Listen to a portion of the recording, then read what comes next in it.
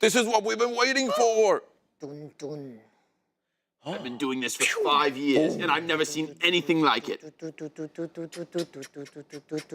Oh, what am I watching? Whoa! This is unreal. Oh, this is crazy stuff. What a death blossom by merit. And there's the pulse. Look at him go. Hello and goodbye. This is unreal. Beautiful stuff. They take him down with ease. What am I watching? I cannot believe what I've seen. And they've done it. I've done this for 5 years and I've never seen anything like that. Shutting them down one after the other. Gonna look to make it happen, and there it is. Hello and goodbye. It's all over. Straight down the tubes. This guy's unstoppable. Oh my goodness. Melian, what's just happened? This guy wants to win. Oh my god.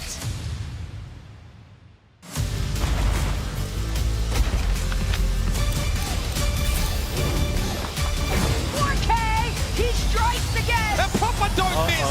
Ladies and gentlemen, are you ready?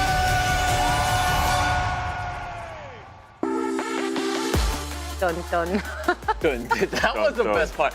Honestly, I think we killed it. I think that was way better than the original ones that we had. I think we should just use our Yeah, not to videos toot our own horns, now but on. toot actually. That was unreal. What am I watching? That was just a pilot episode. Next, we'll do like the break music. Yeah. Dung, dung, dung, dung. I think we got it. Yeah, it is us. It is your Watch Point crew. Also up for hire if you have any voiceover work in Mid-season. Yeah, you know, if you're impressed with what you saw, hit us up. We're available, is all I'm saying. We can make ourselves available. Yeah, probably. We should. Oh, you're so busy, Jake. As a quartet. Yeah, I'm slammed. Oh yeah, only as a quartet. Yeah. Obviously. Like that's We're not crossing the picket line. Exactly. Right, guys? Exactly. Probably not. Maybe yes. Anyway, we're here to talk about Overwatch, which is a little more important than our voiceover careers, believe it or not. We got the bracket business, in fact, to attend to. So let's take a look at our current knockout brackets. This is day number 2. Yesterday, we had to say goodbye to our Canadian teams, both of them, exactly. And today we will bid farewell to 2 more teams. Our matches are first to 3. Loser will be the one to pick the next map. So lots of, you know, intricate strategic decisions to be made for the teams which are still in it to win it. And 2 of the teams will end up heading over to Seoul, Korea. It's going to be interesting for sure. Yesterday, let's be honest, our brackets low-key went up in flames, which is okay. I don't know what you're talking about. Did I it? got everything right. Mine definitely did. I don't know. I think Mayhem was the biggest upset today. Mayhem, Excelsior. Things came very close. I think for They were Titans close. almost brought an upset. For Gladiators? Oh, I think you Justice said almost brought Gladiators. an upset. No. But for other matches, things Right, were well- almost a huge upset. Yeah. Here's the thing, though. Like, I want Yes? us to do the impossible. Danny, come with me. Okay. Come with me. Where are we going? Are we going right over here? Don't leave me here. Well, okay. that's- Don't leave me. You're gonna be fine, guys. You're gonna be fine. I want us to do the near impossible. I want this desk to agree on a bracket.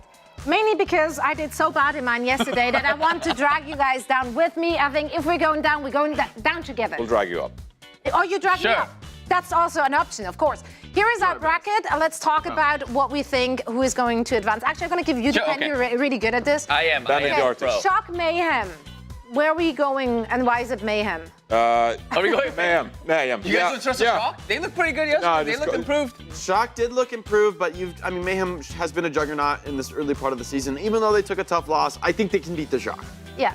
I like that the Shock relied more on Jonbin. We didn't see anything of Max, Max. right? I think they figured out their musical chairs with the tank, but it's got to be Mayhem. Shock I has think, it in? I think this is safe Weird for... Are we going with this? Yeah, go, All right. go Mayhem. Go Mayhem. Mayhem it is. Mayhem. Great circle. Yep. Yeah, very good at this. Okay, Excelsior Justice. Are we flipping Justice. a coin? Justice. No. Justice? This has to be Justice. Okay. Yeah, it's just I his mean, favorite. I think Again, Justice has. Could see an upset here, like same as the other match, but Justice has to be the favorite. These are the upper bracket teams, guys. Like, Justice Okay. a favorite. All right. I don't know. New York, Justice. New York Keep looked it pretty simple. good, is all I'm saying. All right, cool. Yeah. Okay, that one, Gladiators, Boston. Oh, Tough. Gladiators 3-0'd Mayhem yesterday. Did- Boston they're still a very strong team. Yeah, but it was so close against Justice. You have to give it to Gladiators. Really? They were so convincing, though. Boston. But Gladiators were so convincing, though. Yeah. But that was a Gladiators are so convincing, though. That was Let's a one go game. with Boston. I feel like Star-studded I think team. Boston has the upper This is hand. why I need you guys. Great players. Really. it's tough. This one's too close to call. I mean, that's the match. No, let's go Boston. Well, No, we it have is not too close. Boston, raise Go your hand. Boston. Boston, Go Boston. Boston, Boston. All right, 3-2 to 1. Sorry. Clearly, why am I even here? Damn flip-floppers. I'm just a Okay. host anyway. All right. Well, that's a Okay, big then circle. Mayhem Justice. Mayhem. Yeah, I think it's Mayhem. Yeah. Mayhem. All right. I feel like, can we really have faith in Mayhem after getting 3-0? Yes. And then just be glad, like in the transitive property here, does That's that no. These no. There's a chance. No. There's a chance Washington's There's gonna always a chance. get I boomed just- after that loss yesterday. They played That's it true. close. But Mayhem, I feel like, is more at risk of getting That's boomed, true, too. right? Like, Mayhem got slammed. At least Justice put up a really good fight, very close series. And they lost to some really unconventional stuff from the Uprising. Maybe they But I weren't ready think for. throughout the season, I think Mayhem looked a Yes. lot better. Yes. Right? I Yes. say Mayhem. Yes. Also, Mayhem. individually, if you're looking at the players on paper, in their roles. That is true. Sure. But Yeah. on paper, Justice have been, overperforming what they would be on paper, right? Mayhem. Just pick Mayhem. Mayhem. What are we doing? Pick Mayhem. All right, Mayhem. Just pick Mayhem. All right. All right, whatever. Got that one right. All right. Right, that leaves us. All right. So of we do course- these two, right? Yeah. No, these. The Gladiators goes down. What is Boston goes to happening here? mid-season. Wait, what do we Boston to mid-season. Okay, let's. Okay, Boston to mid-season. these- Yeah. All right. Okay. And then Yeah, obviously okay. this is Yeah, this, is how this works. Yeah. And then we have This is who goes right technically there. them. They're going here. Yeah. There you go. There you go. There you go. There it is. There it is. I got you. Yeah, it's beautiful. Yeah, This is woof. gorgeous. Surely it has a to be rematch. Glads. Oh, and let's do this. Are you ready? Oh, it's a rematch. That's true. It will be a rematch. Oh. I don't know if it'll be 3-0 again, but I mean, you've I got to think you pick should just- Glads. Yeah. You You gotta take say- You've Right, got to so- call Glads the favorite in a rematch. Yeah. You just won 3-0. Like, I mean, you got 2 days. Like, They got 2 days. I think. The But I mean- redemption arc, though. Yeah. No. Like, no. you are writing No. a great script, but I'm just telling you, 3-0 is 3-0. Let's go Glads. I mean, Right. they've gotta be Yeah, the let's go favorite. Glads. I mean, I'm not Tepster. saying it can't go Tepster. the other way. Tepster. Ooh. God, you just love the Swedish players. Okay. Absolutely in love with them. Oh, you love Houston. Stop That is talking. true. Stop That is talking. true. That's it. Well, okay. In that case, we figured it all out. Feel free to copy our homework. I think. Yeah. That actually, is I think great brackets are homework. locked. If you can copy That's a that, great is- drawing. Yeah. go Yeah, for that's it. That is I don't know where it beautiful. goes. So I'm just gonna put that right here. Oh, now it's cleaner now. This is Okay. There it is. Cool. Oh, yeah. Thank Just you. like Thank you, we production. predicted. Wow. See, it's beautiful. I think Glads, I mean, this top 3, Uprising, Mayhem, Glads, I think that's a very straightforward top 3. I think who actually gets the 2 slots of those 3 is tough and more challenging. And I think Absolutely. Justice They beat them could be 3-0. a spoiler. True. Factual. Yes. Now, but of if course. we're right, we could be wrong elsewhere. Like, for instance, That's in the true. Florida-Washington match, could be wrong there. Yeah, there's a lot of opportunities for us to be wrong. Let's let the day proceed Pretty and sure see we're gonna be wrong. how well or bad we're going to be doing. However, we of course need to keep in mind that it's not just the Western players vying for those spots for the Mid-Season Madness in Seoul, Korea. No, we also have matches happening in the East. They have 2 knockout brackets. And to catch us all up on the action over there are Achilles and Avril. Hello, everybody. Achilles and Avril here to break down the action from APAC in case you missed out on it, because boy, did we have some wild results kicking off the day earlier here. We saw Dreamers be able to take down the Guangzhou Charge 3-1, a massive upset. Yeah, I just saw somebody fall to their knees in the Guangzhou Technological and Economical Development Zone. That was shocking. Unfortunately, Charge could not hold on. Dreamers played out of their minds.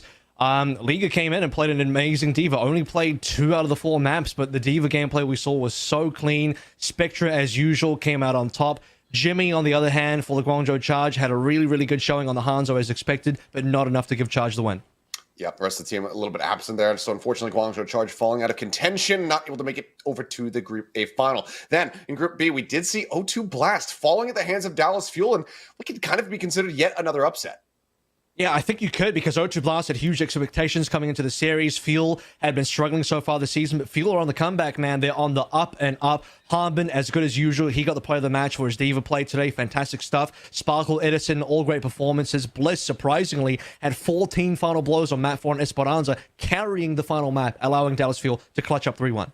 Yeah, an absolutely monstrous performance from him. And now we'll take a look at the matches that are going to be taking place here tomorrow in APAC land as we got Dreamers in that Group A final going up against the Hangzhou Spark. Already took down one Zhou team. We'll see if they can do it again.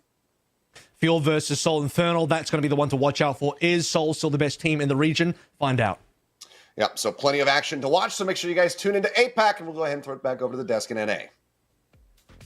Thank you so much, guys. Wow. Okay, Guangzhou charge eliminated. Yeah, Sorry, Jimmy. I know. Sorry, Jimmy. Custa's out there being very Custa's sad crying. in Japan. Yeah. You know why I'm Jimmy excited? came all the way out to the wedding, so clearly, Yeah. like they were just that. It's Costa's fault, is what I'm saying. I'm still excited because our Houston Hangzhou It's happening. It could predictions are happen. still on. It happens. I thought I was out. And then they pull me back in. The Hangzhou Spark are not out of it yet. Now they just gotta beat Dreamers to make it and finally Which is beat pretty Houston. likely, right? They're gonna make it. I mean, if they didn't qualify, that would have been embarrassing. No, what? Okay. Guangzhou were amazing. Guangzhou were the No, favorites. I mean for you. Oh. Me embarrassing. What's new? We all have that moment. It's okay. I would like to draw some attention to this over there. Oh, this wow. is amazing. How cute is that? It's like That is fantastic. from the Barbie trailer. I'm Yeah, like that. found guilty. ICV _ sent this one in. Thank you so ICV. much. Sorry Wow. for absolutely butchering your nickname. Great meme template. This is spectacular. This is fantastic. Yeah, I really. absolutely love that. More of that, please. You too can send in your fan art. Submit it, please, to our fan art gallery. And we might be able to showcase it in all its beautiful glory on our big screens here in the studio. You guys just make our days with all those submissions. And Yeah. remember, it doesn't just have to be something drawn, right? It can be, you can like, I don't know, like macaroni art it up, like anything. I want to see an Overwatch performance art. Yeah, performance art. Like interpretive like, dance. Wow. us, Love guys. that. Wow us. Oh, the bar is pretty high for Jake. No, I mean, Hey, you I'm pull up just- MS Paint, I'm proud of you. I'm just open to any Just give us expressive anything. media. Just give us anything. Well, I'll be Anything will happy. do. Expressive Anything. medium. Anything. Actually, yeah, we're easy to please here. Now, Not Jake though. No, Not Jake. I'm just open-minded, guys. He's open-minded. I want it all. I feel like they, like over there. I don't know about you, Danny. I just feel like there is a lot of like tension on that side. Always. They Even just don't yesterday, agree. too. Even now, like we talk in fan art gallery, it's lighthearted, and already you started beef. Oh, I feel pretty good. No, there's definitely some beef. No. on Even this. right now, there's tension. I can feel the tension. I'd I'm honestly say, a little like, you can uncomfortable. cut it with a Tension? knife. There's no tension. If we're talking about matches, for example, when we just looked at our brackets, like that The Mayhem Washington, match. Washington and Mayhem, was Washington. it? Yeah. I felt you guys are about to go to blows. I mean, you know, it's a 60-40, 55-40. No, You it's have not. you have such a gossip look on your face right now. I Like have you're no just. idea what you're talking about. What are you doing? Guys, I This is think propaganda. there's no fighting here. We're all friends. Yeah, like, okay? please calm down. Just Alright. calm down and chill. Especially not about the Washington I'm Mayhem calm. match. All right, No. all right. Guys, it's okay. It's so Calm as you are. aggressive. Like, I bring just it out. gotta- Bring yeah, it I out. just gotta- Okay, no, we need to fight it out. I understand that the aggression is reaching, Okay. What is reaching a this? level. All right, wait, hold on. Which is I'm not- Just defending so you guys don't have to justice. fight. If you guys want to fight in the ring. We've got fair and square. For me, the Washington Justice. Yeah. Can we fight normal, like with our bodies? Okay, there's a weight class situation No. going on there. No, we gotta make it fair. All right. And This I is not understand, fair. but the fighting needs to happen, and that's the important part. This is some American tomfoolery. This is Yeah, not I, fair. I don't think I ever played this when I was a kid, so this is my dreams come true. All right, we're ready to fight it out. Wait, Going to there's blow. logos. Jake I'm in the Mayhem? corner, Washington Justice, and of course, Jonathan What are you doing? will fight it out for the Florida Mayhem. So I hope the fans are ready for the biggest of all rumbles. He's Washington. I'm Mayhem. All right, Yeah. gentlemen. The ref Gentlemen, is ready. I want a clean fight, fair and square. What? Are you guys ready? Touch hands. Ready, touch gloves, touch hands. gloves. Is that touching? There we go. Three- Oh, nice high five. Oh. All right. To your corners. To your corners. To your corners. Well, I am in my corner. All right. Ready? Round one. Fight. Oh. Oh! Dominated. Whoa. 3-1. Mayhem gets the one. Okay, Gets the let's first take a look point. at the replay here It's the to replay. watch Is the there a winning replay? moment. I need in to all its evaluate my glory. strike. Oh my god. Boom. In the A striker. real clocked him. uppercut. Nice, Absolutely. clean punch. All right, I'm gonna get back into this, guys. Okay.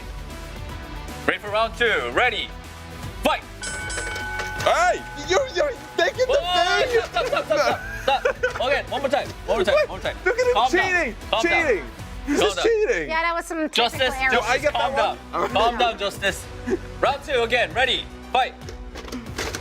Oh! The One more. comeback story. He's of the cheating. day. Ref. All right, let's see what's going on here. Look at this. Oh, that was a For slobber the knocker. justice. For the justice. Danny, I'll get the hang of Coach this. Danny. Going to round 3. Ready. Fight. Dude, Picking it up. It's not me. you're pushing it. Yes. Where do you go? That 2, looked 1. That looked like Johnny walked into it. Let's take a He look. pushes it into Let's me. take a look at the He's replay. pushing the toy. You're picking it up. Yeah, because you're pushing it to me. That's kind of what you have This to is- do, Jonathan. All right, Johnny. That's This is what you have to do. Clean fight. Kind I of. am. you. Let's see. Oh, Oh, beautiful. I don't know enough of It's this. more about my celebration. I've had enough of this shenanigans. All right. all right. Round 4, 2, 1. Ready. Fight. Oh! Oh my God, Johnny, you were pulling it way harder than me. Brutal. I'm just gonna say. 3-1. Brutal. You're The winner is This is humiliating. Washington Justice. This is humiliating. Oh. Do you do the hand thingy where you like This We'll is do it, we'll do it. humiliating. gotta hold both their arms? Have you never watched anything like that? Yeah. You ready? Yeah, like I will. do When that. we're I am- back Can you on. guys please hold hands? This Hold is hands. terrible. Ladies and gentlemen, You have to hold Your the winner loser's hand. The of loser's hand. today's not gonna fight, race mine. Washington Justice. Heavyweight champion of the world. Heavyweight. Yeah, You're like a I just beat featherweight. you. I'm in your category. I'm All going off a right. weight. Do you want to go? Do you want to go?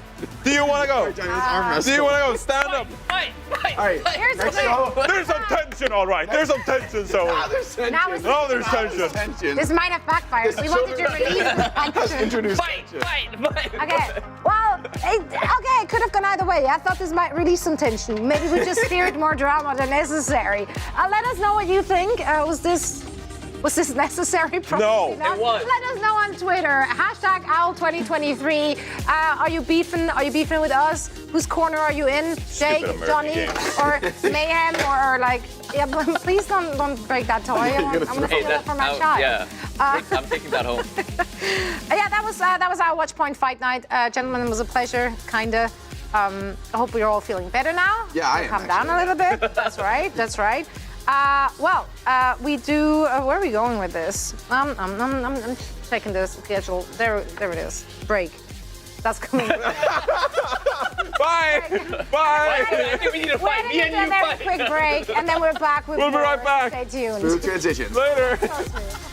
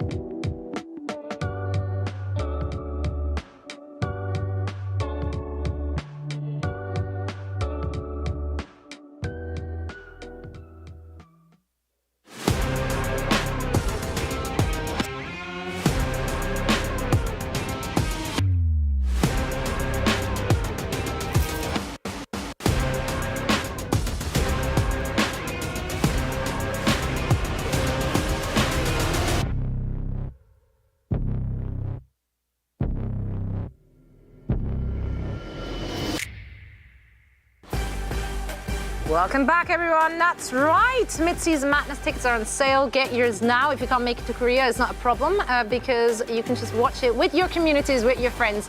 Join our watch party shenanigans. Why are your hands in front because of your face? chat voted that Danny should keep the mustache. I just feel like they haven't explored all their options. Yeah.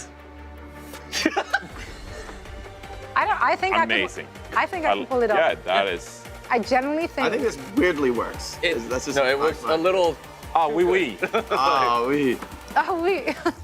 I like it. Forget. But according to chat, you earned the honors. Okay. So I can't get a new one. no, you have to use Same one. my makeup and my. We're close my like that. skin. I'll keep it all. That's a good look. It actually is a good It works look. even better for Danny. I'm not gonna lie. Only if I could grow out an actual mustache, but I can't. Same. You maybe? Yeah. Or We just you- work a little harder on it. That's fine.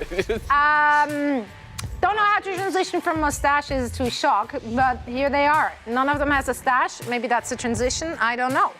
But the San Francisco Shock, they seem to have figured out, as we already talked about, their tank musical chairs. Jonbin was in yesterday. It was a good look. They played to their strength. And overall, they looked a lot more cohesive than what we've seen from them in the previous few weeks. If we're looking at the opposition, Mayhem, can't say that they especially looked good yesterday. In fact, they got absolutely beat down by the Gladiators, which we should consider an upset, but was it actually an upset? I don't know. I just really wasn't a massive fan of the compositions we saw the Mayhem play yesterday. I mean, they played a mix of different stuff throughout this stage. At some point they played slower Amatra stuff, and then they tried to move over Mirror to the Sombra, of course, playing alongside Checkmate on the Tracer. Feels like Florida Mayhem, they're constantly evolving, and so we never know quite what to expect on a week-to-week basis. So starting off 0-3 in the knockouts, you would have hoped that Florida came into this weekend with like some form of strength or like idea like this is going to work out great for us. So now begs the question, like, what are we actually going to see from the Mayhem today?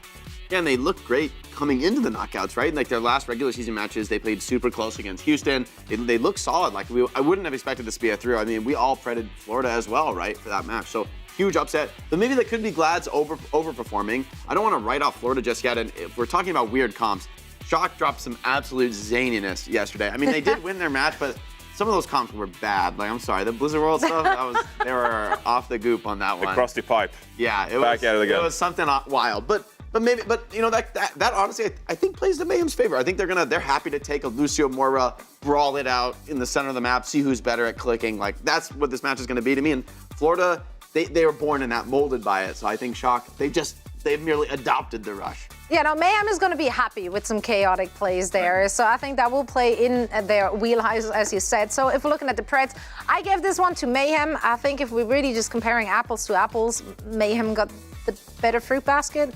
What? Yeah. All right. Yeah. I don't know. I'm in.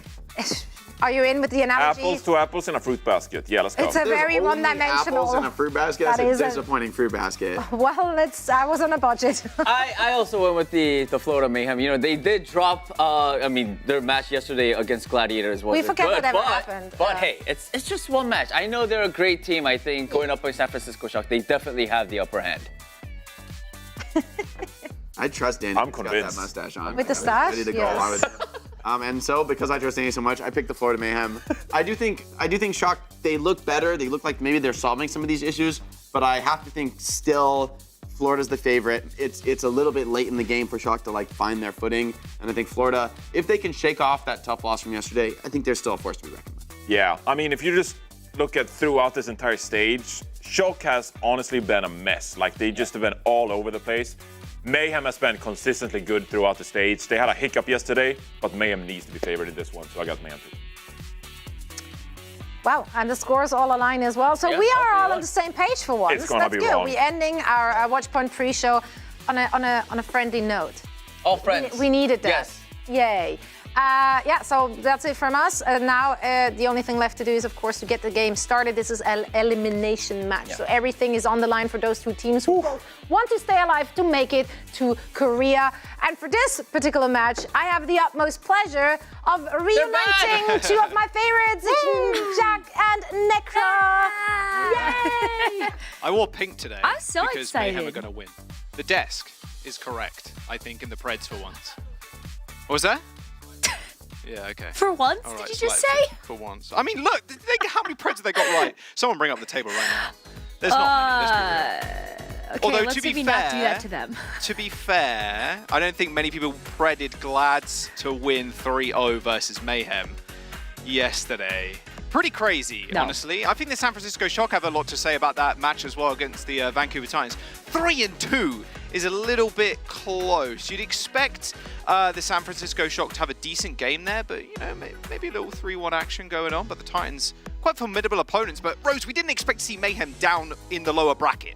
Like, that's pretty scary in itself. No. Yeah, I think that's San Francisco Shock. They've got a really tough opponent ahead of them now. You know, Florida Mayhem, they're a team that maybe they had an unexpected loss yesterday, but you know that they're able to pick back up the pieces and get back on track. So this is a team that I would be very scared of, but they need to stick to a game plan. Yesterday, I think Florida Mayhem cooked a little too hard. What was with that checkmate Genji? Yeah, he's one of his strongest heroes, but Genji in the meta right now, not the best. It's much more like Sombra, Tracer, or on this map, Mei, maybe, Sim, etc. I mean, the San Francisco Shock game the other day, Rose, was just them kind of cheese and control. I mean, they're doing the same thing again, potentially. Running Heesang on Mei, proper on the Sim, and then just going for this Orisa. It did end up working out for them a little bit as well, kind of tricking the Vancouver Titans when they went to City Center. But we are starting out on University, an Oasis, and it's just a teleport forward for the Mayhem. And the Shock, yeah, they're going cheese. Yeah, it looks like they're just going to stick to a strategy that worked well for them in both rounds of control yesterday. They actually did this as well on Ruins for Ilios, so not really a huge surprise here, especially when you can just get so up close into someone's face. Well, we're going to be careful. Minden trying to find the boots, not quite getting the Mei off the map, but someone ends up going down first. Nice bit of disruption. There's the boot Minden was after. Oh, well, actually, Jumpin stole that one with the spear. All right, Shock ended up winning that first fight, Rose. Easy cap. And the Mayhem actually getting back into this one. It's going to be pretty tough against the Mei, that's for sure. But the Hanzo too. I mean, Proper has just been such a menace on this pick. He took over Havani yesterday. Yeah, and look at the high ground he's able to take as well. And so Florida Mayhem, they can't necessarily go to the left. They know that Proper is up there and would have free real estate over them as soon as they move in. Oh, well, there you go. He does kill people, and he kills people pretty efficiently. With RuPaul dead, I mean, Mayhem just need to make a choice here. Do they stay? Do they get out? Do they poke? What are they doing? Looks like they're just going to stay on the high ground for the time being, though, Rose. Waiting for Batiste to come back. I think that's okay. You've got the moon boots. I think RuPaul is able to get back up and at least be able to heal the team for an initiation, and you could technically send RuPaul down main. So if you wanted to just jump down on point, then Florida Mayhem definitely have a great vantage point to be able to do that. Waiting for cooldowns, I guess. Yeah, Coalescence coming out for Shock first, though. Will be the first online, you'd imagine. Only a couple of more percentage points. Someone's trying to duel out in the front line with Jumbin, but there's the kill that you wanted to see. If you're a Florida Mayhem fan, Proper is down. The three-man hit squad, and oh, Merit's caught by surprise. Finn just jumps into the back, his own back line, pops the Cole, forces Merit all the way back. Going pretty low, too. And with a window being popped down by RuPaul, this is the time for Mayhem to take the space. Blizzard also thrown in by Checkmate, but Finn and Jumpin are going to be okay in this side room, but Heesang quite unlucky. His demise has been met, and that will be Florida Mayhem taking the points. Are we going to pop the sound barrier too? It looks like San Francisco Shock also want to try and get back into this one. Jumpin trying to move to the back line, try and get a Terror Surge out. He hits Merit, and Merit ends up going down to Finn. They will trade both tank ultimates here, but Jumpin is so low, the Annihilation, way too much damage for him to handle, and he ends up falling too. Wow, okay. I mean, the fact that Florida Mayhem threw 4 ultimates in that fight, I was getting a little nervous that they weren't going to be able to convert that over to any progress, but with the point flip right underneath Shock's noses, and then the sound barrier as just an insurance policy there to be able to get this progress, they're going to be matching Shock pretty quickly here. High ground control here for the Mayhem, and Heesing's coming back in with a Blizzard. Maybe that'll be enough to bully the Mayhem off of the point.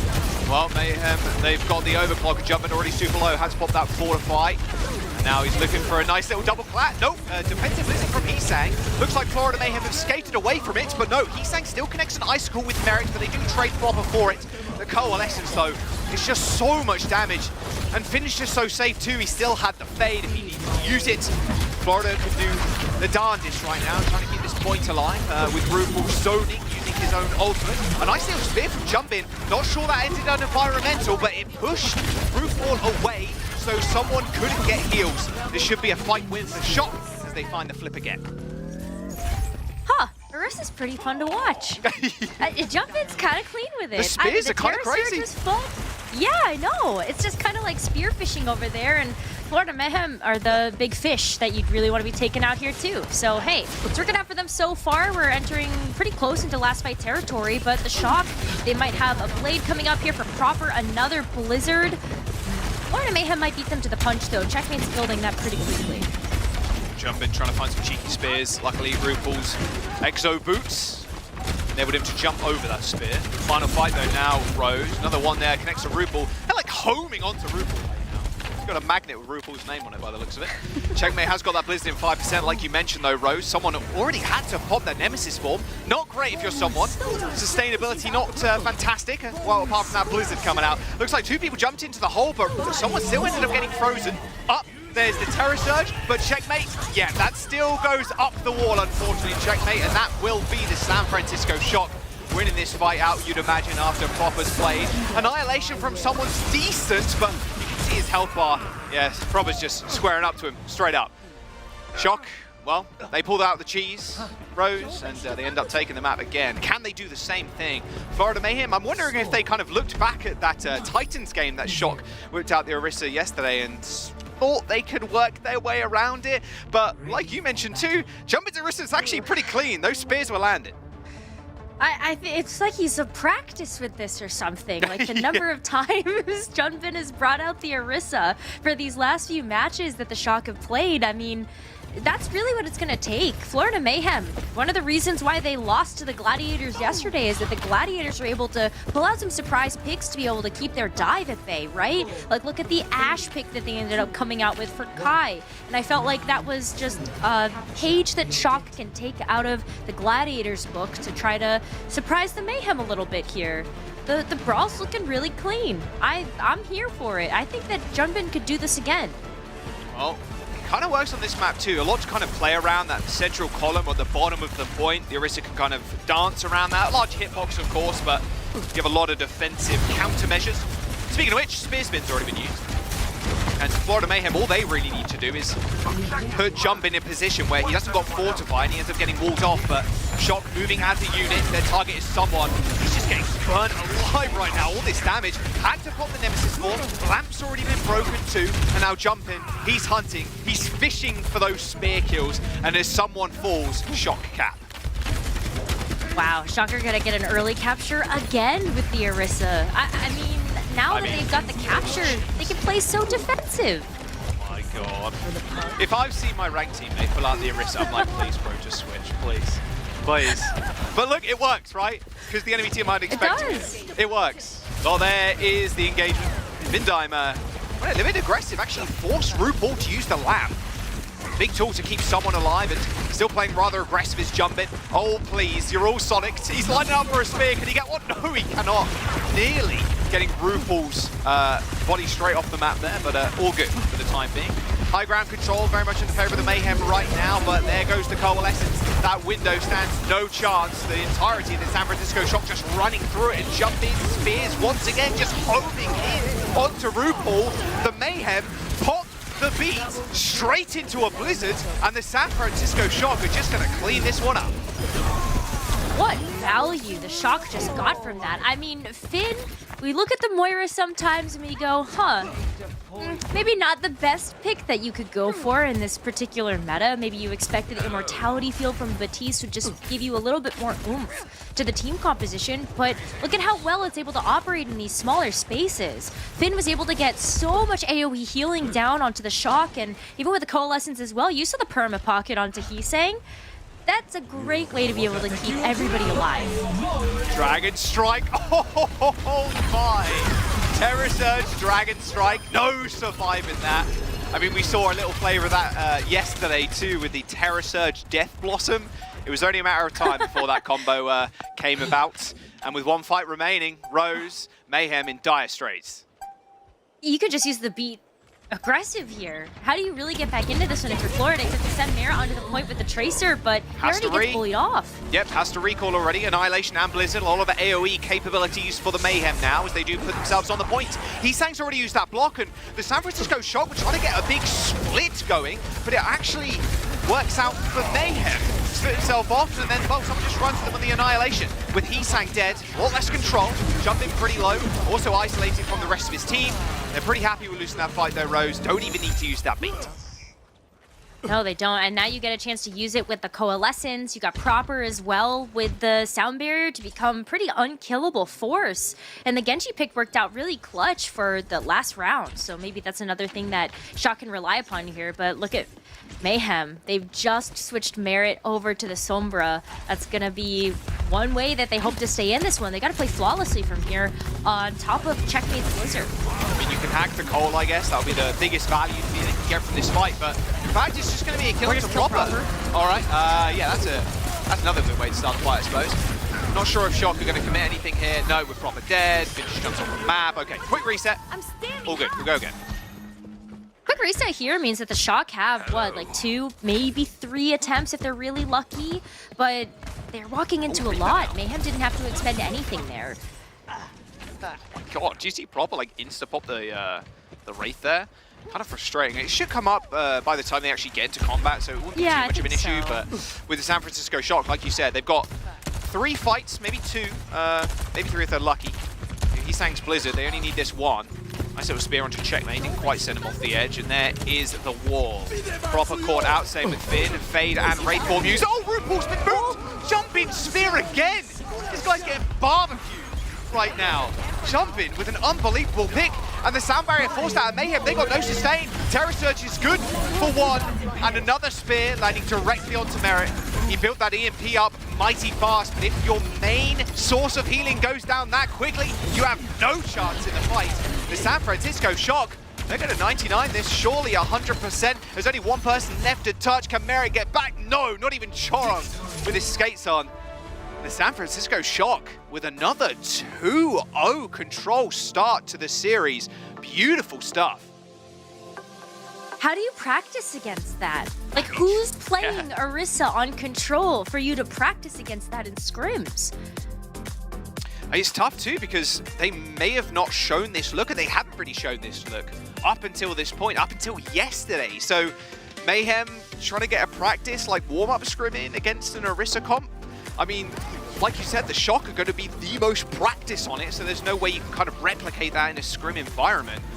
Rough stuff from the Mayhem, but I mean, they know that the Orisa comp didn't really work out and can't really work out on other maps, Rose, so maybe that's their saving grace.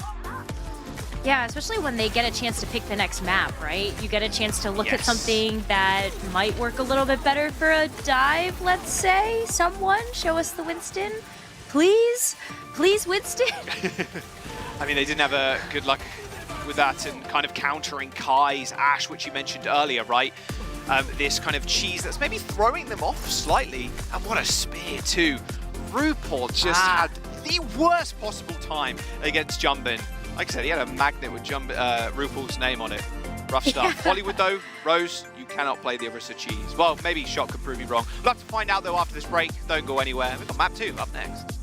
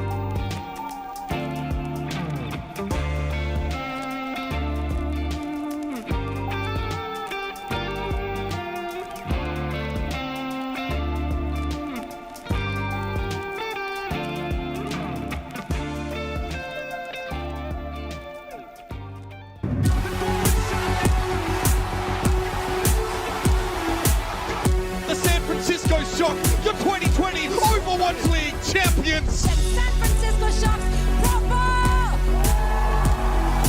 Proper is a generational talent. He's going to be in this league for a long time. Look at this guy. He's running down Bernard. Then he just charges the Sigma. Completely uncontested, tearing through. Kamina! Gindo tried his best, but it's not gonna be enough. Finn is feeling himself. Look at him. Chat, but only affects him. Rampage gonna catch on a two from Kellerman. Proper is there. Oh my! 여기 날고 또. The San Francisco Shock, they won Ilios 2-0 yesterday to beat Titans, and they start off the series today against the Mayhem 2-0 on Oasis. Looks like things are repeating themselves. And we are going to Hollywood as our next map heroes. This is actually the map that Florida Mayhem picked yesterday after they found themselves in the same position versus the Los Angeles Gladiators. This is a map that is historically really good for the dive, and that is the look that Florida Mayhem tried to show us on Hollywood yesterday, both on attack and defense. But it was that pesky Ash, and I wonder if San Francisco Shock might put Proper on a hero like that in order to try to do the same thing to the Mayhem. Yeah, you watching that series, Kai was just free so much of the time on the high ground on second. It was rough. I mean, Ash is a very, very strong hero at range, but when you put it in the hands of someone like Kai, even deadlier. Right, Hollywood though, Shock and Mayhem. You're thinking Mayhem are going to take this. The Dare School voted 3-1 in Mayhem's favor. I would imagine, well, there's a lot of Shock fans out there, so maybe the community sentiment is a little bit more 50-50 compared to the broadcast today, but we'll have to wait and see what they want to do. Looks like Mayhem are going to be on the attack first, so we'll see what Shock want to defend with. So this will be pretty telling, right? I think this is going to give us a little bit of insight on how Shock want to try to approach the dive from the Mayhem. Are they really and doing it? if it ain't broke, Wow, don't they're fix it, actually Jack. doing it? I mean, I mean, it's good. It's good for when you need to like control a point, I suppose. I mean, on this one, yeah, sure, you control this first point. We've seen this before on defense. Yeah, and Not but this when you get to season, second, but like Overwatch 1 days. sure, yeah, Overwatch 1 days. But you need to switch when you go into second, which can cause quite a hemorrhage in the ult bank, which is kind of what I worry. So Shock really, they're going for a look of like, we're just going to hold first. Like, we don't need to lose first, so we can just play this comp forever, right? But you also need, I feel like you need the speed here, but I guess with the close quarters, you also don't really need it so much. But with Mayhem going this dive rose, it's only a matter of time before Merit finds a pick. Everybody's quite an elusive target on the Shock side, but if their head gets clicked on, they're going to die. Yeah, that will definitely open things up there for the Mayhem to try to get into this one. I don't know if you need the speed, though, when you've got somebody like Proper on the Reaper to just be there to protect Junbin. Look at the hitbox that someone's going to have here. Reaper loves that. Yeah, I mean, also, I don't think Junbin needs protecting, to be very honest with you. Junbin's the one actually dishing out the majority of the damage. He protects himself. All right, Proper. He's being rather cheeky right now. Okay, they know now. Someone is in his own bubble. He's pinned, and this is going to be the big problem here. The slow juggle of the point is impossible because Junbin can just stand there. Like literal standing man emoji. He's just standing. It's not much else that Junbin can really. He's just shooting, and that's it. And then someone tries to get on him, checkmate 2. They're really just looking for Merit to open this one up the pick. Oh, look at that. Looking at Vindame, too. I mean, if you remove the critical, then I think you're feeling pretty good about that. Proper, too, would be a great solo kill. Already would. Nice bit, but they don't follow up the kill. They haven't really got the upfront damage unless Proper's kind of around. Ward, again, to help Junbin. Even checkmate getting checked, but Proper on the high ground gets flailed by Chorong. Good opening pick. Wasn't from Merit. We'll take one from Chorong, though, any day of the week. One tick acquired, and a rotation onto the high ground for the San Francisco Shock, but the Mayhem, they are nearing ultimates. That blade's coming up rather soon, same with the Nano and that Primal Rage. Coalescence doing a fair bit of work at kind of stemming the bleeding of this defense from the San Francisco Shock right now, but RuPaul is behind them. He's on the high ground, and he sneaks the elevator. Yeah, no one there, RuPaul, luckily. A little bit of a jump scare, and here comes the ultimates from the Florida Mayhem. The blade coming up shortly. Don't get in that small room. Shock, you don't want to be there. Decent, but there's the blade and the dragons. I mean, there's a lot of AoE damage, and it forces the Shock onto the point right in into the clutches of Checkmate, but Proper's managed to come back just in time on the Tracer. Already had to recall, but look at the low health members in the backline. He's in trouble, same with Finn. There's nothing Jumpin can do, unfortunately, to save his compatriots. And that will be the first point unlocked. 4 minutes to go, but what a stall fest from Shock. That's kind of what the composition at the end of the day, like if you can't get the full hold, you want to try to just buy as much time off the clock, right? Shocker actually gonna, jump in, thinking about it? He's got Terror Surge, but are you really gonna get a Terror Surge kill? Or like, will it be effective? I don't think so. I mean, when they, okay, it's tough hear me out. to aim that, right? They Where do you 5-man put jump it? high ground. He hits Terror Exactly. Surge and then gets a 5-man Terror Surge. It's gonna happen. Watch this. Ooh. It's not gonna happen. Maybe? There's no way. No, he's just at grip point. What a surprise. Oh, and definitely then not they right have to take now. high ground because they have dive and now jump into trouble. Okay, this might not be working out as I planned it, but I was planning more for a play of the game kind of situation. Coalescence from Finn. It's going to heal himself up as well as the rest of his team. He's already popped that block and the wall, but Cole does go through shields luckily enough, but too much damage. There's the Terror Surge. It's good for 0 people. Nice little spear onto someone. And luckily though, Finn and Vindine, they've still got the damage to clean on up here as Jumpin continues to anchor the point. Well, it is forcing someone away.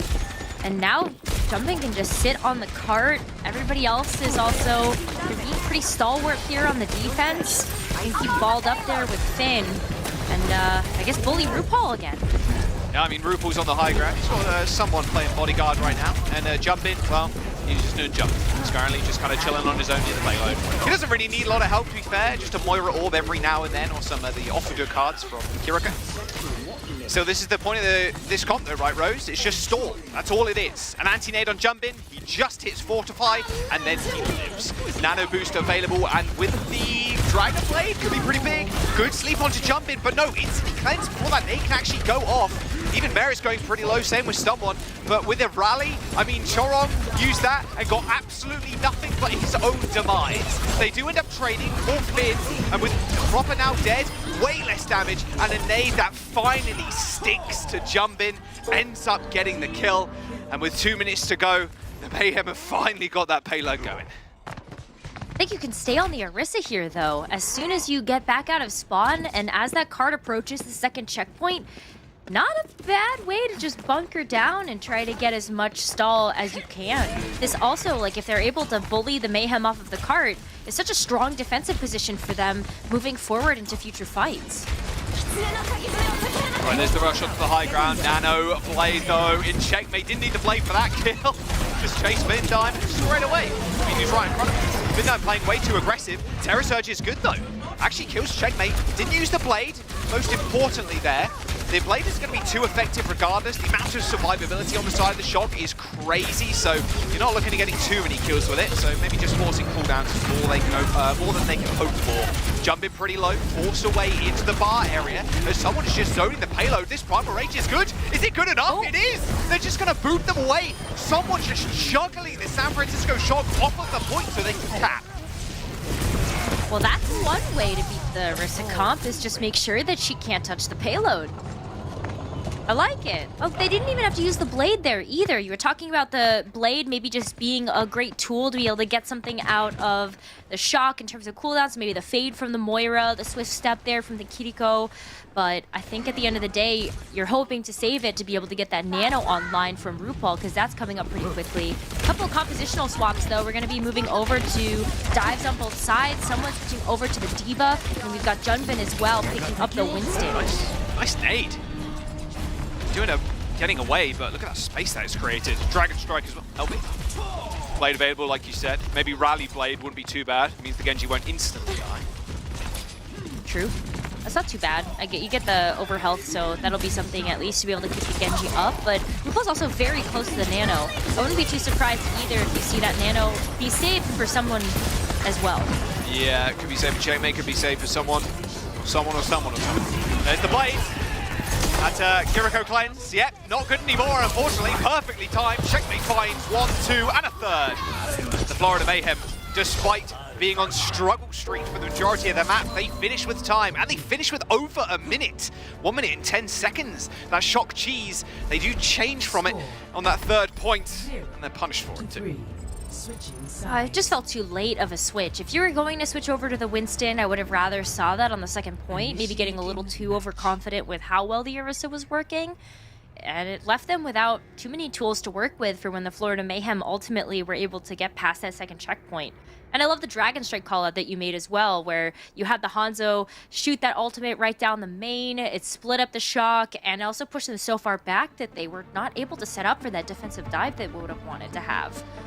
Yeah, it feels like Jumbin might have wanted to stay on the Orisa at the very end, or should have done, because that's a pretty defensible point. Like, you get held in the choke so often, and he can just jostle on the payload, sit there, fortify, spear spin, throw more spears at RuPaul. I mean, at the end of the day, the Winston, yes, it's good, but it's, like you said, Rose, it's way better on second point. I wonder if the Orisa there would have been way better on third. Not sure. Not sure. It's like, oh wait, the Blossom getting cancelled? Wait, that's a three-man shield bash actually as well. Didn't see that. I think we were on Checkmate's POV at that time around. Three-man shield bash into the Suzu, and then Checkmate pulls the blade. And that was their hopes and dreams scattered on that third point. Is this gonna... Okay, so they're going over to the Brawl instead. This rush Brawl with the Ram. And then Finn sticking on the Moira here, so slight backline difference, same with the DPS. A lot of Ram. In fact, it's a complete difference apart from the Ram, what am I saying? Just two different looks completely. Yeah, what you talking about? Yeah, the support, and then you got the Mei here from the Shock. I really like the Ramatra Brawl, though, that we've seen so far from the Shock. I think that one of the weaknesses that Florida Mayhem have had earlier on in the season is just not being able to play the Brawl. So if you're able to force it out here, this could be a way for you to get the upper hand. Backline are pretty safe too. You can choose to kind of wall them off if you really want to. Oh, nice sleep. Will it matter? Vindime's pretty low. Oh my. Oh, what a shot by Cropper. Okay, that's a good pick. That's a good pick. Time to go. Time to go, team. Oh, Checkmate. Reflects an arrow straight back into Vindime. Oh, a little team kill there from Proper. He got his one, but he also got a team kill. So, you know, that's a net 0 kills. I chalk that up as. Oh my gosh, imagine if Finn had gotten bopped there. He got so low. Had to use the Fade to get away. That cooldown should be back online before the Shock make a second attempt. But also, Finn has Coalescence already. That's a great way to be able to engage into this next fight. You would love... Oh, force the Fade again. Wow. Arrows hitting for Merit right now. There's the Coalescence, like you called out, Rose. Everybody forced into this mega health pack room. But that Annihilation's good. I mean, Finn is nowhere near the rest of his team right now. And with Vindime dead, they've only got Finn heals, and he's just doing damage. He's decided he wants to just choose violence today. Nice little wall to wall someone off, but look at this frontward pressure. I mean, you can't really take down someone right now with Chorong, with the rally. They end up using the Blizzard. He does shield himself off, but that's about it. That overhealth isn't going to get built up quick enough, and a clutch Blizzard play from Heesang might see them through this fight. Although with Chorong staying alive, even though he was frozen up, they Florida Mayhem are going to be able to reset here, but the Shock might be able to carve some ground for themselves, maybe? I mean, you should be able to get a second take, but someone is on the way. Oh, especially when Finn has been able to make it back up to the high ground as well, maybe to try to bully Merit off as he comes back to the point. 2 ticks, Annihilation. Oh yeah, in this small room. And the blade from Checkmate to try and even it up, but it's not going to happen. I mean, Jumbin's already killed 2. Checkmate's chasing Proper into spawn, but he's saying switching over to the Echo for that second attempt on the attack there. Ended up helping out a bunch. So with 4 minutes on the time bank, the San Francisco Shock going to be able to take a forward position on the high ground, I'd imagine. Looks like RuPaul and Chorong made it out alive somehow from that first spawn point. They will join the rest of their team. As Checkmate actually preserved the Echo too. Okay.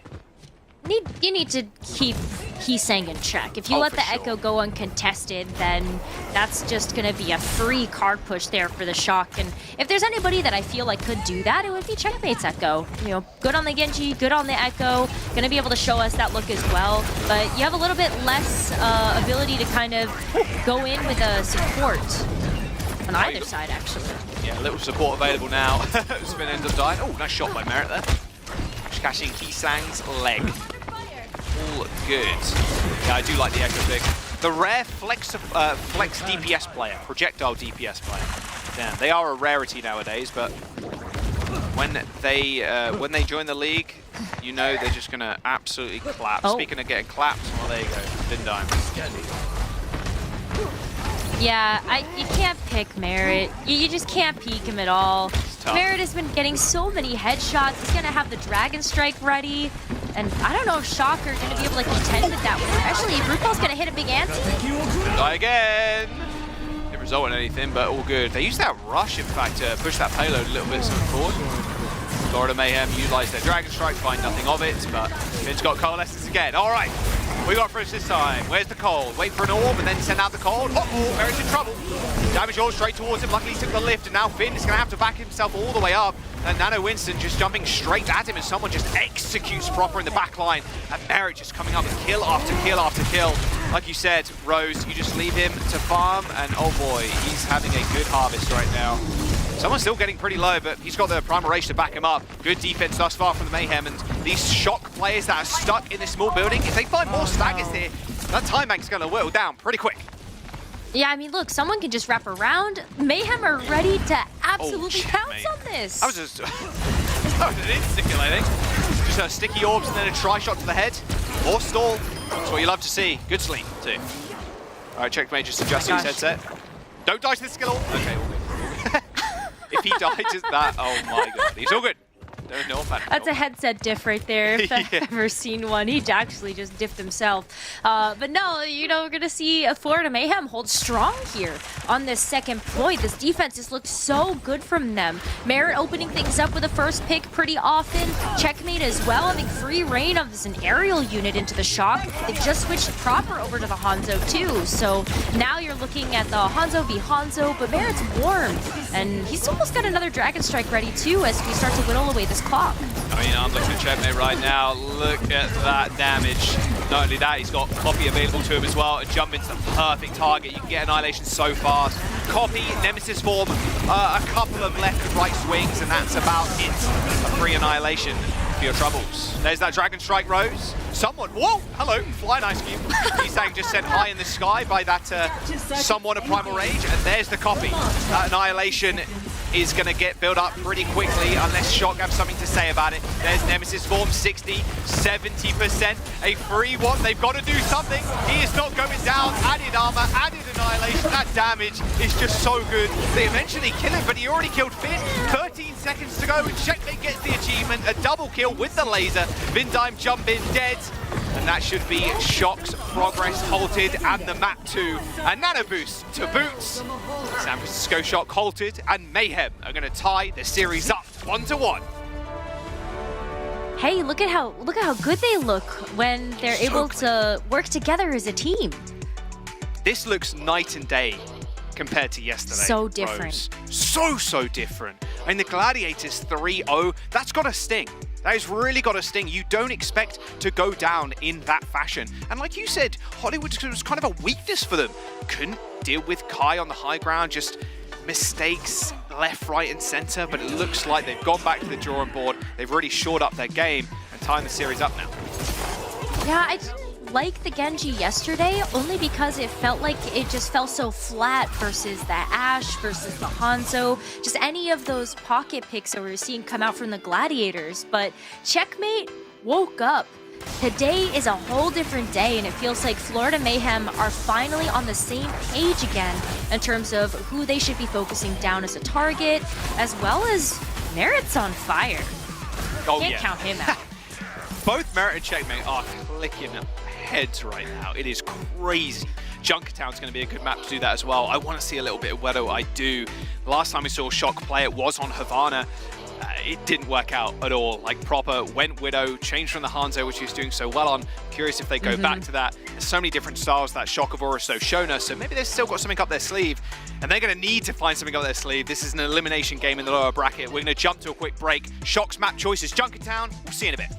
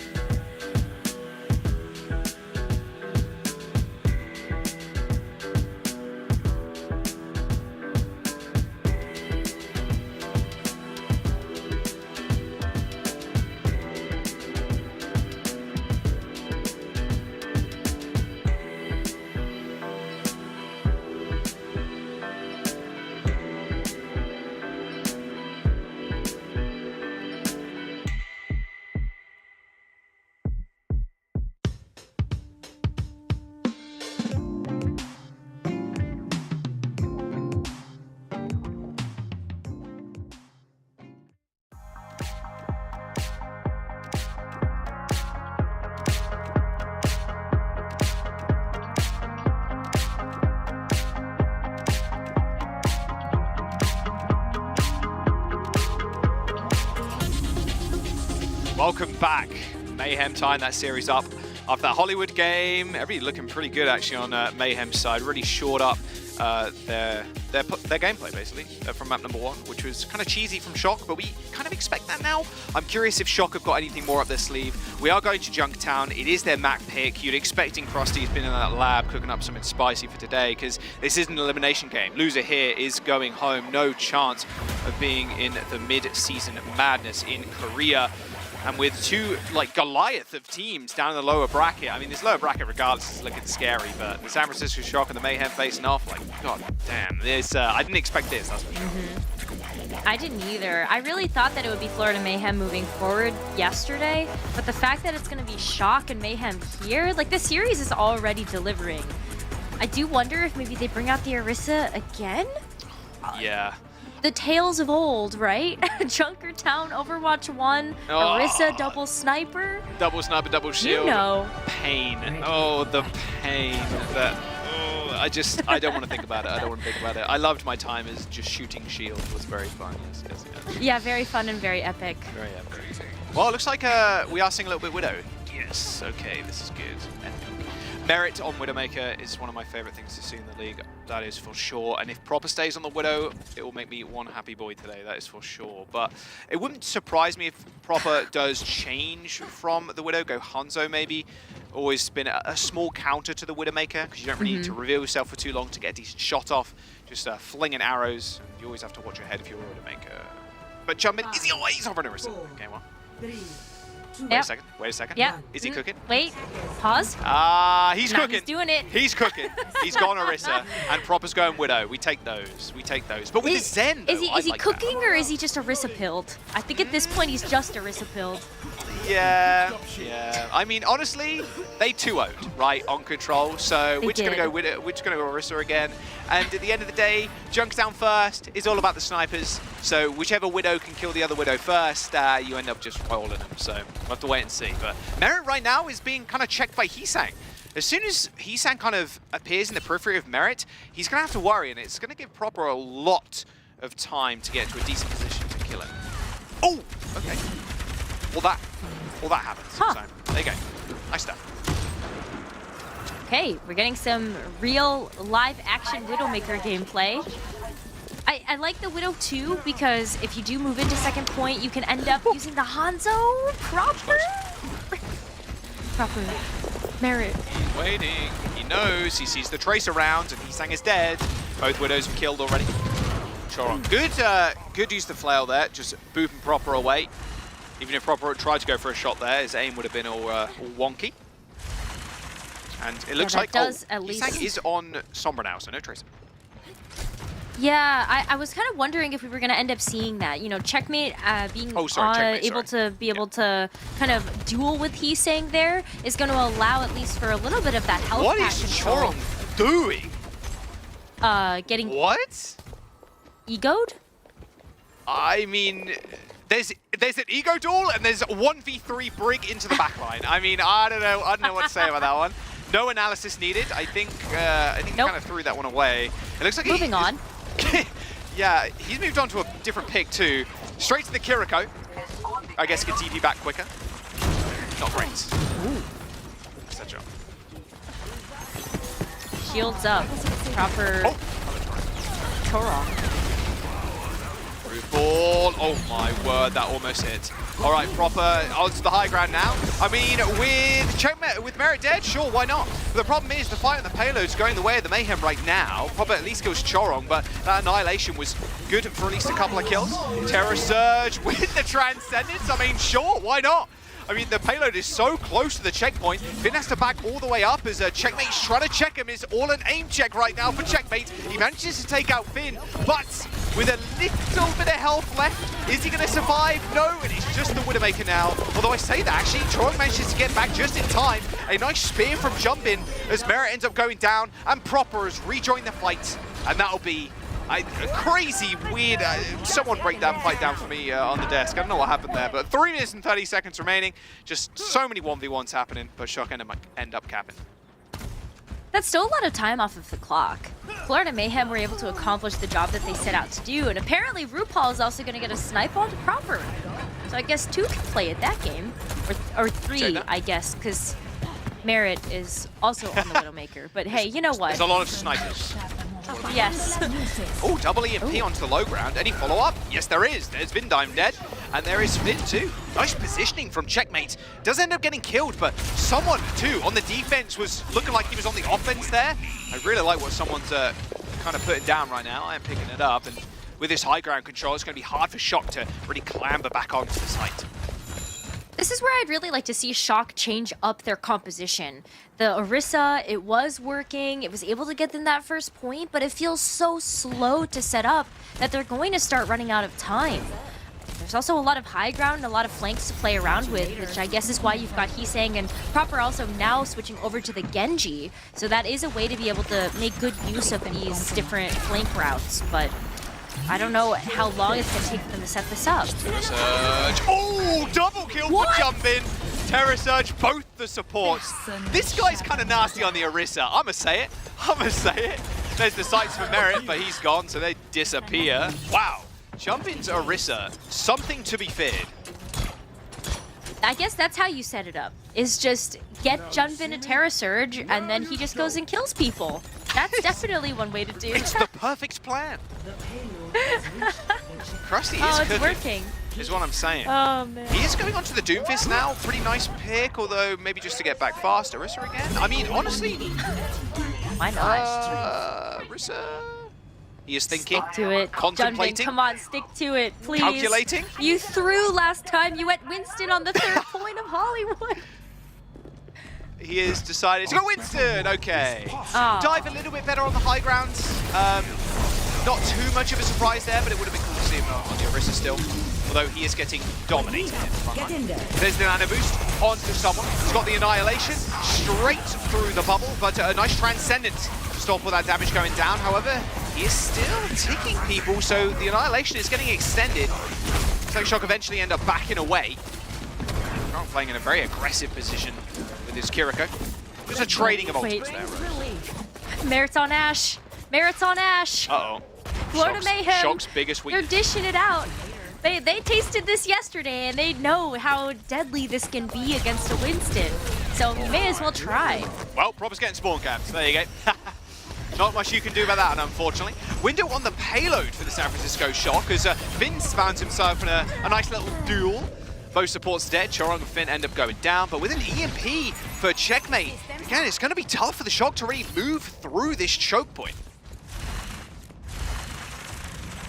Big way they're going to have to try to get through this is maybe by, switching some stuff up. It looks like both teams starting to look at some adjustments to be able to close out this very first round of Junkertown.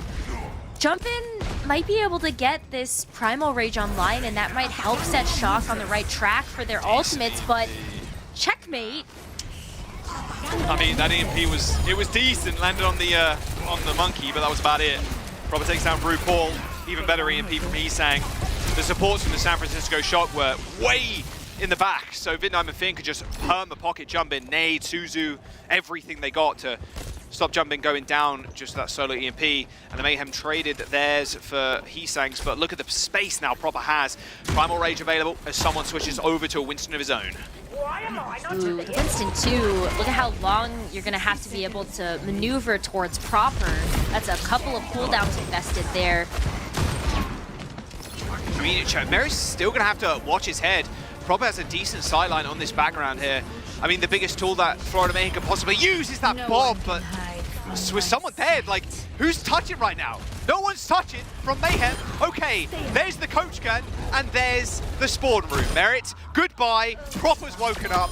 Widowmaker, 4K at the very end. 35 seconds in the time bank for the shock. Proper go kill? Yeah. It's a 4K too, because, you know, when they finish the map, you know, I'm not going to give him the slow-mo kill. He got 4 kills and then the 5th kill at the very end. I mean, proper go kill is a valid strat, and you know what? It's working out. If Jumpin can't play the Orisa, proper play Widow, gets the 5K if you really want to stretch it in the little slow-mo at the very end. And honestly, having someone go down there, that's basically it, because proper has sights, they're sitting in a long corridor, and you're done for with a name like that. Would have liked to have seen some sustain, I think, if you were the Florida Mayhem. Whether the Primal Rage, just having the Nano available, even a Transcendence would have been plenty to be able to keep the Florida Mayhem in that defense. But the Shock, one of the reasons why I think they're starting to look better is that it's not just about Proper being the star, the centerpiece of this team. They're starting to play together as a unit and also all starting to have individual pop-offs. Look at Jumpin's Orisa. I think that's a great example of what I mean. Jun him. He do be playing Orisa. And I think this is the most Orisa we've seen from any team over the last couple of months. I mean, Orisa at one point in time was used a ton, obviously, in double shield, like you were saying, Rose, back in Overwatch 1, but Orisa, as a character, has changed so much, and I was always curious who was going to master it first. It looks like Jumpin has a very, very good grasp of the character, especially against these rushes, against these dives. We are seeing a different look from the Mayhem now, too. Sunbin on the Sigma. Okay, I like what I see. Very slow and methodical play. Again, just kind of waiting for snipers to get picks here. It's Proper versus Merit once again. I think this Sigma choice is also really... Yes, Proper versus Merit once again. I think this Sigma choice is also really good because you've got the shield. That's a great way to start kind of rotating through, creating space. Just don't want to get stuck in a room with Ramatra. I feel like Ramatra wins that one 9 times out of 10. Look like Jumpin b-hopped across the stretch there. He goes super low, and Merrick can't quite get the kill. Nice little body block there, or shield block from Vindime. But Jumpin, he came out of cover, got antied, had to cross his arms, and then was really nowhere near his supports. So they just kind of fall over. I mean, Proper couldn't get an eye in that fight either. He has 20% to ult charge. So looks like Jumpin's going to go to Winston, try and get a recontest. Jumpin going over to Winston here. I guess it's a pretty early commit. I think that on the defense, you really can't run the Orisa as strong, especially when you start losing the ability to play around those buildings. Oh, Merit. Oh, I think... yeah, you can shoot those. Pro tip. Oh, he wants that Widowmaker. He does so bad. But he's going to have to satisfy for just a single kill right now, but now being on the payload, not really where Widowmaker wants to be. Someone's holding down the fort on the point right now with only 2 meters to go, but it will be kind of Proper playing a bit of a distraction tool there. Got his one, and then distracted the rest of the team. Chong does kill Jumpin, and with RuPaul alive, double support versus Heesang, Vindime's going to eventually join the fray. Same with Finn. This is a little bit of a bloodbath with Checkmate finding that kill onto Vindime. All right, Chorong. Oh my god. This first point has been so scrappy, both rounds. Finn, I think you die here. Yeah, you're dead. 4.5 minutes for the second point push now. Scrappy, but also very fruitful. You know, Checkmate being able to get the... Unlucky. Yeah, Finn annoyed. I think... Checkmate sleepy? I think with Merit sticking on this Widowmaker, he has sight. I'm curious if he's going to insta-pop them. Because Proper did... I don't know how much ult tracking is happening right now with at least Proper's ult, but he surely knows he has sights before Proper does. Respond with that. Exactly. So, okay, there's the sights pop. You're thinking maybe Proper pops his, so they probably know now Proper doesn't have sights at all. So you're going to get yourself in a decent position. Flux from someone, doesn't find anything at all, in fact, and Proper in trouble. Body shot, ooh, almost over the cart. Now Jumpin nanoed, so good response there from Jumpin. Merit was way too far up, trying to take advantage of using those sights. Couldn't quite find Proper's head there in the very end. It's great communication that Jumpin was able to pounce onto Merit so quickly. And after removing that, Florida Mayhem don't really have a choice here except to try to go for the EMP. Solo EMP, you won't. You won't. Oh, he's detected. How sad. Goodbye, checkmate. Uh-oh, he's in trouble. Has he got the Mega Pack health hacked, I wonder? He is completely isolated right now. No, completely isolated, all from proper sights. Had to recall straight into the Mega Health Pack, picked it up once, and that was it. His life was over, and now someone's in trouble too. Nice work there by the San Francisco Shock, just hounding down checkmate. You can see why the Shock would have had this as their pick. The way that they're able to fluidly move through the high ground, the low ground, the flanks. They have practiced this.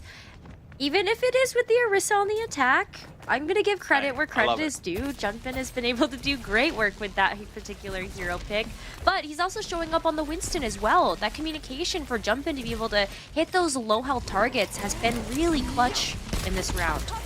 Yeah, it really is. Oh, there's the Nano. Nano on to someone proper in trouble. Checkmate was already set up for that kill. Good stuff. And now, oh, Finn didn't expect a Nano Winston there, apparently. He's used the nade already. Vindime to the rescue as someone goes pretty low, and no Primal Rage to help him. Oh, he's so low, 13 HP, and Shock cannot confirm the kill. Good sleep onto Jumpin, who is Primal Raging right now. His health bar looking rather thin currently. Vindime and Finn are going to rejoin the battle in just a moment, but a rally from Chorong might see them through this fight. Jumpin is just permanently getting focused, but that rush from Vindime is just so clutch. But it doesn't matter in the end. Checkmate and someone are going to be able to clean up. All of that time that Vindime was trying to help Finn, Jumpin was just alone on the point, just struggling to get healed. Team kill comes in, 3 minutes on this last push now for the Mayhem. That's a lot of time for the Mayhem to work with. That could be 2 EMPs if you're able to take these fights fast enough. And someone is going to be able to create so much space on this Winston, knowing that the Primal Rage is available. Get that high ground, try to tussle that away from Junbin, find proper on the Widowmaker, and you're setting up your team for success here. Oh, I saw that silhouette from Merit there, jump with the grapple. Nice kill onto Finn. Curious where Finn actually was. Get himself headshot there. Although you can't always predict where the Widow is going to grapple. If you play around it permanently, then you're never going to be able to get out of spawn. So, unfortunate stuff. Oh, nice pulse mod from Heesang. Good stuff. Yeah, someone a little bit disappointed in that, but I mean, Heesang gets cleaned up. A lot of space has now been afforded just off of someone's Primal Rage, and Merit's kill on to the Ana. I mean, Merit's been opening up so many of these fights with just a pick, whether it was the Hanzo from that second map or the Widowmaker here. And Merit still has control of this high ground. Proper's gonna have to go in and contest, but look at where he is. He's on the low ground right now with Vindame's pocket. Oh. No one behind. All right, there's the Nano wants to jump in. Oh, Merit's been hacked from the back. Checkmate is there to help respond. And another good sleep by RuPaul. Oh, good headshot too. Man, everything's looking good. Two supports lining up. Merit just ignoring jump in. I mean, sure, you got double supports there, but with the Primal Rage, you have to do a little less ignoring, more killing, please. Anti-nade, even a hack 2 thrown in on top as Jumpin goes slow. But meanwhile, someone was also trying to kind of trade backlines, but ends up going down. Jumpin escaped alive. The payload is going to halt here for the time being. On the defense as well, you can see how quickly Heesang has been able to get that control of those health packs. That way, Junbin has access to be able to go through to get the Mega. You also have the ability for maybe Vindame, even Proper actually, to try to make good use of those packed health packs. Heesang also trying to just get in the back line here. Sub 1 minute territory. Florida Mayhem do have this EMP to work with, but Merit's down. That's going to be another stall. That was a spawn kill. Potentially. Uh-oh. Keep my head down. Oh, Checkmate's out of there. All good. Finn kind of lurking. I mean, he doesn't really want to get spotted, and ideally he just kind of peeps his little head out of this window to the left. Yes, he's going to peep his little head out, and then throw a nade down, I would imagine. Oh, sneaky, sneaky. Finn's ready to leap into action. He's pinging. Do they hear him? Nice nade. Good engage. Finn and Jumpin, the tag team extraordinaire. For that EMP2 to follow up. 12 seconds to go, and Mayhem in dire straits. No support, no backup. You've only got a someone, a Checkmate, and a Merit on the field. Someone's Primal Rage is going to run out in just a moment. Chorong switching over to the Lucio, but somehow someone is just keeping this one alive. They're in OT. They are contesting the payload, but the Shock spawn point is so close, Rose. Oh my gosh, 2 I meters, think can they're they get back? actually gonna do Oh, it they before can't they get get there. back! No way! Proper couldn't get on the payload in time, and someone solo carrying that last fight. That's the Winston difference. That's the Winston that we have all come to expect from someone. It's the aggressive style of play. He's able to get so much done when he's got that primal rage available to him. And especially when he's feeling himself. Did you see that? He gave himself a little hug there after he had like been that. able to cap A little that third point. self-appreciation. You gotta have a little bit, right? That was great. What a setup from Finn, too. Finn and Jumpin with a beautiful flank nade on the Ana. Nano Winston in, crunches the backline. And at that point, someone's only got the Primal Rage, but that's really all the Mayhem needed. A double kill from the Primal, almost resets his health, gets back to the point in time, and Proper cannot get back on the Reaper. Amazing overtime push there for the Mayhem. They do slot the payload in, and they afford themselves another round, Rose. Only 35 seconds separates the Shock from the Mayhem now. And Florida Mayhem would love to be able to get a do-over on this map. This is another map that they actually picked against the Gladiators yesterday, and they couldn't get it done. This is where that series ended for them. So wouldn't it feel good to be able to reprove yourself? You've already been able to do that on Hollywood, and Florida Mayhem were able to capture that third objective, so they get a chance to do it again. And it's going to be that Sigma composition once again, and Merit switching over to the Widowmaker immediately, knowing that Proper is on the same hero.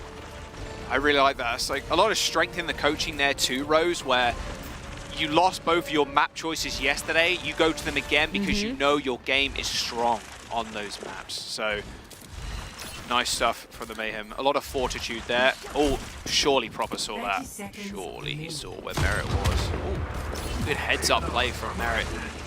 A little 180, just checking Heesang. I wonder if it goes to the grapple. You can grapple off that little roof there. Tag someone in the window.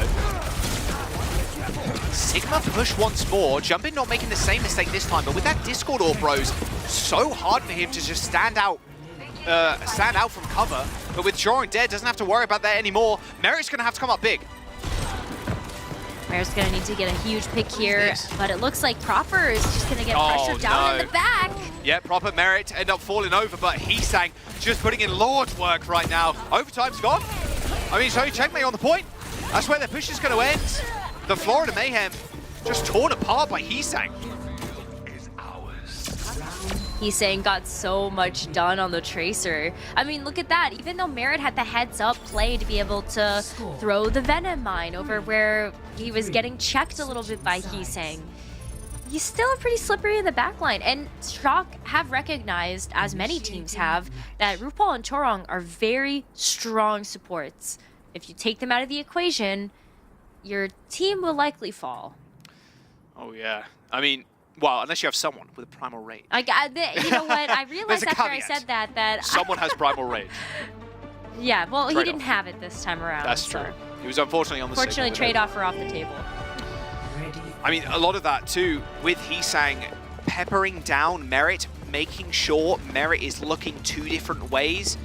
Proper just jumped out, got a quick headshot on a low HP Widowmaker because your Tracer is there just harassing her. At the end of the day, you're in a position where you've got to fight the 1v1 on the Widow. You have to win it so you can give your team reprieve from the enemy Widow, plus you can have a lot more free space.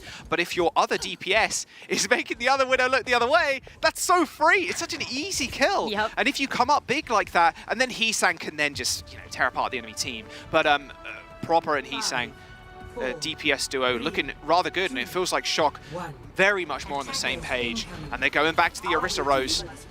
They're going back to this Orisa has worked.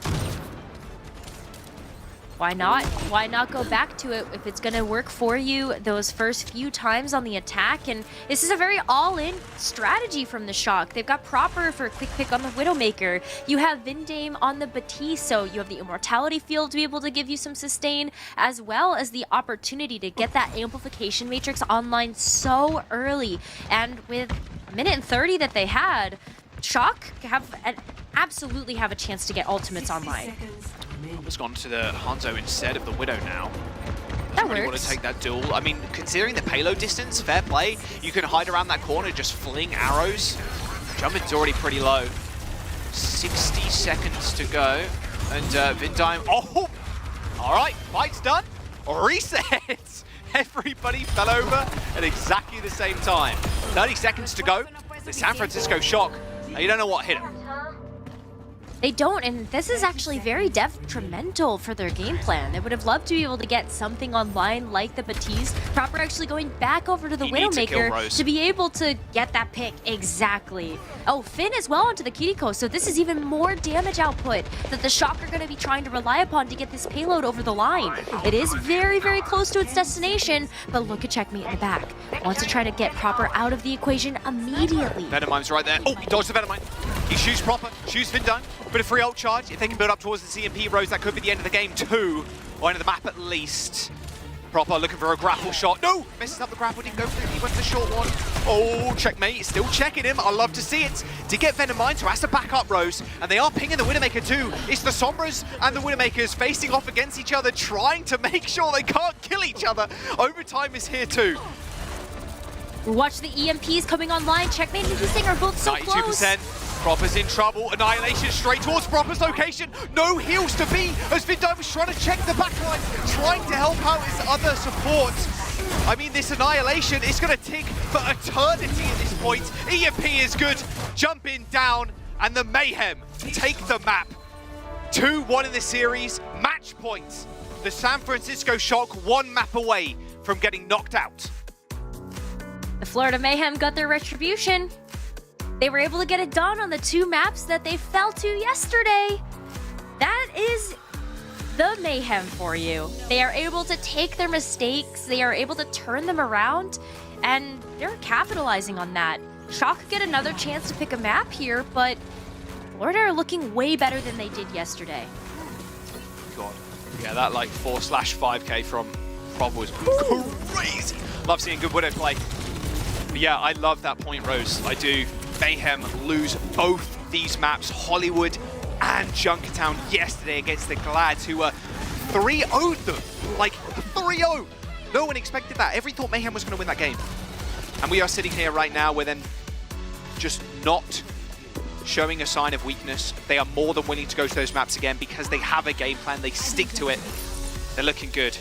This is going to be Shock's map choice. Scary stuff. Scary, scary stuff.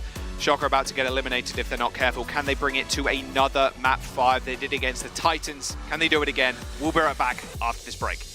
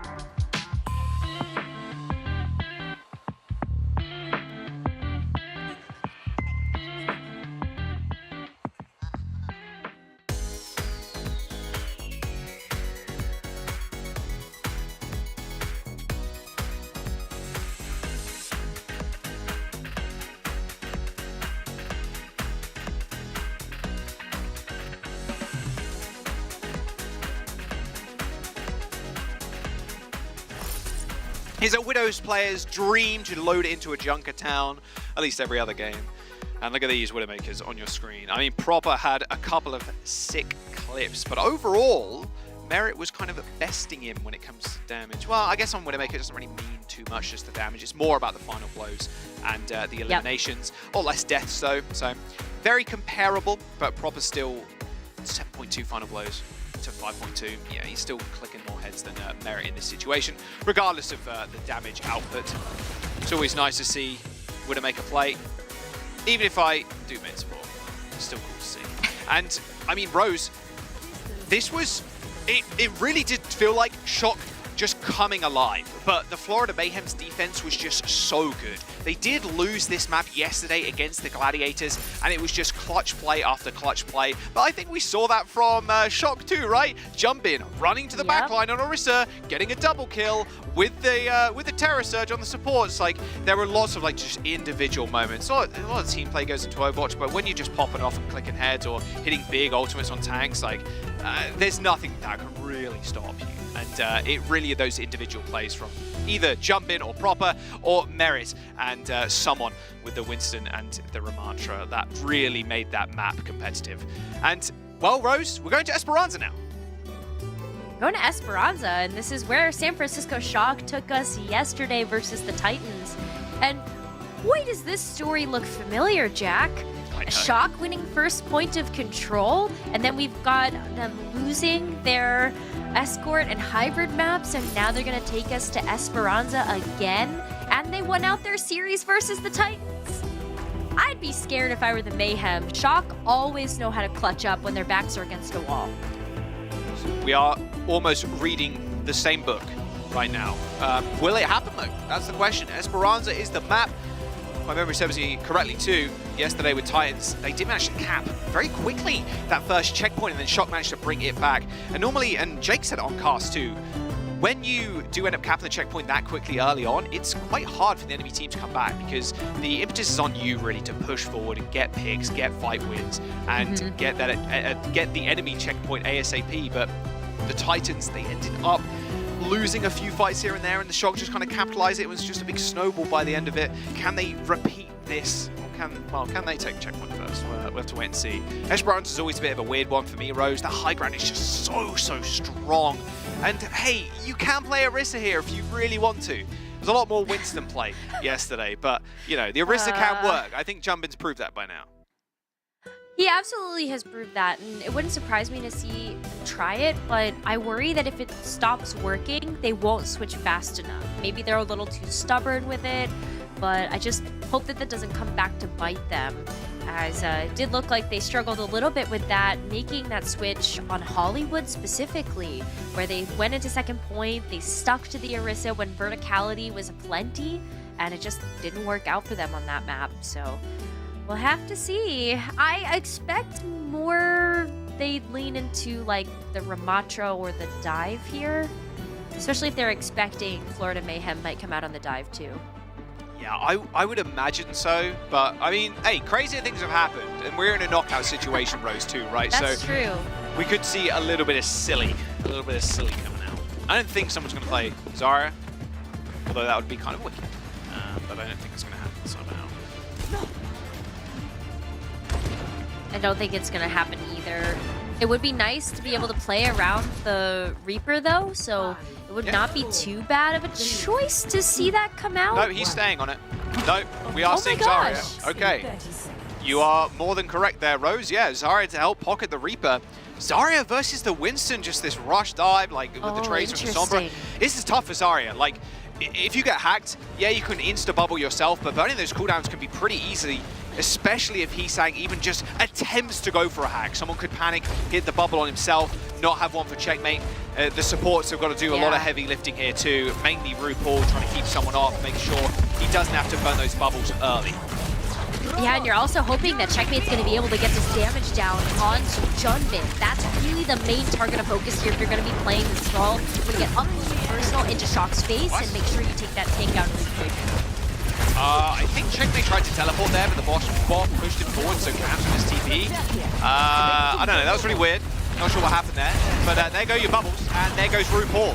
You don't have that many, unfortunately, only 2, and RuPaul just gets focused down. A nice flank by Heesang, an insta-hack, and you only have 1 bubble remaining, and someone had to choose wisely.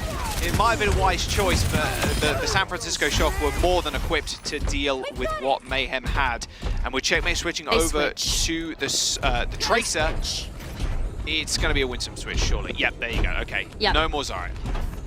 Full swap here. You've got Chorong switching over to the Brigida too, so you have the ability to play the counter dive, especially when Shock have taken first control. You're expecting them to play a little bit more aggressive here to be able to capture that first checkpoint easier. Maybe Chorong is able to give a little bit of sustain into the back line so that you don't fall so quickly. Maybe it gives yourself a fighting chance here. And hey, maybe you just take out Heesang. Good start. Nice nade too. And they follow that up with a kill. Checkmate didn't have triple blink there, so unfortunately not. Jump and hit the little bounce too, so all good. Good kill on I'm curious how that happened, but it doesn't really matter now. All of that really matters for the Shock is that they know the Florida Mayhem ended up switching. Good anti-nade onto Finn Diamond. Finn's dead. Florida Mayhem really sticking it to the San Francisco Shock now. I was going to say the ultimate charge and the ultimate economy for the Shock is going to look a lot better because Mayhem had to switch, but they might just be able to even it up. Good push. Especially if someone's going to pull the front line. So good. Such a good thing. Again, they're going to keep Heesang from being able to get this EMP, and that is so valuable when Shock are relying on these ultimates to try to get this pod back in their control. And knowing that the Mayhem were able to put it over the line so that they got this lead, someone just gets to go ham. This tempo is crazy from the Mayhem right now. They found the GPS, don't worry. Oh, Pulse Bomb, don't worry. I've got Prime. Where is he? Give me him. He's going to fling him around for the Hulk versus Iron Man. No, he's calm, all good. They might be able to get the checkpoint too. I mean, the EMP's coming up for the Merit. The Merit. It's the Merit. But watch out for Heesang now. Oh, there's EMP. Hit someone. Can they keep him alive? They can! Chorong and RuPaul managed to keep someone alive through the solo EMP, and now all Mayhem need to do is just hang back just ever so slightly, and so they've got an EMP of their own. And they start to jump in. I mean, I'm waiting. Checkmate. Look, he's lost. Jump in. What is he doing? Oh, he gets bashed. Jump in. Nowhere to go at all. Nice blink from Checkmate. He's got the overheld too. No nade, no sleeve, no damage at all on Checkmate. A perfect kill on the Ana. Wow, Jump in just looked lost. He had that nano. He kind of went in, and Checkmate was behind him the whole time doing damage. And there's the checkpoint, Rose. Mayhem even saved the EMP. What a perfectly executed team fight. That was perfect. Yeah, picture perfect. Chorong with the rally, able to make sure that he was staving off the pressure the Jumpin was putting down with that nano boost in tow. And now you get to use the EMP. Late beat, no EMP, no tank for the shot. Easy free push. Oh, I wonder if does he have a Translocator? Yeah, that health pack's hacked. Unlucky son. There's the Translocator all the way back. They kind of know where the Sombra is, but it looks like Heesang instantly hit the cloak. Remember, this is what happened yesterday, Rose. Shock always playing on the back foot, but much more scary opponent, you've got to admit, in the Florida Mayhem compared to the Titans. Checkmate wants to use his pulse bomb here. Needs to find a good target, and I feel like someone has set him out for Checkmate to knock him down. Robert, he's looking at that pulse bomb. Oh, pulse bomb's in the hands, but Finn ends up going down. Nice stick by Robert, but it didn't matter. Where did that pulse bomb go? There was a connection, but it didn't matter in the end. Proper is still coming up with kills, but the Florida Mayhem are just running rings around the Shock right now. Finn dying to that pulse bomb too was just disaster. 87 meters and counting now. Oh, I gotta see exactly what happened here. He stuck it. Did he stick the Primal Rage? Yeah, he stuck Primal and then Jumpin must have jumped straight into it. Oh, Finn. Oh no! Package delivery service first class with a signature. So rough. And Jumpin's now switched over from the Winston. They can't match this dive that the Mayhem are currently putting out. No, they need his EMP too. Oh. Heesang's gotta pull the trigger. Do it. He threw the Translocator forward. It looked like maybe he wanted to go back to his own Translocator, but the EMP, Rose, is the tool that they've got to win this fight. It's a good setup. Setting up for it. They Look at that. They don't know. Okay. They might know. They know now. And there's the rallies. There's EMPs. Not really going to find all too much. Speaking of EMPs, though. Coalescence. EMP lands. Double EMP, though. Counter one. Hit three. Fin dive. He sang. Everybody hacked. And another clutch pulse bomb from Checkmates. The San Francisco Shock just not able to find an EMP target and get the execute. Robber's stalling, but that's really about it. These Heesang EMPs are just not landing, and very, very good patience there from Merit waiting that one out, and they go for the counter as Shock try to bundle on someone that was hacked. Oh, Merritt gets a chance to play a little bit far forward, gets punished for that, maybe hoping to be able to get a little bit of something happening in the back line there, maybe just a bit of charge, but at this point, Florida Mayhem don't really care. They have such a lead over the Shock right now, and as we work towards that 3-minute territory, Florida Mayhem just want to play defense. So Heesang's already dead. Rush is out, so a lot of extra healing from the San Francisco Shock, but like you said, Rose, I think Mayhem are really worried about it. They're in their lane right now, nourished, moisturized, and they're fine taking these fights because they can just hold the high ground. RuPaul has Nano, they have the Primal Rage, and Choring is safe. Robber's now down, and the San Francisco Shock unable to breach this bridge. They cannot even get the bot to the middle of the map. Florida Mayhem are so unbothered, and they know exactly how to play around that bridge high ground too. Whether it's going to be someone trying to popcorn on the bridge, just make sure that they're contesting the bot, they get back to make some progress. And they have so much momentum. Someone can go in with a Primal Rage. It's someone with a Primal Rage. Yeah. Oh, miss on the sleep there from RuPaul, but he did land a shot. Uh-oh, now he's underground in the cellar. Should be fine though. Like you said, someone's still got Primal. He's just trying to force cooldowns out of the supports. All already used. There's the switch step. Yep, you're in big trouble now. Jumbin is already down, and the Florida Mayhem, they're looking like they want to sink this one home. 100+ meters on the board with 2 minutes to go. Florida Mayhem want to make a statement right here. They're like one team fight away from being able to keep themselves alive in this bracket to make it to the mid-season. They don't want to go down here without a fight. And Shock, they're looking like they're in shambles. They don't have much in the tank. Someone's got to look at someone, man.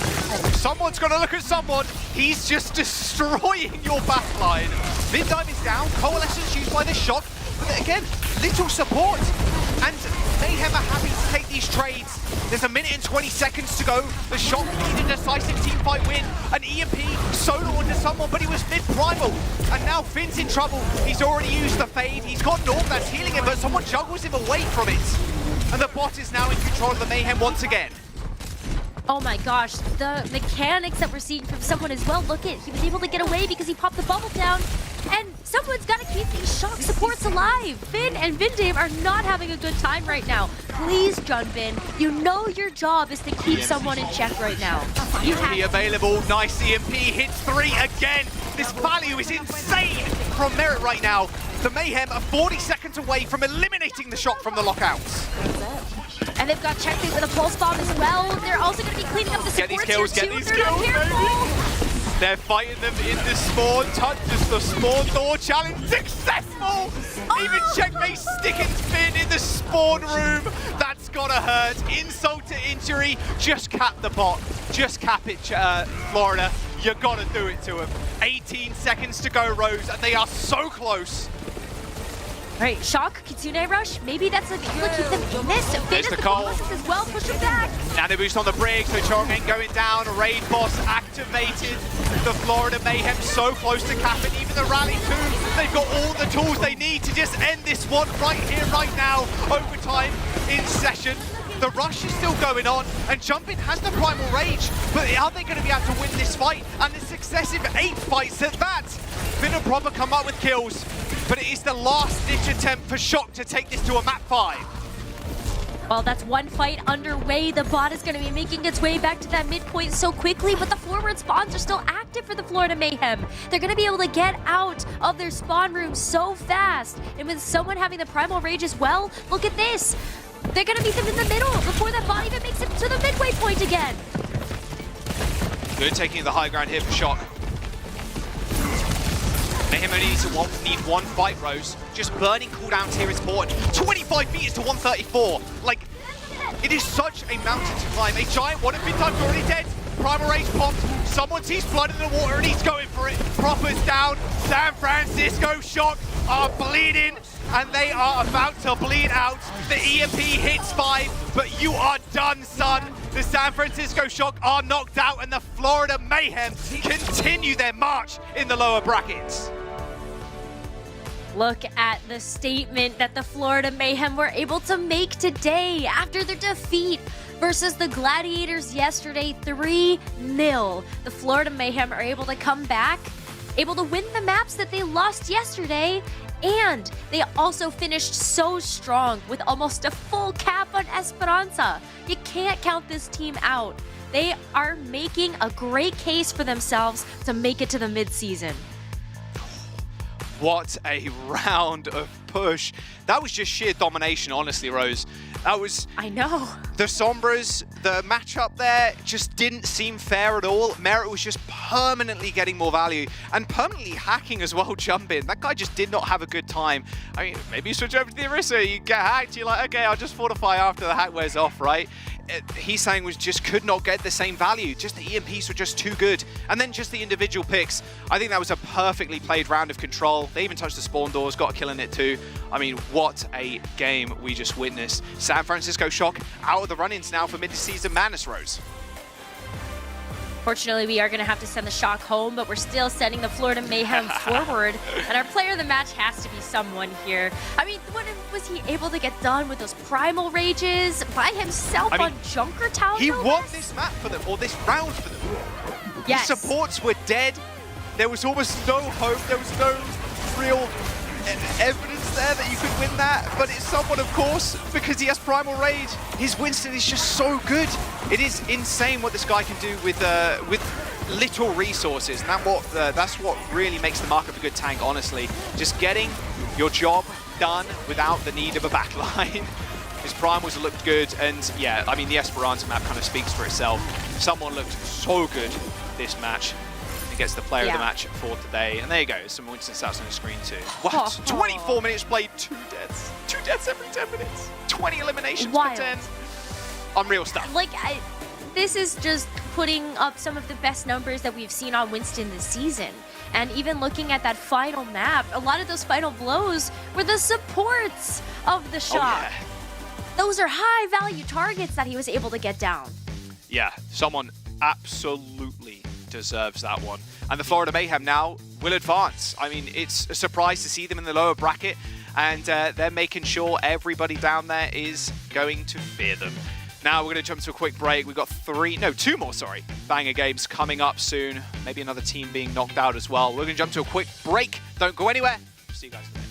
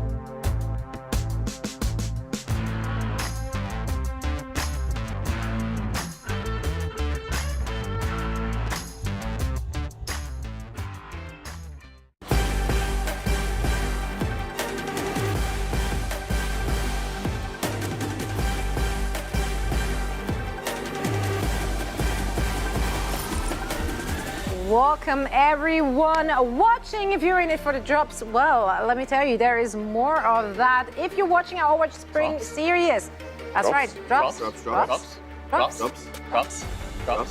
They're back indeed. Finals June 9th to the June 10th. You don't want to miss it. And of course, not only can you get some drops, but you can also get that fancy skin. That is a drop. That is a drop. A drop with a lot of drip. Drop. Wow. Good drop, A drip drop. Drop. Drop. We just need a beat and we're good to go. We actually are. Someone lay down the beat. Zoe, that's your wheelhouse? Done. If you missed it, you really missed something. If you missed this match, you also really missed something. We have to talk about what just went down. Florida Mayhem looking vastly different than the team we got to witness yesterday. Never doubted. We even got the score correct. Mayhem are moving on. Here's our updated bracket. They live to fight another day, and now they're waiting for the loser of the of the winner of the Excelsior and Justice match to continue fighting on for their lives, to be very dramatic. But let's talk about how they got it done. I think one of the stories in this match, apart from all the individuals here, is a real big amount of Orisa we got to see from the San Francisco Shock. That seemed to be something they have been leaning on already for the past few weeks. And Junbin made it work in some scenarios, didn't work in others. And maybe we want to break down why and how and everything. I would love to, Zoe. Thank you for obviously an unplanned, impromptu setup for me. Thank you. No, but the Orisa, it was a key part of Shock's strategy, and it's something that we haven't really seen anybody else play for the most part this season. It looked really viable on a lot of these Koth rounds. Here was just an absolute banger of a play from Junbin, an insane high impact play. And really on these Koth maps, I think Shock's getting so much value. For me, analyzing this comp, I'm kind of looking at the Mei with skepticism on Florida Mayhem because, yeah, you can ice wall this Orisa, but you can't kill her. So here, though, we get to the Hollywood, where, in my opinion, the Orisa comp started to look really flat. Sure, there were some moments where the Orisa finds kills and holds the car, but for the most part, Merritt is just sitting on the high ground all day long, and I mean, there's just no response to him. He's more or less uncontested for the entire second point of this map, and RuPaul the same. Like, there's like a one-man Tracer coming after the Ana, but that's just not enough of a threat to really dissuade RuPaul from just being on this high ground. I mean, look at him, he's just walking into the backline. So this is the risk of the Orisa. Here again on Junkertown, we saw occasionally this working for Shock, but once Mayhem bring out the Kiriko, there's just so much pressure on the Zen from Shock. They switch to Kiriko as well, and the comp just doesn't feel that good anymore. Like the Orisa, she's a little bit lost. She performs so much better when she can just kind of hold down the corner of a Koth point, but when she actually has to push across the map and trade with her Ramatra, it's a much taller order. So Shock, I think, bringing out some interesting cheeses. It did get them the win against Vancouver Titans, but Florida, they were a smarter team. They were better prepared to adapt to it. Do you guys think we're gonna see more of this? No. Orisa?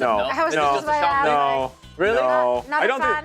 think. I don't think so. Points maybe. I think it's a weaker comp, but I still like the macro idea. I think it made sense in that Junbin, you put a lot of pressure on the cart. It's hard to like stand up to an Orisa because it just boops you away and like really annoying, and then proper go kill. I really did think there was a genuine like macro idea from the Shock there of trying to put a lot of card pressure and then freeing up proper to find those frags, and it did at times. Hollywood is like the literal worst map for that composition, but I don't think it was like out of pocket. Junbin is just like, I'm gonna go play Orisa, have fun. Like there was generally thought behind it, and I think they felt that they were at a disadvantage against the Mayhem, and they tried to cook something up.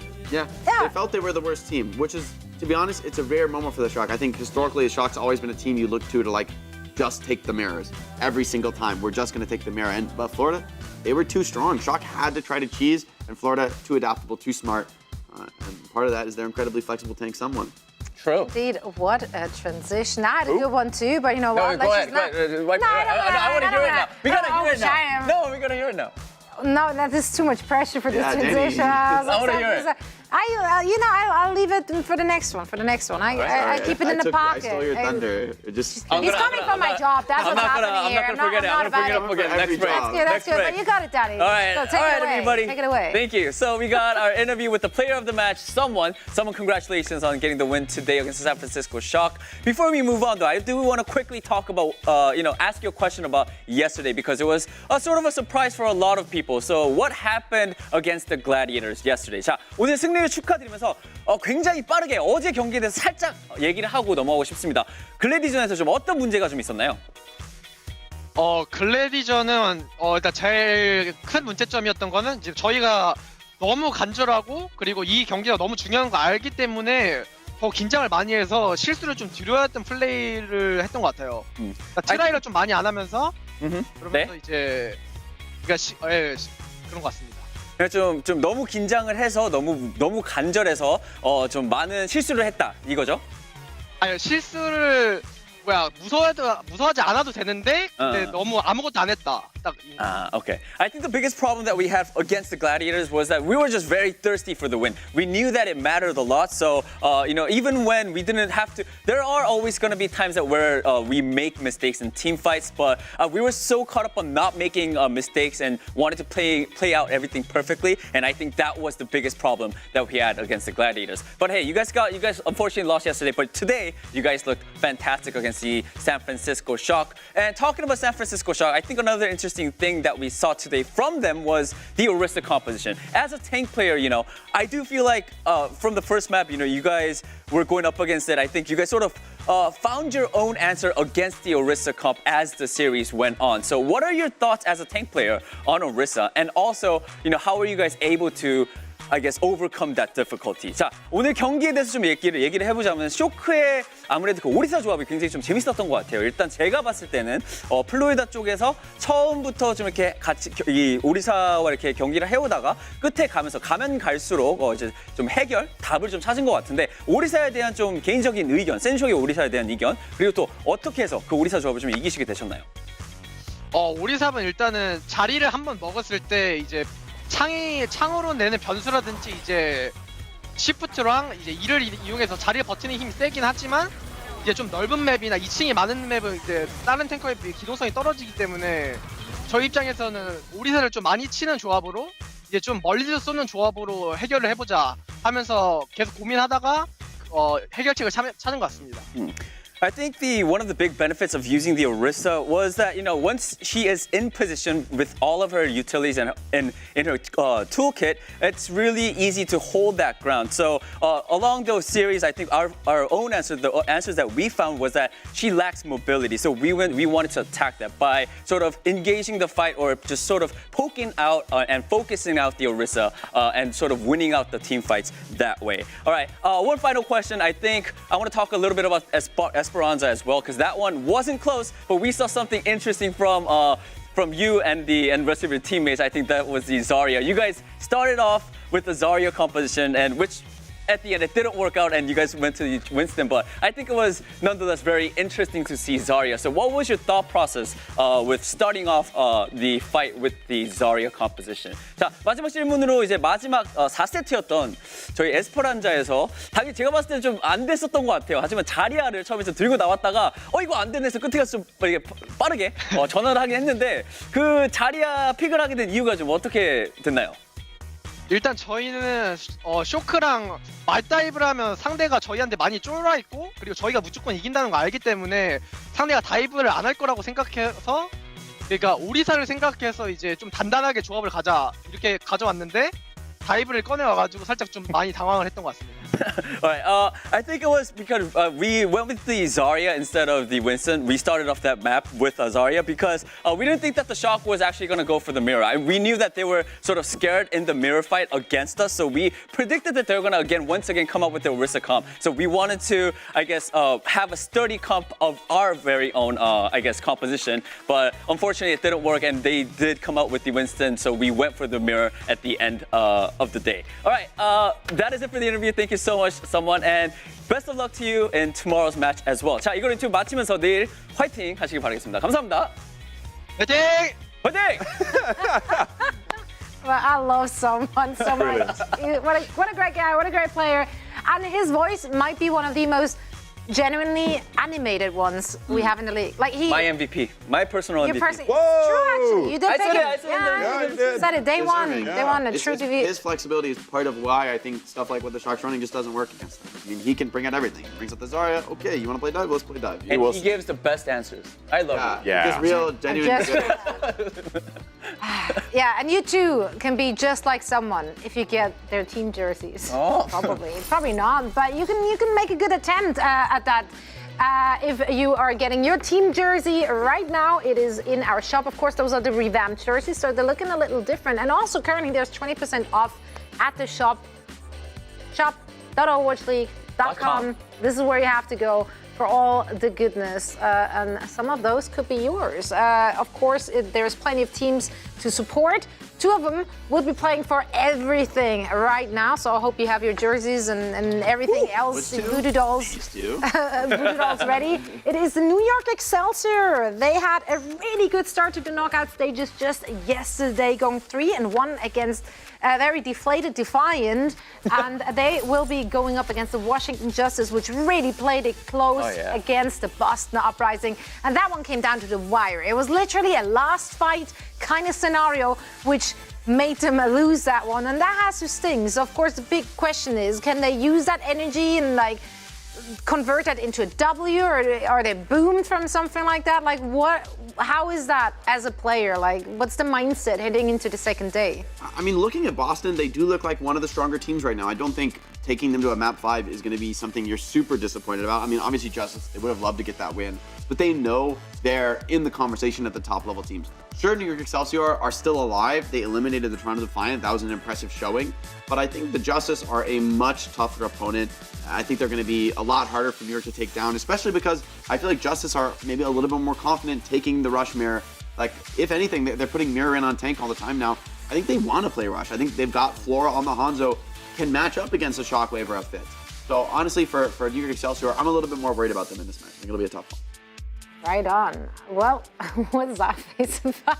I was just thinking, I was like, oh man, It looked like it hurt. So I don't know. No, because I mean, we're gonna talk about predictions, but I yesterday I said the New York Excelsior, they cracked the code, but after seeing Washington yesterday, I was like, I'm gonna take that back. Also, right? Not just one team can crack the code, Danny. There's multiple codes to crack. Well, let's figure out which one we think cracked it better. I don't know. I should really stop using that word. Let's talk about predictions for this one. New York Excelsior, Washington Justice. I personally felt like this is a really tough one to predict. I, however, had to go with the Washington Justice because I just think that the Boston Uprising are the more formidable opponent if we're comparing it directly. Yes, New York looked great against Toronto Defiant, which did not look good, versus the Boston Uprising, absolute top contender. And for the Washington Justice to be able to really bring it to them and make it go the distance, that speaks volume of that team and what they can do. Yeah, I mean, initially I was actually gonna go with New York Excelsior, but after watching Washington's performance yesterday against Boston, I was sold. Like, they played it super close. They looked really good. I think it's gonna be Washington Justice today. Yeah, Alpha Yi, he was my player to watch as far as like someone to carry, and I think in this series is a time for him to really show it. If we do see Justice playing dive into these rush comps from New York Excelsior, it's going to be Alpha Yi on his signature heroes, especially the Genji. I think very likely to come out in this series if they want to take that dive into rush matchup. And I'd be a little bit scared being anyone in the league playing against Alpha Yi, Tracer Genji, you know, relatively uncontested in a rush comp. I've got to take Justice pretty dominantly in this one. Right, and Johnny? Johnny? Where'd you go? Where'd you go? Where'd you go? Ha! Traitor! Why are you over there? Washington, baby! It's Washington! All the way. Come on. Wait, so tall, what? it's almost like you don't want to cast with me? I was so looking forward to this. Wait, what is this? Oh, yeah. Oh, yeah. Mitch didn't want to lose. How's it feel now, Johnny? How does it make sense? What's better? I don't like this. Oh, now it's more like Mitch and Matt now. It's too tall. It's too tall. Everything is right and well. What was your prediction? Oh, Is this what it feels like to be Zoe? Or Matt? It does. Or Jack? Oi! Yeah. Don't talk trash to me. Did we get your I'll have prediction? you know. I missed it. If that's the case. You know, you want to know something though? My big secret. I do. Yeah. You know what I see when I look at all of you? What? Everything inside your nostrils. Think about that next time you stand in front of me. Oh, yeah, wow. I'd like to make you I plug mine frequently, so I'm not too worried Let's about see. that. Yeah. Nice. Yeah, he does like What do you it. reckon? That's pretty clean. Yeah. Now I'm Pretty cool. conscious too. They get these things you can put out. Never mind. You know, it's a long story. Johnny, great to be here with you. Of course. Likewise. Matt, allergic to doing his job, but that's fine. Suits me quite well. Coming to this game, right? We kind of had a chance. Can to you talk. get down now? How about that? Thank you. Oh, yeah, that's good. Is that good? Okay. Yeah, that's good. Coming to this game, I mean, we talked through like the path for teams to get here. That's like a big conversation on the desk as well. Like talking about New York making their way through and the Toronto Defiant team, who you tweeted, it's a team that was picked up with the expectation they'd really go far, that hasn't eventuated. But it's safe to say New York have really exceeded our expectations. The Justice, though, involved in a banger match yesterday. You've got to be feeling good about them coming to this one. Yeah, Washington Justice have looked positively surprising all year. I feel like even dating back to the Pro-Am, we talked about Ben Best looking good for them as a main tank, and now with Mirror being the look for the Washington Justice, it really does feel like Washington Justice have found themselves with this core talent group. But New York Excelsior, I mean, they went close with the San Francisco Shock. They feel like they should have beaten the San Francisco Shock, and now they find themselves here in this matchup against the Justice, who, by the way, they've already beaten 3-0. I think if New York Excelsior pay attention to the predictions, they feel like they're slighted in this one. They feel like they should be favored going into it. Quickly before we get in, how much do you think that has to do with like a week where the Justice maybe prepare much harder for their other opponent, the Gladiators, that week, and maybe overlook New York? Do you think that contributes? Definitely, it definitely contributes. But at the same time, New York Excelsior, I think they've vastly improved the last couple of weeks, right? You've seen Shockwave come out on the Hanzo and the Ash, for example, when we get to the Hybrid and Escort maps. And so far, New York Excelsior as well fits moving over to the Brig role at times for this team, rather than the Ana. That has been a strength for them. So it's a nice change, yeah. They have changed up quite a few things, and I think New York Excelsior have really found looks for them that works for them, and that has paid dividends the last couple of weeks. Someone who gets overlooked so much there, Austrian national Psycho, who on the May has been extremely good. A role that doesn't always allow for that big skill expression, or at least in moments. He's been extremely solid all the way through. We talked up Flora, talked up Alpha Yi yesterday, had a fantastic series. It's time for the Justice to show us what they're made of and try and salve the wound after a very close loss yesterday. Now already we see New York with this Ramatra Rush style composition look to take the high ground. Yeah, a bit predictable from the New York Excelsior. They have favored these slower Ramatra compositions, playing to the May, like you mentioned, from Psycho. So Washington Justice going to take their time here to try to find an opening. Mirror hacked instantly though, so he can't really reposition. He just throws a bubble down, contests for a brief while. FD God maybe getting a little bit too close to the flurry of fists, but it's going to be Psycho that ends up finishing him off here. Immortality Field was expended, but worthwhile trade for New York, who have that player advantage. And a lot of pressure on Mirror here on the Winston. Not naturally a Winston player, but now you have to get into the backline, you have to find these opening picks and not get caught off guard as a Winston. Comfortable start for New York here. Mirror back on the scene once more. Maywall thrown off to make retreat a little bit less of an attractive prospect here. Alpha, you can see, buzzing around the point here, hacked for a time. In fact, a second time. Not really able to intervene too much, and it's going to be creative to find Flora here. So the backline of New York are holding their own in a big way. Now Psycho feels like he can come forward a little bit. Teru still sat up on that perch here. Kellen doesn't need to push far off the point. New York just playing in a very stable fashion. Yeah, they haven't even invested any ultimates. You got 5 ultimates brewing here for the New York Excelsior. Now the Nonobus online for Tier on the Washington Justice. At this point, if you're the Washington Justice, you need to start winning a couple of team fights before this round gets away from them. Teru yesterday had his hindquarters fed to him by Twilight, a difficult matchup for him to try and shine in. Here though, an opportunity to make a real impact. It's going to be Mirror benefiting from the nano boost here, and Immortality Field has to be deployed. Creative goes for the aggressive move, trying to deploy an air matrix. He gets cut down pretty quickly as the Justice do find their dive marks, and now it's a matter of cleaning up Kellen, but he's not going to go down so easily. Very durable. Speaking of durability, ice block there from Psycho just to stall, buy some extra time.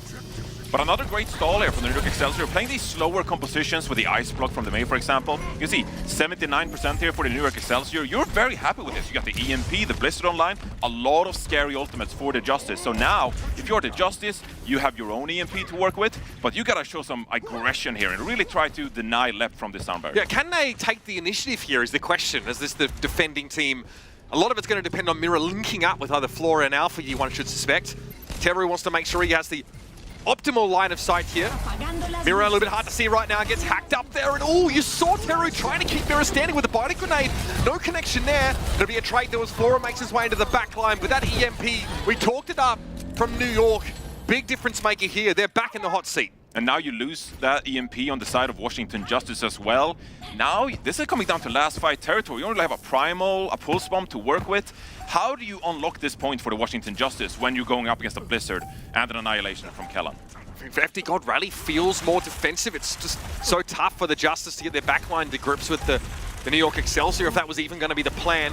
Primal Rage might buy some time, but Mira needs to be lethal here. And immediately a Blizzard going to be deployed straight away. Mira exits stage left. Kellen now going to be pushing forward as Psycho went into that ice block. Vince has to spend some time outside of the fight, but Kellen has Annihilation available, so the support stepping out for the Justice may be in imminent peril.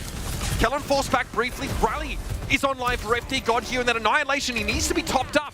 Immortality field for Kellen. Biotic Grenade connects at long range from Terry, though. A lot of pressure on this Ramatra. But this fight is dragging on and on here for New York Excelsior. Looking good. Gets a pick up the Flora. Washington Justice gets the cap. Can they secure this point? Got 2 kills for Alfie. Big difference maker. Kellen, there was a chance that he might have survived that initial onslaught there, but Alfie is able to finish the job. Now we reset somewhat in terms of these ultimates. Mira having access to Nano Boost here could be important. Could be important here. And for Creative, again, you got to be scared of this dive coming in. You got the Immortality field to deny the Nano Boost coming in from Mirror. The Pulse Bomb from Alpha E building up here as well. So Washington Justice, they have to find a way to work around these abilities from the Excelsior. Creative has that Ant Matrix last time he used it. It went straight down to Gurgler as he deployed it seconds before he was eliminated. Some pressure on Mirror. You notice a lot of the time support's trying to use the top of these barriers to have optimal sight lines. Okay, Ant Matrix deployed straight away. Mirror going to make the dive, but Creative was ready for it. The Exo Boots were locked and loaded. He's able to get back, but unable to really benefit much from that ultimate. Kind of telegraphs his intended positioning and has to play away from it. EMP here from Fitz. This could be crucial. Let's come down to the last fight. Mirror. Fitz wants to catch him on the back foot, and so he does. Pop goes Mirror, explodes, but it's going to be Flora with the overclock from the high ground, clears up Fitz, but the trades are favouring New York for the time being. Psycho playing safe on that low ground. Alfie harrying, Pulse Bomb deployed, but Kellen kept alive by that Immortality field. Psycho also stepping inside of that when he needed to benefit. Ice block here for Psycho. It's going to be Kellen now starting to get a bit more aggressive, pushes off a little more. FD God gets caught in the way. Flora operating from a pretty safe position here. Overclock coming in now for real. He's well and truly charged up, but New York flipped the point. It'll be the Justice getting back in control. Or will it be? Here. Sound barrier for left. Only 2 players get that one. It's going to be Kellen at least able to come forward and work towards that Annihilation. Flora really sitting on that railgun charge, trying to make sure he can find that instant kill. Pressure on Mirror here. He goes in the power block. High ground, Psycho now returning back to the fray. A long way from that EMP. It's going to be Annihilation now from Kellen. Can they get him in position? Mirror's forced to back away, but Alfie, what a gigantic Pulse Bomb connection on left. And the DPS for the Washington Justice start to hit that high gear. Creative, nothing he can do but try and throw some kunais, but it's going to be the Justice running over New York in the final moments. And that's going to be it for this round. I don't think anyone else can touch here. Maybe Psycho with the Translocator coming in. He exploded instantly. Lepel attempt to touch here. Kelvin is on the scene, but doesn't have the cooldowns to get to the point. And a really drawn-out fight there. Definitely one of the longest we've seen in a minute. The Justice end up prevailing. Alfie, what a key stick on the left. Yeah, this is going to be a brawly series, Mitch. I mean, this is what you're going to see from the New York Excelsior. A lot of Ramatra compositions, Washington Justice with the dive from Flora and Alpha E. Try to navigate around it. It's going to be back and forth here. But I really do feel like Alpha E here on the Tracer, Mirror getting accustomed to playing around this Ramatra composition. The Washington Justice, they're going to learn and adapt throughout this series and sort of find their way around this Ramatra composition. So they might start off a bit slow that round, but at the end of the day, they got the first point. We may get the similar looks here from the Justice now. We're definitely headed onto a stage that favours these brawl-style compositions. Alpha E ends up first round 6-1. Psycho also finds 6 final blows. Pretty solid from DPS lines in general. Torbjorn here, Mitch. That's not every day. Now, what do you make of this? Is this anti-Sombra check? Are you concerned about flankers? Maybe you're expecting like a Winston double flanker? Well, I don't think they expected the Reaper and the Moira, because that is just going to push New York Excelsior to the absolute limit. But usually when you're playing against Tracer, Sombra, for example, the turret can actually deal quite significant damage. And, you know, when Torbjorn gets going with that shotgun damage up close, that is pretty lethal as well. So it's a viable option, but not necessarily what against Washington Justice are playing now. Fitz is going to have to make it work for the time being. It's a long walk back to spawn here. Ice wall thrown up. Mirror bereft of opportunities to escape. just able to slip away, but Flora not nearly as lucky. Fitz puts a rivet between his eyes, and the Torp, for better or for worse, is staying. I'm here for it. I mean, I'm here for it. A little bit of Torbjorn action. We haven't seen a lot of this in the league, so definitely an ace up their sleeve. Well, if you want to call Torbjorn an ace, that's for sure. But something that, again, Washington Justice, they have to adapt now and play around this Torbjorn. Flora's going to move over to the Sojourn, a bit more sustained damage output with those one hits as well. So let's see what Washington Justice can do with this Coalescence. All right, Keru leads with a Cole for the time being, mostly trying to put some damage down on the New York front line. Kellen's seen better days, but Creative has that Amp Matrix for the extra healing. Immortality Field, that's gone. Molten Core. Psycho maybe wanted to stall the point there, but he wasn't able to. Molten Core comes out. Love the Color Scheme here for Fitz, pressuring the Justice to the edges of the point. And it's going to be Annihilation for Kellen. That definitely feels like the more impactful ultimate of the two. Once positioning was forced for the Justice, Kellen's able to scoop in, try and pick them up. Mira wanted to reciprocate with his Annihilation, but finds very little value. Yeah, perhaps a mistake there from Mirror, but again, if you're the Washington Justice, you get the cap there, and that is crucial, because now you build up 26% while you essentially lost that fight route, and Lep had to invest a Sound Barrier, Molten Core. I'm not going to say that was a huge resource wasted here from the side of New York Excelsior, but still, you have the Blizzard here from Psycho, so again, another thing that Washington Justice have to play around. FD God with the Sound Barrier has to be crucial to save his teammates here in this fight. Alpha Yi encroaching on Death Blossom territory. Kellen playing a little bit of a loose end right now as New York can tell what the Justice are about, but can they stop it? They go in, but look at this defensive Blizzard thrown up. Mira will be frozen. Alpha Yi's forced to play from outside of it for now, and that's a turret down. Flora able to clear some of the inanimate objects that would otherwise cause some issues. This is an aggressive TP. He was looking for it there. Air Matrix comes out, Immortality Field is in play, but Alpha Yi does not care. He cuts straight through it. Creative is down. Fitz, the next unfortunate soul, caught in the crosshairs, and Kellen will fall soon after. But we have a repeat of that last round, right? New York build a really robust lead. And it's going to be up to the Justice now to string some fight wins together consecutively.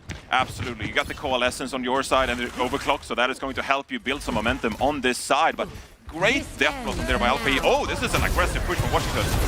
All right, they open up with multiple ultimates here, so it's not just the Coalescence. Overclock committed to the fight as well. Kellen doesn't really know where to be going, but Fitz gets a key pick on Alpha Yi, and there's a concern building now. The Justice have overextended. Teru is down, but the mobility of Lucia was still there. Flora is adamant about committing to this fight, hoping for an exit. This has gone all wrong for the Justice. They've thrown themselves at New York, and they're broken like the ice on the prow of this ship. That's terrible. That's absolutely not what you want to see. The cap is going to come in late, so the Washington Justice, they are able to reset. But again, you invested that Coalescence. You invested the Overclock here from the Washington Justice. They have no ultimates to work with, and now New York Excelsior on the precipice of getting themselves their own point here. Absolute worst case scenario there for the Washington Justice. We could see what the idea was. The execution, though, is a couple steps behind. Flora already on the point, harassing here from a safer distance. Alpha Yi will work the other end of the pincer now as Fitz drops down, but Alpha Yi thinks twice about fully committing. Ramatra AoE deployed. Ice Wall also thrown up, so the Justice really don't have Alpha Yi right now. He eventually gets brought down. The Endothermic Blaster finds its mark. Teru's forced to back right around the corner. And here's the Blizzard that's going to stop Mira in his tracks. You know, a very fair mechanic, of course, that his ultimate keeps ticking, but it's not nearly enough to give the Justice a chance in this fight. New York look to shut them out now. Lovely finish from Fitz. And that'll be that. We're even on Antarctic Peninsula. Yeah, a lot of ultimates, all 5 unloaded for New York Excelsior. It's going to be tough to win that fight if you're the Justice. Obviously, one will reference the pick there on the Washington Justice as sort of like the prevailing factor in that fight, but still, if you're the Justice, you need to bait out some ultimates. It's an uphill battle. The real talking point of that round is going to be the aggressive push from Washington Justice deep into territory of New York Excelsior and unable to find a crucial pick in their favor. So Washington Justice, I like the aggression coming in from them, but it was a great peel from New York Excelsior. They are very adept at playing this slower Ramatra composition. Creative using the Immortality Field to avoid all incoming damage from the Justice. And New York Excelsior, they get themselves a point. Run it back, Fitz. Why not? Strap on the work helmet. Why not? All right, off to Icebreaker now. Washington Justice still not looking to play a composition featuring flankers. Flora's vaunted Hanzo, though, will be featured. And remember the Justice first to the point now. Maywall thrown up. It's going to keep Fitz out of the fight for the time being while his beloved turret is dismantled. But here come New York now, ready to push for this fight. Maywall thrown up. Off angle here for Fitz, pressuring around the edges of that Ramatra barrier.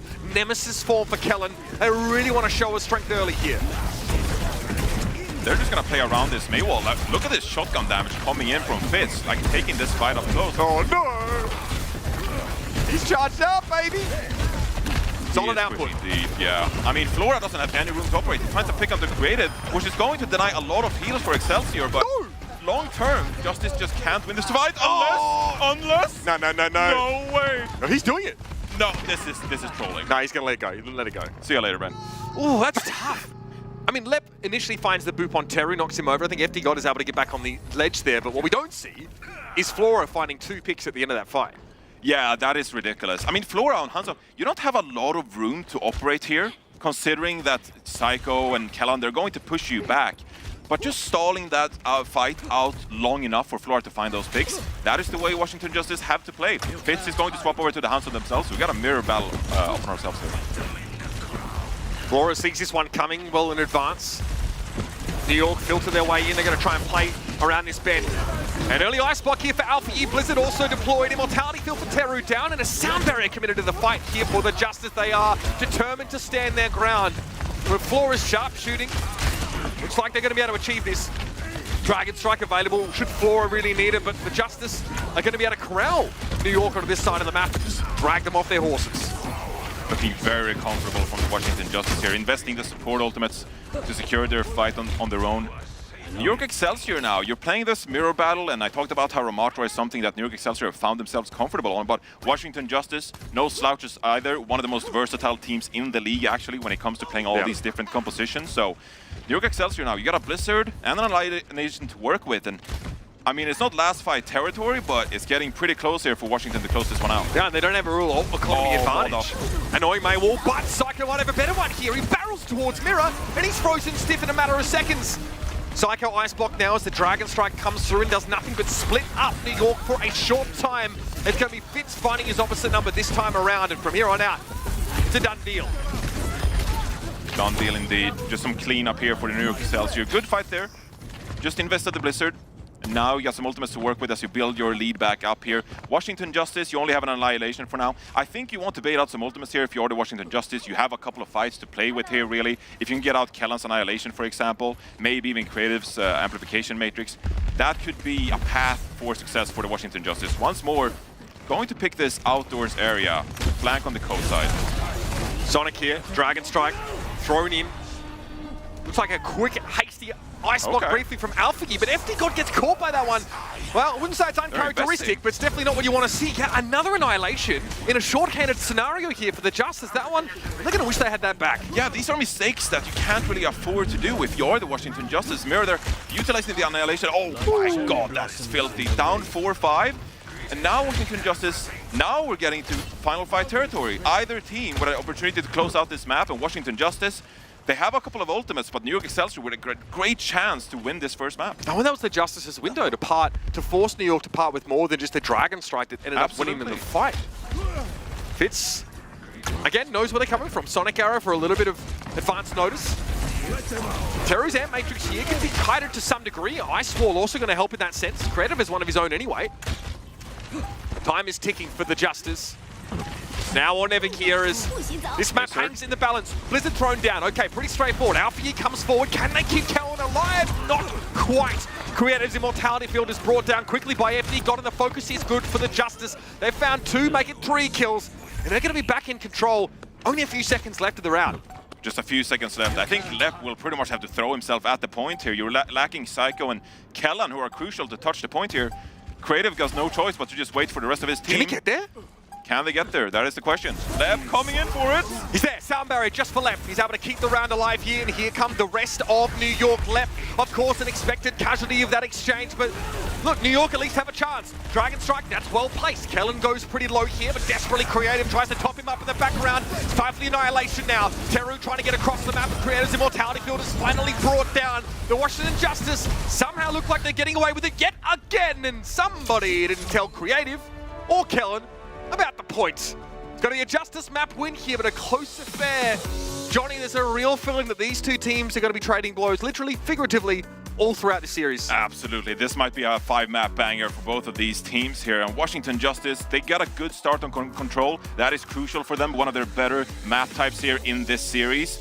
And also, I feel like New York Excelsior, they're kind of kicking themselves. That would have been a very valuable game mode to pick up here for the first map of the series. This is the flexible, adaptable Washington Justice kind of beating New York with their own bread and butter. It feels like, right? We've known New York to really cleave very strongly to this rush-based comp. Psycho is the perfect player to have in the May position here. And obviously, Kellen has found some degree of success on the Ramatra so far.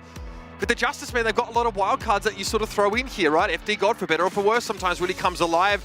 Alpha, you had some key moments. Flora, playing from the high ground on this Sojourn, especially in this particular round, big difference makers. Absolutely. I think New York Excelsior now, as you look towards the next map, Hybrid here coming up for them. King's Row has been really strong for them. That is the map I would favor for the New York Excelsior, and Shockwave waiting on the bench. Or are they going to unleash the Danish archer? The question on everybody's lips, well, maybe not before, but definitely now, as Johnny has brought it forward in your mind. Here a few moments, of course. This is Lep's unfortunate escapades close to sea level. He gave it a go. Yeah, you notice he gets Teru there, so he actually eliminates a Baptiste from the fight. So that's not really enough. This was that push here in towards Kellen. Very straightforward formula, right? Run in on the mate, ice wall behind them, throw Blizzard down, follow up with the endothermic blast to get a freeze, get a pick, and then go from there.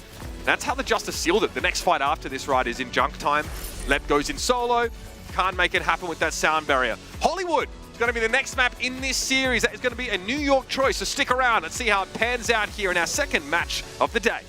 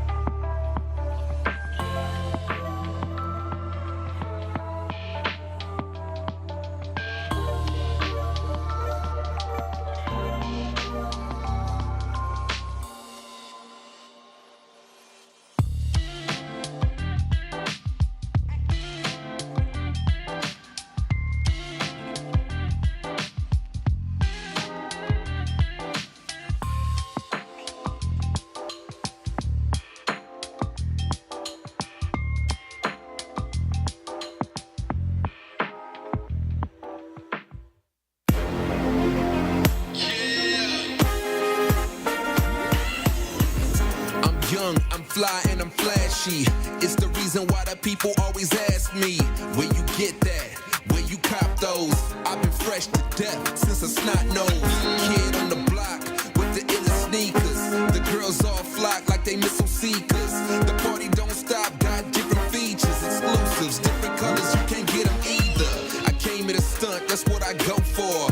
I don't buy a pair, I buy the whole store. A price tag's just a number to me, so I never miss a shot that I want and I see. Swish. Coming into the game, fire in the belly for the Washington Justice after a rough match yesterday. Now they're bringing the heat in the server. Nicely done on Antarctic Peninsula. The Washington Justice again show like a couple of different looks. Both end up being quite successful against this New York team, who we really know where their bread is buttered. It's going to take more than what we saw from their rush comp, though, to topple a team like the Justice, Johnny. Absolutely. I mean, the Justice, they are comfortable brawling like that. We remember the Pro-Am where Ben Best was in the team playing Reinhardt compositions, right? And we know that the May play is there for the Justice. New York Excelsior, this is why I didn't want to pick Hollywood. Just, you know, it's a thonker. Yeah, okay. That's interesting. And also, they have their reasons, but, you know. We know, so, yeah, I mean, we know the Justice, I think they had their first, they came into yesterday's match undefeated on Hollywood. I mean, both them and their opponents were undefeated on that map, so they've had a really good time on this map. This is a very good Justice map. And you are New York, as the loser, you have map selection. You call out King's Row as a possibility for New York, right? They choose Hollywood, a map where quite often dive comps are required outside that first point. What do they be cooking? What do they cook? What be they do cooking? Like, yeah, totally like that. I mean, if you're the New York Excelsior here, you go like, we saw what you did yesterday on Hollywood. We know what you were scheming on Hollywood. And do you think that you can replicate what the Boston Uprising were doing? The Boston Uprising on Hollywood? It's an uphill battle. I don't think Washington Justice taking their first loss on Hollywood against the Boston Uprising should be something they're kicking themselves about. I don't think it's a weakness for the Washington Justice. And so you gotta be cooking some good Changoon. It's gotta be good. Some Changoon cuisine. Oh yeah. Obviously we mentioned Fitz at support here. We talked about him sort of picking up brick duties. What does Shockwave imply to you getting subbed in here? Or what does it imply to you about the ideal team comps for New York? Definitely more of the long-range hit scan stuff. Shockwave's Hanzo has been spectacular, quite honest with you. Like, world class, honestly. Top 5 in a lot of categories. I mentioned solo kills as a stat that I really like for Shockwave. He leads that category in the league. Now, it's only 2 kills per 10 minutes, so how important is that, right? But Shockwave, I think his Hanzo gameplay speaks for itself, and we saw that yesterday, that it can be a strength for them. But what I am worried about here, though, as we go into Hollywood, is Washington Justice dives against the New York Excelsior. Alpha E on the Tracer, he's going to have a field day on the low ground here on point B. And Mirror, as much as he's not a natural Winston player, because he has that flex tank background, he has a Doomfist background, for example, I still feel like he has the Winston chops and he knows what he's doing diving with his Tracer. Uni Kellen is like a predominantly, I mean, wrecking ball player when he went and played with O2 Blast for that season. Contenders ended up winning that one. So, and we're no stranger to seeing his Winston. I think people were definitely questioning it at league level in the past. But we do have a chance to see New York stray a little bit from their key formula. The Justice will come out. Okay, so we're seeing this more and more now. Moira and Reaper in this rush shell. Yeah, Washington Justice, they want to be aggressive here. And it's a good point to be aggressive on as well. They're going to flank around the point here, or at least, you know, stutter stepping. We'll see what path they go out. But now with the Lucio speed boost and the Moira, can really hard commit here deep into deep enemy territory. Up here to the high ground. Okay, gets a brief moment to breathe. It takes the last of Shockwave. Mirror will be topped up here for the time being. Just a 1-for-1 trade here. The Justice do want to play this slowly, ponderously. They are lumbering towards the point right now. Clearly the Ash kill is not enough for them to feel like it is go time, but Flora has got in position once more. Good Mirror be sleeping, but hey, he's actually Bionade. Yep. Gonna be forced back now. Nemesis form, Flora reveals himself in that back line here. Terror going to work, hosting the front liner down. Psycho playing pretty conservatively here. Another great Bionade there from Creative on FD God. Can he get picked? Yep. Here he goes. Got him. Gonna run him down. Fitz gets there. Now New York have a chance here to really dictate the pace here. Alpha, you really caught out in the open there. Psycho able to bring him down. A pretty unconvincing approach here from the Justice. They trade Alpha Yi, send Mirror to the point. He gets slept. It gets awkward from there. Yeah, but I mean, I'm fine with you picking Lucio and Moira, playing with pace, but if you're taking your time setting up for these fights, you're really playing into Excelsior's favor. What is New York Excelsior's win condition here? They want to hit those Bionades, right, onto a Lucio, onto a Moira. Those are going to be so effective at shutting down the heals from the Justice. So you need to be fast here if you're Justice. You need to push in with this Coalescence. Okay, the Justice have assumed the cafe position here. New York going to move to that high ground themselves, and Fitz just doesn't have a chance to get away. Is that pace you were looking for now? The Justice turn up the heat. Really, what do you do about that? New York forced to play for the attacker's position there as the Justice bully their way in. Oh yeah, it's hard, especially with Fitz onto the brig as well. You don't have this escape mechanic in your own kind of speed boost, right? And now we move over to point B. Interesting to see here what Washington Justice do. You have the Annihilation, you have the EMP, so perhaps you want to take the high ground and really pressure Excelsior here. But for the most part, New York Excelsior will utilize this high ground advantage in their favor. Fitz will man the bridge here. Alpha, you thought about the Widow for a moment. Back to the Tracer though. And then the age, feels like an age-old question, but the current question for these Rush-style comps is how effectively can you contest this high ground against Ashe, against Brig, against also the opportunity to take the initiative and dive defensively. You gotta get up there, and I think Mirror is planning to. Flora's trying to shut down the Nano and the Brig at the same time. Nicely done. No chance for Creative to Nano boost Fitz. Instead, he sends it over to Kellen, who, lacking teammates, I think is a safe way to put it right now. Bob did get deployed to the high ground, and Kellen is able to find Terry with that Primal Rage, but Creative is completely on an island there. Flora baits Kellen in and then just pulls on out with the Translocator. They just look so comfortable, the Washington Justice, playing this Sombra Tracer setup. This is what we've been seeing them doing for most of this stage, and you're kind of playing into Washington Justice wheelhouse here. Flora already contesting Kellan, being a troublemaker in the backline, and Excelsior here. What do? You have really only the rally to work with here. You only have one fight left on this point. New York need time. They need time to set up. They need time to get people like Shockwave in position. They need time for Psycho to exploit an opening. Alfie could be in trouble. Fitz able to chase him down there. So that's the Tracer out of the picture.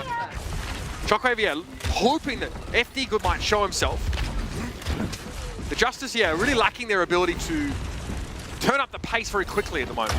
It's a nice rotation from here from Justice here as well. You realize that the support line is kind of vulnerable here because you can't contest Mirror, right? So who does Excelsior prioritize? They want to get to the back. Kellen's waiting. This is someone was doing this on Junkertown in the previous match, right? Find an opportunity to prevent the supports from emerging from a choke attack. Kellen is able to get away.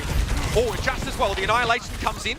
He reveals himself, gives line of sight to Creative over the map, but it's going to be Psycho that gets caught out here. Mira created some really awkward positioning scenarios with that Annihilation, and now wants to demand a fight on the card. Alpha Yi, upstairs once more.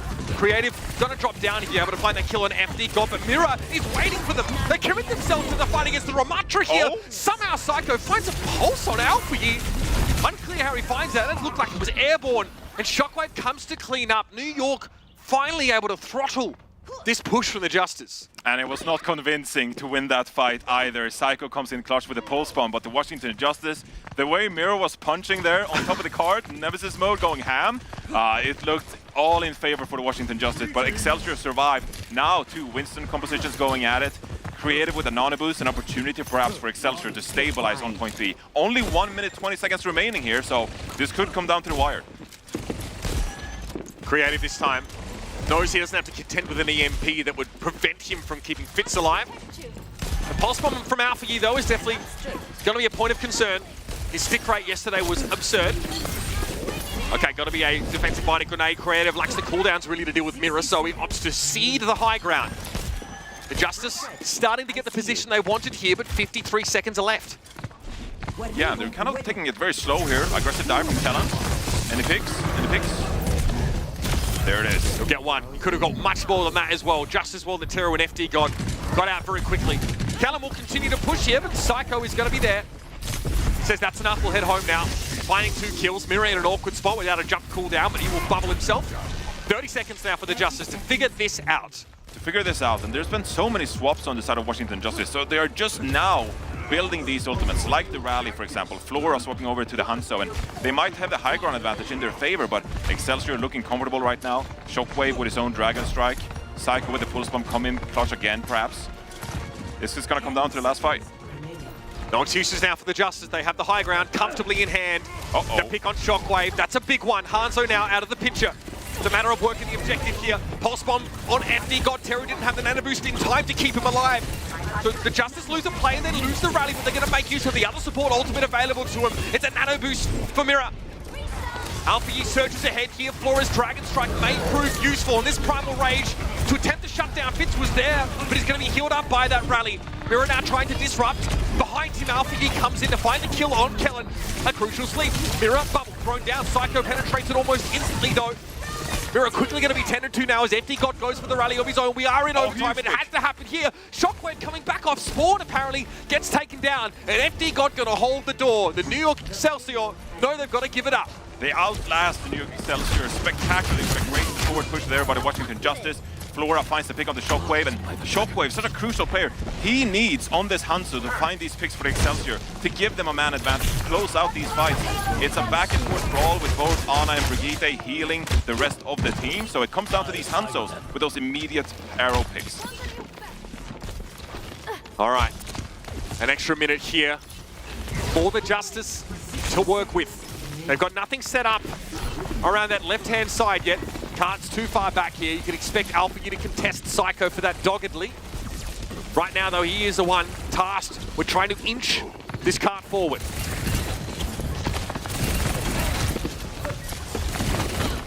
Pulse in hand for Alpha. Okay, here's the starter's pistol. Kellen gets a nano booster, makes the dive in. The Justice now form the concave and send Alpha on a solo mission. He'll take a glancing blow, though, from Shockwave and be forced back into position. Just slowly gonna push the cart here. This pulse bomb is gonna be massive, and Alfie's definitely looking for it. It's gotta be a stick. It's gotta be convincing. Another nano for Terror. He built that up in another fight. And there's Alfie finally choosing his time to strike. A pulse bomb for Kellen might be the order of the day here, but the Primal Rage is gonna complicate things somewhat. Sleep on Kellen. Alpha thinks about a wake-up gift. That's the stick. That's the kill. Here comes Alpha once more as Fitz is forced to shield back towards his own spawn. The Dragon Strike brings a brief interlude to the fight, but Fitz is under pressure, and the Bionade makes things even worse. Alpha with a quick recall here. He's not taking too many risks in front of the Hanzo. Great finisher on the Shockwave, though. And again, the Winston back in the fight. McKellen has no teammates this time around. The Justice, credit to them, Johnny. They really bide their time on that push. They push it all the way to the limit. Oh, Alpha is so good, man. On the Tracer, the way he cleans up. Great play by Mirror there with the Nano Boost, getting deep into enemy territory, cleaning up with the Nano Boost onto the Winston. It's so effective, right? But Alpha on that Tracer, the way he just blinks around, effective damage output, gets all the frags, cleans up for his team. Washington Justice are looking scary here, and I mean... There's nothing berserk about Alpha either. He's so calculated with how he chooses to take those fights. He doesn't want to expose himself to Shockwave for any period of time, lest he just get randomly picked off. But he ends around with 10 final blows and 4 deaths, almost half of his teams in total. Half of his teams in total, yeah, but Washington Justice, I mean... Alpha, I feel like they're so selective with their aggression. I feel like we saw that even the Ramatra compositions on Antarctic Peninsula, for example, where they buy their time sometimes and really find the perfect moment to go in, and they're right there. I mean, Mirror is creating space for you on the Winston in a spectacular way. Really credit to Mirror, honestly, the way he's playing the Winston here. And Alpha, he then comes in, utilizes that space to his advantage, gets into the backline, avoids the damage, and racks up the final blows. Terry doing very well there to build his ultimate very quickly. One in each of the 2 consecutive fights that occurred. Being able to give that to Mirror twice made him a real issue for the backline of New York. So the Justice, they get a map completion here. No time in the bank, to be fair, but now it's going to be up to New York to show us what their dive looks like. Wasn't too shabby on defense, right? They slowed the pace down. Shockwave able to find key picks where it mattered. Eventually, they have to succumb. Now it's time for them to start on the right foot. Yeah, they got to show us what they're cooking. I think that just looking at this entire series, Hybrid needs to be a game mode that New York Excelsior needs to get away with, right? Washington are really good on push, for example, on control. And so these payload maps is where Excelsior needs to find an advantage. Now the Washington Justice already with a 3-point lead. This attack needs to be good for the Excelsior. Already some nervousness about allowing Shockwave to occupy this perch. Here comes Mirror to evict him. Nice little double Bionade connection there. FD got on Flora. able to patch themselves up easily enough. FD got trying to make a target of himself there to occupy Shockwave, and Mira is going to be occupying the grave freshly laid for him there by Shockwave and co. They were ready for the Winston dime. He gets storm arrowed into oblivion. The cap is underway. One leap too many from Mira there. Didn't have the bubble to his advantage when it comes to shielding himself off. Washington, they're going to go for this recap. If Alpha finds picks on creative, they could open it up. Teru's down. Kellen able to find that kill though. Keeping the Justice on the wrong foot, but hold on. FD managed to find his way towards Shockwave here. Wait a the Justice slow it down. Kellen is getting out. That's not what the doctor ordered from the Excelsior. They should have closed that point out. The doctor, in fairness, probably wants to prolong their lifespan, so he probably did, but that's not necessarily the advice you want to take. I tried. I've done it to myself, to be fair. I see a kill, say that's what the doctor ordered, realize immediately that's incorrect. It's my life. You don't know anything about the doctor, Mitch. You don't know their motives. Oh, there it is. What a stick. Okay. And there it is. So now, all of a sudden, that inevitability, the threat of leaving Hanzo on the high ground for long periods of time, that's been nullified. Alpha, you can start to stretch his legs a little more. So if you just ignore the way that first fight went, it was an individual mistake from Mirror, an unforced error that resulted in his death, and really New York Excelsior should have capitalized on that. This is a fresh start now. New York Excelsior, they're building ultimates, and they need to win one of these fights convincingly. You have 71% on the capture meter here on the point, but you need to find an opening here with an honor boost, and Kellen is going for it. Flora just needs to get away for now. Problem with the Psycho Tracer constantly threatening. Flora able to avoid Kellen pretty well. He is consuming so much of Kellen's time that he's had to transition straight into a primal rage following the nano boost here. A lot of resources being consumed by Kellen, and he can't find a kill. The Bionet comes in. I don't believe it. He cannot find elimination there. All the Justice do very well to slow things down. FD got nanoed there, to be fair. That's how they catch him in the fight. Rally is ticking over for Fitz right now, but he's in trouble. Mira pressuring him, and he's got Primal Rage available. He doesn't have a chance to use it, though. Maybe not expecting it to, maybe realizing it's not necessary. As the dust settles, the Justice still hold point A, and we've almost got a minute left of the round. Kellen has to be furious. I mean, how do you not secure the kill there? The Giga Pocket on FD. The Giga Pocket was unreal. I mean, to throw all those armor packs, the healing coming in from Teru. Like, that is GM heal kit pocketing, bro. You don't see that every day. Everyone wants that in their ranked games. Oh, man. Okay. Oh, interesting. Okay, Alpha, you're getting caught by that. Nicely done. Fitz trying to make sure he gets a Pyrrhic victory of some sort. Psycho chimes in there with a pulse of his own, and FD God is down. Here's a Dragon Strike. Primal in the background for Mirror here. He's able to secure the kill on Creative, but the damage is already done. Perhaps a gift from Alpha Yi there. Delivering death upon himself with the pulse bomb. You of course had the pick on Fitz, but I mean that's not naturally a trade you want if you're a lethal tracer. So New York Excelsior, dare I say, 2 unforced errors here that really opens up point A for the New York Excelsior. They don't have a lot of time to work with, but if Excelsior wants to win this series, they need to do a lot of work here on point B and see to close this one out. So the first step is establishing a staging ground up here on these rooftops. Shockwave staved off there. Very unlikely the Justice want to give him a timeshare of the penthouse suite. Just biding their time for now. They have this non-boost Excelsior, right? So see if there's an opening. Kellen can perhaps use his disadvantage. Maybe he'll get a kill this time. Maybe. Who knows? See, very powerful, that Nano Winston. Puts a lot of pressure on your backline. Ooh, LV. Coming off a little second best there against our Austrian pro. Looking to get upstairs here and try and stave off the Winston. Great, I guess, awareness of this pure necessity. The Psycho goes down. Yeah, he goes forward while Kellen jockeys back. You need to survive there. You've secured the high ground from Kellen's primal range here, and they're still going for it with the nano boost, but they don't have a tracer. That is filthy. Almost feel like Alpha was holding onto the pulse there just in case Fitz was going to get nanoed. As the nano comes out, he knows he can recommit to the fight in earnest. 90 seconds again. This is becoming a tale as old as time for New York. They're running out of seconds to get this card over the line. And that is perhaps a bad trait from the New York Excelsior. Statistically, they like to invest ultimates when they're down men actually in some of these team fights. And that is one example where, I mean, you invest the nano boost when you don't have a tracer. Sure, you're contesting the high ground, but this is again going to be an uphill battle for New York Excelsior. You only have a minute to work with, you only have a rally and a pulse bomb, and you don't have the high ground anymore. You would have loved to have that nano boost back. Yeah. So many teams, yeah, brute forcing their way up to this high ground via some combination of ultimates. The ones available to New York now aren't great, so it's the old-fashioned approach. 2 legs and a heartbeat, says Kellen. Forward he comes, Dragon Strike here to try and... What the heck? Oh my goodness, Alpha Yi gets creative with the Pulse Bomb. Fitz just gotta hope this is over with pretty quickly. And this is dangerous now. There's some stagger elements to this fight. Psycho eventually is brought down, a slap upside the head for his audacity. And Alpha Yi reestablishes his dominance. Is brutal. This is disgusting. Yeah, that's... He's gonna come back late, and he has a crucial rally. That is a great stall. Oh man, 17 seconds left in the round here. Fitz now knows what FRD felt like, just a little bit at least. Back in the day. That was a throwback. It's a bit of a deep cut, if I'm honest. Yeah. Oh no! He got zapped! My goodness, Mira! Channeling the lightning of Thor across the map. Connects a shockwave. There was a bit of damage in there, I'm sure, from Flora, but that is going to hamstring New York in a big way. Mira still has the perch.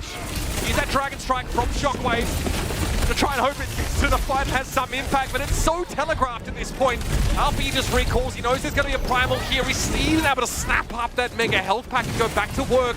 Fitz is in danger. Creative is barely hanging on there behind the hay bales, and Alpha Yi again just slows it down, pushes in, throwing out a pulse bomb from Psycho though. Now might be time to be a bit more decisive here. Alpha Yi's pulse bomb though does not connect. He's able to act as the other half of the pits for Mira though, and Creative is crunched. Fitz soon to follow. Psycho doing an admirable job on his own here. He and Kellen combining to keep the card moving. No supports here, so Kellen has to go for the mega pack. Shockwave has no way of healing himself, and he goes down. Only Psycho contesting the card.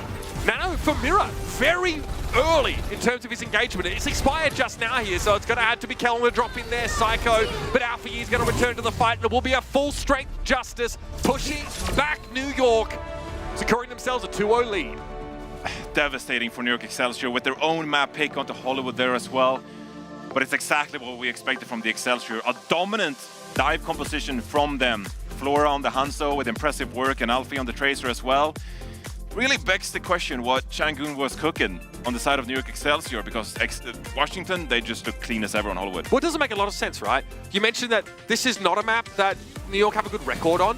They're going up against a until recently undefeated team on Hollywood, who we know has a pretty effective dive comp, can really rock these point A takes on attack with like effective rotations on these brawl comps.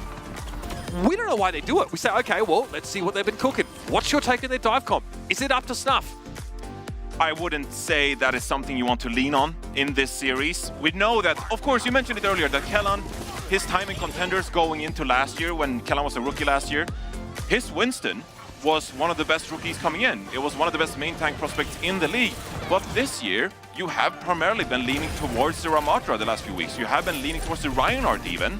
And so I would have expected a bit more of a close quartered map and not playing these high ground maps with, like Hollywood, for example.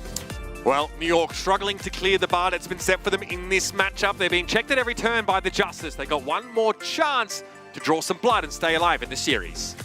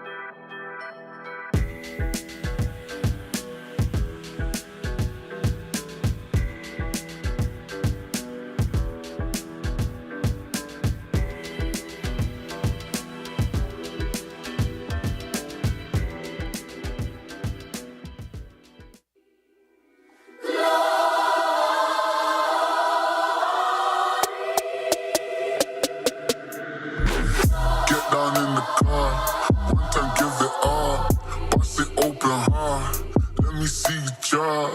Get down in the car, one time give it all, bust it open hard, let me see you drop. Hustle, baby, hustle, but the oh my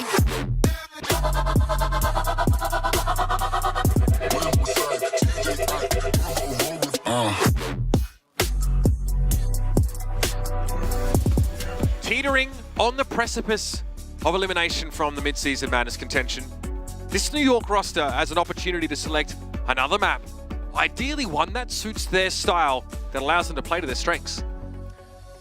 Which one is it going to be, Mitch? It's a good question because they're pretty much 50-50 on all payload maps. So you can't go wrong if you're the Excelsior here. But it's a brutal spot to find yourself in if you are this team, because Washington Justice, their strength lies in push and control. And if Excelsior have any hope of winning this one, they got a reverse sweep starting on Havana. Havana, a map that we've definitely seen sporadically here and there. A lot of off-angle play from hit-scan DPS alongside sturdy, slow front lines. No surprise to see Ramatra's mirrored here. And fair enough, it's a map that you think probably does suit New York's playstyle if they want to use Hanzo, Ramatra, for example. But Shockwave, as we didn't get a chance to mention, has been subbed out here. We have leapt back here at Lucio, and Fitz will be on DPS once more. Which, again, is interesting because who played Hanzo for them on Havana yesterday against this one to find? With a dominant performance, it was Shockwave. And now, again, curiously missing from this Excelsior lineup. Changun, Michelin star chef or soup kitchen operator? We're about to find out.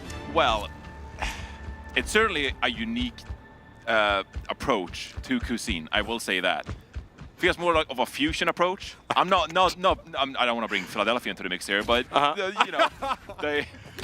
I haven't recovered yet, Johnny. I'm still hanging on. I'm still on that infernal copium as it is.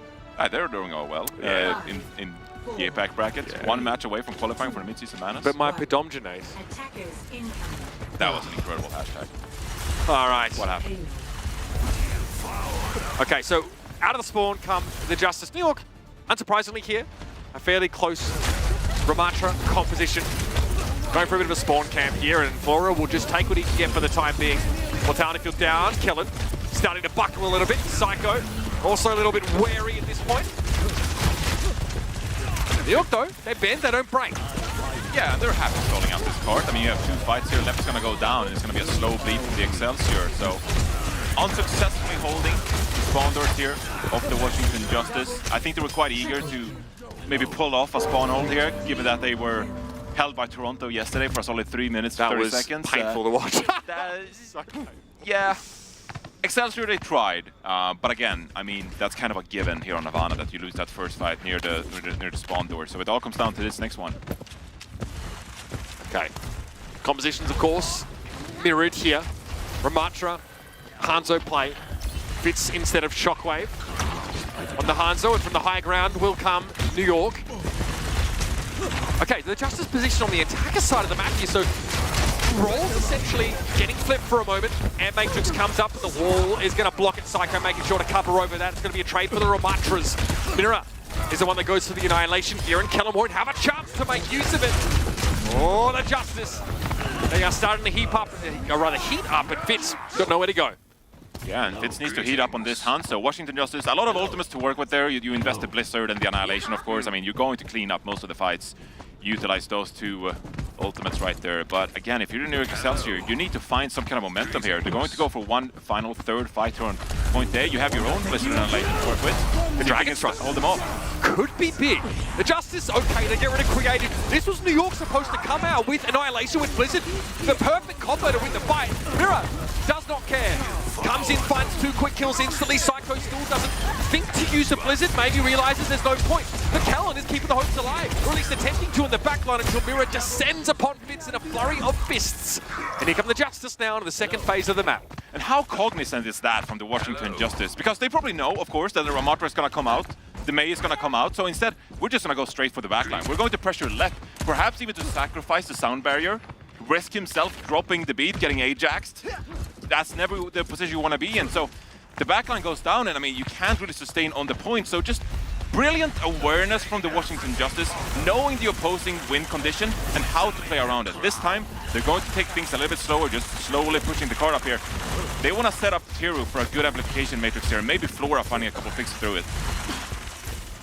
Flora is playing for that off angle here. The Dragon Strike going to be pretty comfortably avoided for the Justice for now. They actually wanted to group to this high ground, apparently, and they've got eyes for Fitz. Very sheepishly going to back away, rejoin the rest of his team, and Teru's got to split healing on his main tank with damage on his opponent. Again, New York makes his rotation to the attacker's side of the map here, but that puts him on the low ground. So I can still able to make use of that, but this Blizzard is devastating. My goodness! New York petrified on the low ground. Couldn't be any worse. Oh, that's one of those memorable Havana moments. They all got frozen. Like, what? That is so brutal. Oh, the worst way to go down. I love it. Like, you're trying to make a cheeky rotation. I appreciate that. But they sort of rotate to a part of the map where you don't feel good as the attacker. It's one of the harder places to get out of. It puts you at an immediate disadvantage, but they're there as a group. And then they're looking like, I mean, ice sculptures. Annihilation here for Mira. Lays that one down pretty quickly, and that Immortality Field is going to get chopped through. The Dragon Strike. Prescient positioning of that one from Flora. Now to be Kellen and Mira trading blows, but Mira has eyes once more for Fitz. He will crumble. What I really want to emphasize here on the Washington Justice as they're cleaning up this fight here, and they're going to cap out point B as well. Great game awareness from this team. Again, another fight where you know that Excelsior are going to touch the card, so Flora with a great Dragon Strike. Typically an ultimate that you don't get a lot of value from. You don't really get kills from Dragon Strike, right? But using it on top of the payload, it's going to split up the New York Excelsior, and you're able to just find one or two members of the Excelsior squad, and that's going to be enough. Callan invests the Annihilation, but he just doesn't have the teammates to support him, to outlast and drag out that fight, to find value of the Annihilation. So I'm really impressed with the Washington Justice and what they're putting out there, to be honest with you. Already in the last phase of the map. It's got to feel good having 3 minutes to play with from this position. That being said, Justice starting to encroach once more on a Blizzard from Alpha Year, which was instrumental, shutting the defenders down in that second phase of the map. Fitz Dragon Strike here. Okay, what's the line of Alpha Year? But the sound barrier comes in. Alpha Year does take a ton of damage from that barrier, but he's able to get away. And here comes Mira once more, just traveling through the front line. That can only stall. But this is now looking like a very exhausted New York throwing up their dukes one last time. This is looking one-sided, Mitch. This is not the way I thought New York Excelsior would come into this match. Washington Justice are just looking fantastic right now. And I mean, that pretty much seals the round. Okay, Air Matrix in the high ground just to make this even worse. Flora will be forced to play from the low here. Fitz, definitely a concern from that off angle, but Kellen just, well, you can only really allow that to happen. That is, you're not even trying to aim that. You have an embarrassment of riches, and you're just wasting ultimates essentially. Fitz obviously able to dodge around that Dragon Strike here. FD God cleaning him up now. It's Lep and Creative against the world, and 2 versus 2. It has become the 2 healers keeping this going. FD God trying to play aggressively towards Creative, but Mira goes down, and hey, that's some moxie from your defenders. They live to fight another day, the Excelsior. Some crucial picks coming in there during the sound barrier, but it was looking so bad for a moment there for the Excelsior. Can you hold off the Justice for another 1 minute 40? If you're able to prevent Washington Justice from capping out this point, that could be a win condition. That could be something that you could have in your favor, but it is going to be tough. Mirror has Annihilation, and it's going to be so effective around the payload here as well. Excelsior will have to contest, nowhere to go. So the battle of the Ramatras here, really. They're wrapping around, or at least Alpha Year's trying to get himself entrenched here on that far right.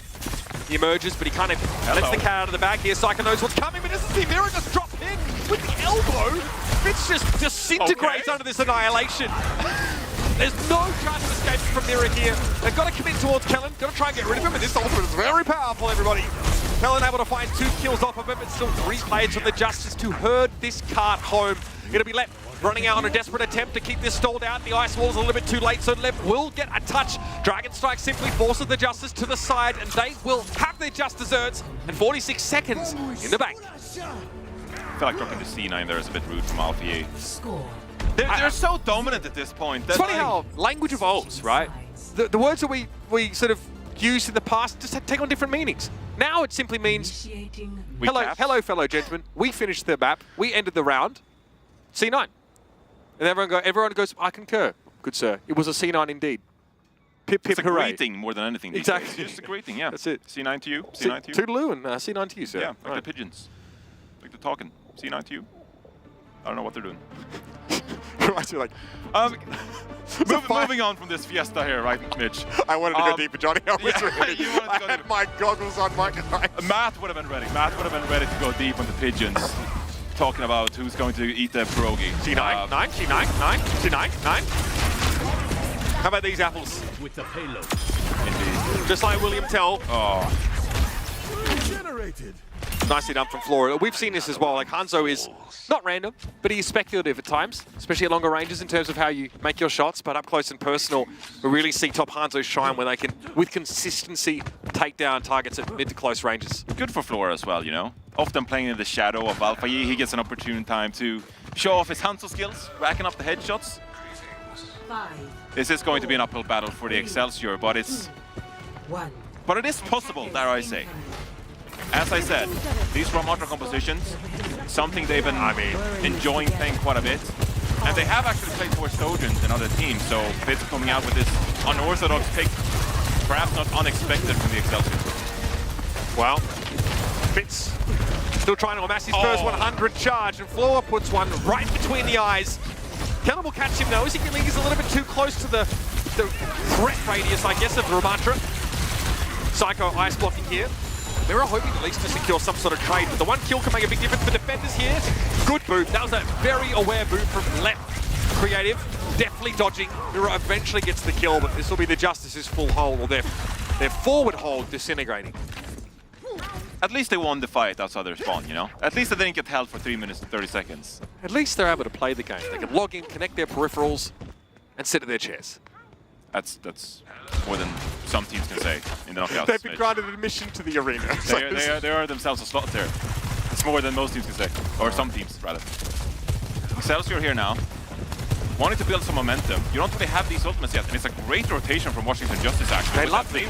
They love doing these like weird flank pushes with the main wall, and it has to work with them. I'm here for it. As long as they don't like give themselves disadvantageous positioning by rotating like we saw from New York on defense, it's fine. They've been grouped up a little bit now, and they may get caught in Psycho's Blizzard. Yeah, Mira can't get out of that. Fitz has the burst damage to finish off the Ramatra. That Immortality kill was doing a lot of heavy lifting there, but eventually Psycho's able to bring it down. So now New York really starting to get their engines running. The Justice have a shot at a contest here, though, with a lot of ultimates online. Absolutely. I mean, you get 3 times here to really contest this card, and this seems to be the new meta here on Havana, especially playing these Ramatra, lose your compositions, you can stall it out. Washington probably going to re-engage with their own Blizzard here and the Sound Barrier from FD God. Try to win this one fight. Mira just going to protect himself as much as possible here. Here's that Blizzard, and Kellen, you ain't going anywhere, my friend. Great shield he put up just in time. The Sound Barrier from Lem, well responded to. FD God is going to have a later Sound Barrier, though. This means Mira can feel confident about going aggressive. Look at him push past with this Annihilation, and now he'll section off the support, which means Psycho is basically shark bait. Really fantastic push by Mirror there, and he's a very interesting player now, earning himself this slot here for the Washington Justice. We saw a lot of Ben Best starting this season for the Washington Justice, but I think that Mirror has really come into himself now and really showing off his aggressive tendencies, He's worn dare I say. so many different hats in the league. Oh yeah. And he's worn so many different jerseys, Johnny. He had that one match. Remember when he played support, damage, and tank in the same match? Yeah. The first player to do so in the Overwatch League, play all 3 roles in the same match. So that really speaks to Mirror's versatility. And it's really, you know, something that a wild card that Washington can use to their advantage. Playing the Winston pretty capably on Hollywood, but now also showing off the Ramatra and his aggressive tendencies that Washington like to show off. They like to go deep. They like to go on these rotations and flanks, and that really caters to his playstyle. New York here need to get Fitz decent positioning. Mira, though, able to block much of this incoming damage via the kiosk. He wants to go aggressive here. Lep. Oh! There we go. Absolutely run over. Mira swinging for the fence. Is there no one else, he says? Well, he gets a frosty reception for the remainder of New York. Yeah, why wouldn't you be? I mean, feeling on top of the world here, but there's still some work to be done. Alfie, able to block line of sight from that annihilation for most of this time. It is 20 seconds left in the round, and the stall is underway here for the Washington Justice. Air Matrix in play for both Baptistes. All the windows in the world. Alfie with Blizzard here. A Maywall of Blizzard could be all you could ask for here. He actually has to ice block briefly, and he almost fails to catch Kellen before he gets out of the radius of the Blizzard. But a little bit of a tickle at the end. The Thermic Blaster secures the freeze. Now looking for Lip, or rather looking for Lep, and Fitz right at the back there. And Mira is going deep. We talked about those aggressive tendencies, right? He can be calculated, and he can also go for the throat just like that. Great finish for the Washington Justice. Really elegant execution of multiple comps across multiple maps. We touted, Johnny, their flexibility, their versatility, and they've really demonstrated it again once more for us. Now there can be no doubt, this team kind of can do it all. This is a Washington Justice team that really has some momentum here in the lower bracket. I mean, the way they ended up here in the lower bracket was going to map 5 against the Boston Uprising. Right. A very strong opponent who are looking likely to qualify for the mid-season madness. So Washington Justice with this convincing 3-0 win, I don't think there's any reason we should count them out against the likes of Florida Mayhem or the Gladiators or Boston Uprising, of course. Yeah, I mean, again, like the Justice are looking at rematches from the upper bracket, potentially. They're definitely eyeing off a lot of the teams that are dropping down. They know there's absolutely a mid-season madness slot on the line. And we've really struggled to place this team, I think, adequately over the course of the season. They've had a lot of different looks. Obviously, they've had, Ben Best in the driver's seat at some points, but Mira's such an exciting player where he really was so selfless and filled so many roles. Now he's actually in a position where his team can build around that versatility as opposed to him filling the gaps. So it's a great, come-up moment, I think, for Mira. And we've got Alpha and Flora, especially Flora starting to fire up on your team. I mean, sky's the limit. This is a good time to come alive. Yeah, absolutely. The Washington Justice. And I do feel a bit of a regret when it comes to my predictions going into this match, because a 3-0 is kind of Washington Justice style. 7 out of their 8 qualification matches were 3-0s. Not in their favor, of course, but back and forth. So this is a team that really enjoys just making the games go quick. Now, let's talk about our player of the match here, Johnny. Alpha, you're going to come away with the honors once more. Again, a consistent and ever-present threat in many of these fights. The Tracer player was sublime. We've obviously seen the Justice, mess around a little bit with like the Reaper setups, with the Mori, the Lucio. Alpha, maybe harder for him to shine in these kind of comps, but he finds a way, man. I would argue that he definitely found a way to shine even on the May. A hero oftentimes that just sets up the rest of the team for success when it comes to finding picks and isolating players off, but his Tracer on Hollywood, it's phenomenal. It's why you don't want to pick Hollywood going up against the Washington Justice. He's so patient, man. It's actually insane. He is, yeah. At one moment, he's so unpredictable. He's like very aggressive one moment, and then he's waiting for a Winston to be sleeping to stick the pulse bomb. Then he sees a low health target, he dives in.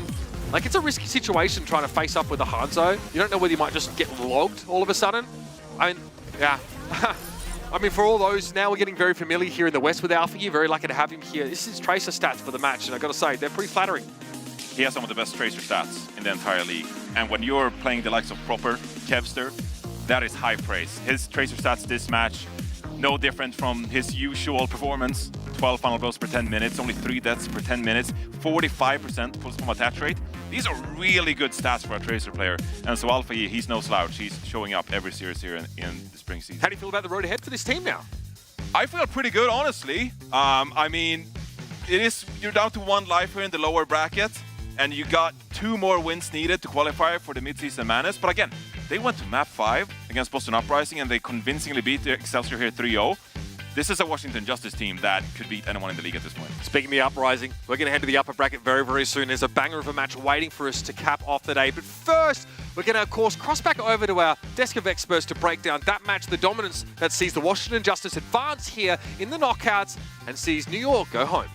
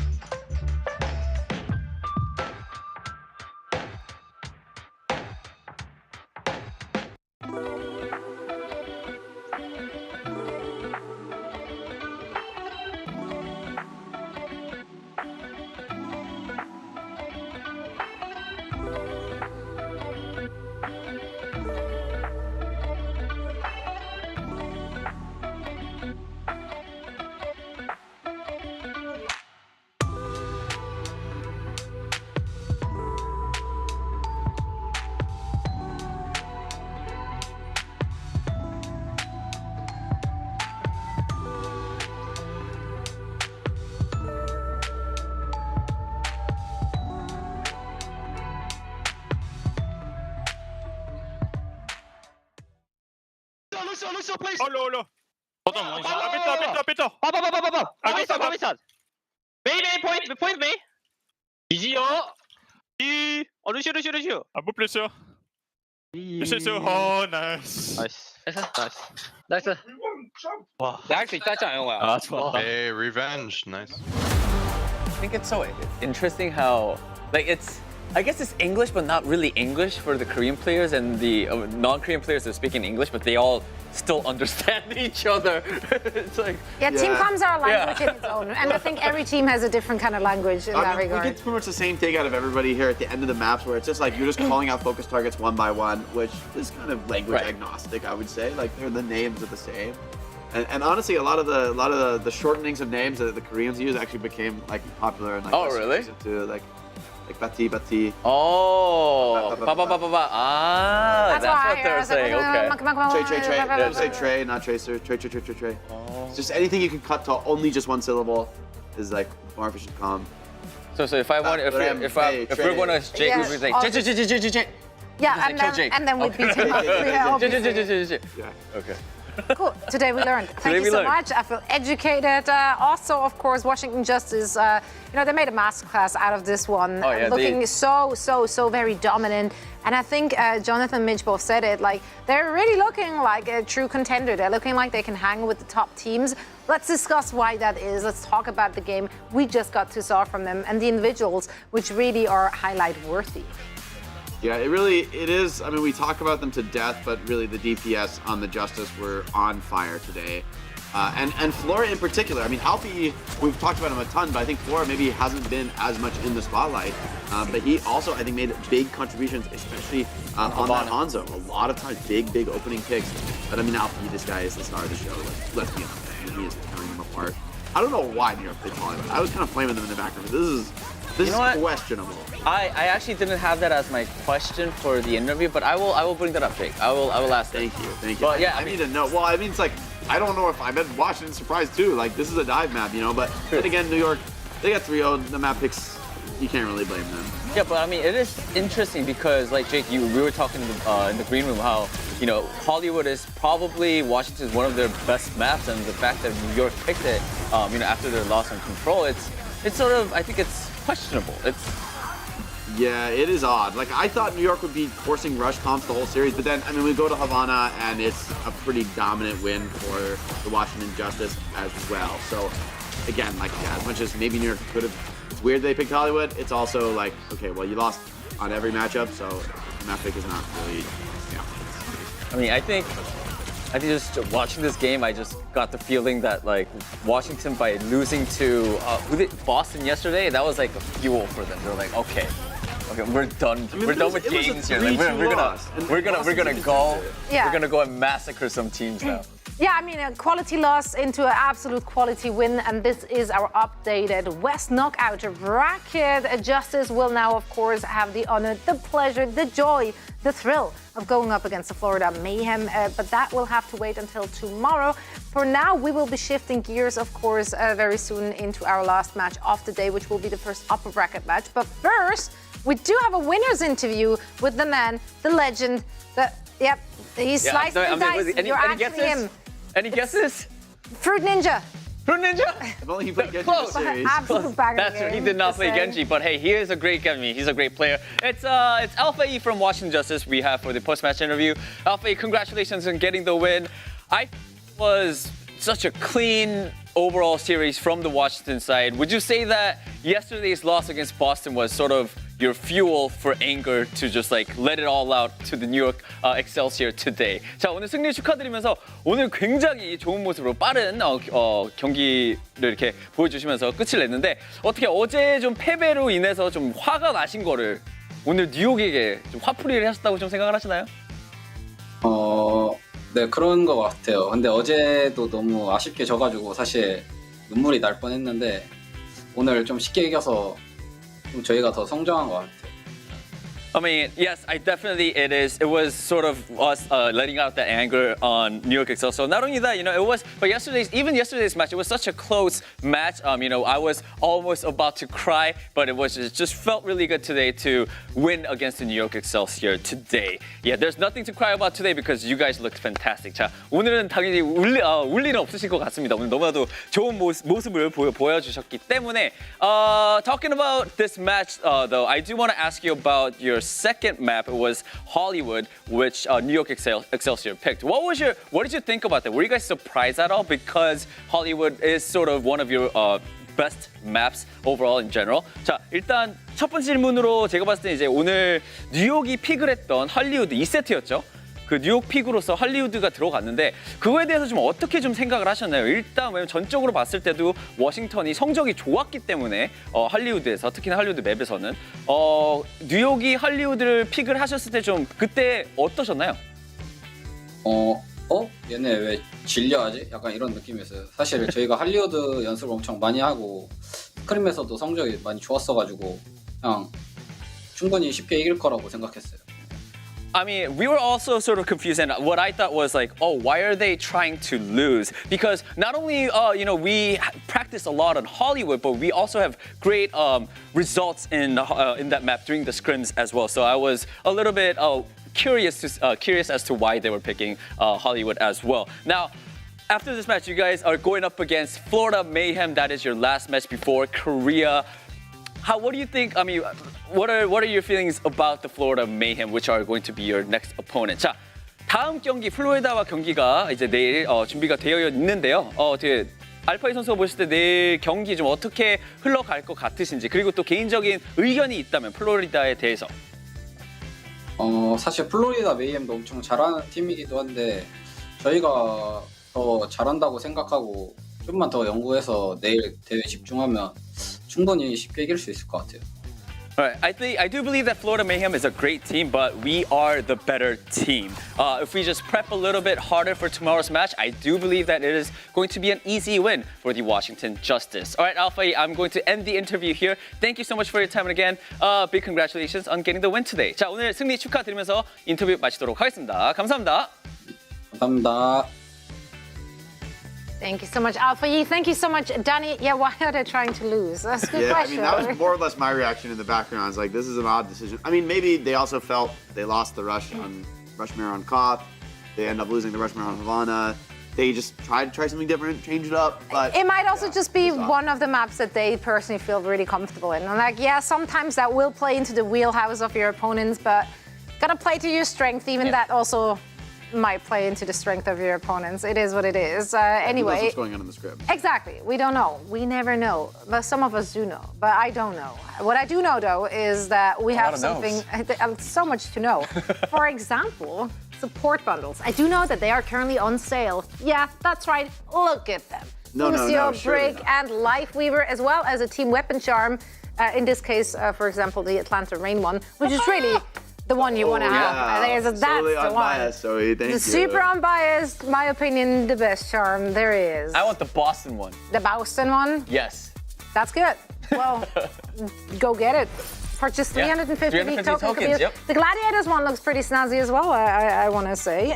Gladiators, of course, a team which really turned heads yesterday. They had a great first showing in our knockout bracket, making it very convincing against the Florida Mayhem in a 3-0 victory. And I was amazed because it was an absolute beatdown. Boston Uprising, they played it close against the Washington Justice, which are looking very strong right now. But of course, we do know that the Boston Uprising, I mean, firepower, front line, back line, and in the middle too. Like, just every person on that roster is someone you have to be aware of and someone you have to keep your eyes on. So let's discuss this match in greater detail and talk about how this might go down. Because just yesterday, Jake, we saw Boston throwing some interesting things out there, like there was a Bastion in the mix and whatnot. How do you think the Gladiators could and should react to the compositions that Boston has been showing yesterday? Yeah, the Bastion Rhine was really innovative. I'm not sure if I'm a huge fan, but it worked for Boston in their last series, so maybe it will continue to work. I think it is scary to play against. The hero puts out a crap ton of DPS. I mean, it's a very, very scary in that turret form. But by the same token, if you can bait the turret form out, he's very, very weak. I honestly want to see Gladiators bring out both flankers, which we got Kevster and Decay is such a... Actually, this is going to be a really, really crucial matchup as well. I want to highlight these guys going head-to-head on Tracer. Both extremely strong Tracers with a ton of history in the league. Very, very comparable stat lines here. Very, very similar in being at the top of the league at Tracer. And whoever is sort of more on point today, getting the edge for their team, especially on these pulse bombs, getting those support kills in the backline, going to be so crucial. And Kevster has been lights out, especially in that last series against the Florida Mayhem. He was just dominating pulse bomb after pulse bomb being stuck. So Decay's got his work cut out for him. But to talk about the Bastion, I want to see, it could play actually well to the Gladiators. I think if you bring out Hanzo, Sojourn, these heroes, long-range poking heroes, Bastion doesn't like that. It doesn't like being sniped from long range. He wants to go up against the Reapers and the Maze, who just get pushed away so quickly by the turret form. So I think it'll actually be a little bit more comfortable for a team like the Gladiators to respond to Bastion, especially now they've had a chance to look at it, to talk it over. And it was so funny to see Jake's reaction yesterday backstage to the Bastion, because initially he's like, ooh, Bastion, I like it. And then 2 seconds later, he's like, I don't like it. He just switched off. I was like, no, He's on way too long. He's on way too long. Yeah, but then it worked again. It's like, no, actually, though. So, yeah, it was a roller coaster of emotions for all of those involved. Now, I think it's going to be a roller coaster to Pret for this one. There's so much good things to say about both of those teams. I did go with the Boston Uprising, though, and I might be the only one, I think, and I made it convincing as well. I cannot not believe in the firepower of that roster. I cannot, I think, it's playoff decay, it's gonna pop off, it's just something is gonna happen, and with Birdring, Yeah, no, this one was hard. I might be super wrong, no, but I think it's gonna be a close one. I also had a hard time. I'm trying to buy time because I honestly don't remember who I picked. I think you. There you go. Yeah, Boston My too. People. I don't remember who I picked either. I think sure. I think Gladiators looked fantastic yesterday, but before that they were sort of struggling, right? And I think I also don't feel like Mayhem gave them anything to fight. Right. So I think Boston Mayhem now just kind of rolled over. sort of solidified where Washington, they are a great team. It's of course it's sort of they were going up against another great team, so that was why it was so close. I think it's gonna be Boston taking it by just this amount. I can't remember what I thought this morning, production. You got to show me, and then I'll. No one remembers. I remember we talked about it. I was like, well, who's gonna win? We talked like.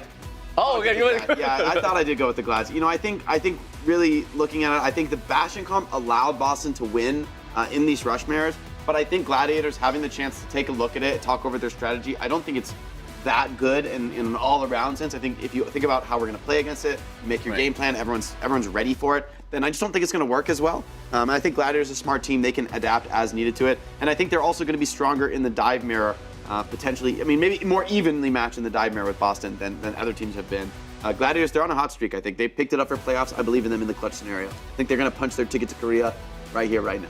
Ooh, okay. Well, let's see what Longboy and Companion have to say about that one. He's long and longer. Long and longer. Johnny? What are we thinking? Unveil it. Oh. He doesn't remember either.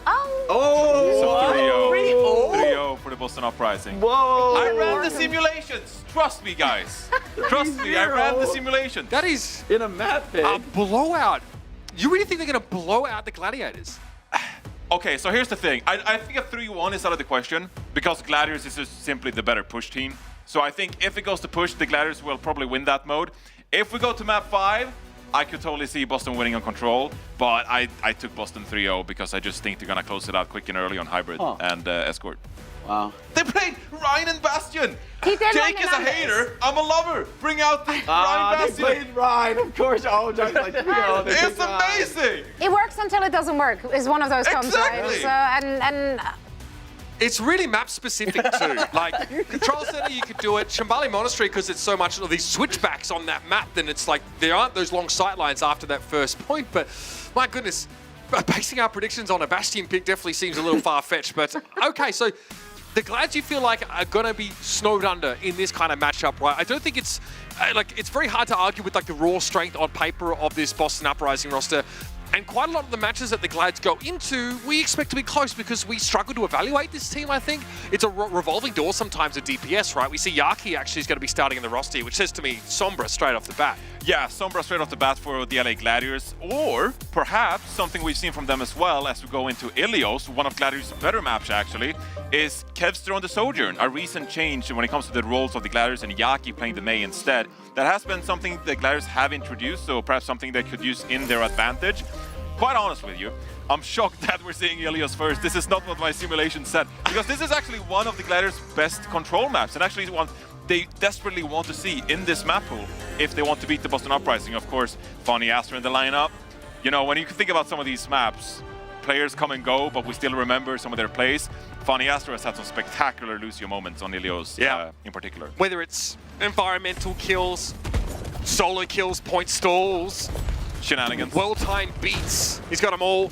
Legion on Twilight. This definitely means like Lucio on a Brig on a Legion on the Brig has been something that we've kind of highlighted as a real strong point. Absolutely. People have questioned obviously his lack of self-preservation instinct at times in game. Yeah. Self-preservation instincts not Legion's forte, but yes. You know my playstyle. Like I'm all for the going into the backline and going aggressive. That it's something that works for Legion. It worked for wins too. Having you do that, yeah. It did. Wow, that is that was 7 years ago. I mean, yeah, it all blends together, Johnny. I'm gonna be honest with you. Right, well, already, Mr. Hathaway opens up the account for the Gladiators here. Sends Decay packing straight away. So Junker Queen set up here for the Gladiators. Takes a Sombra look. How does this play into Boston's composition?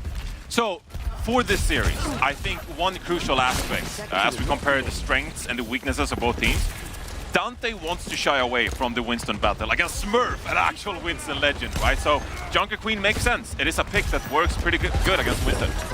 Twilight, so much space here. The Bionate on Dante to set up the kill, and that's something that Twilight produces with alarming frequency.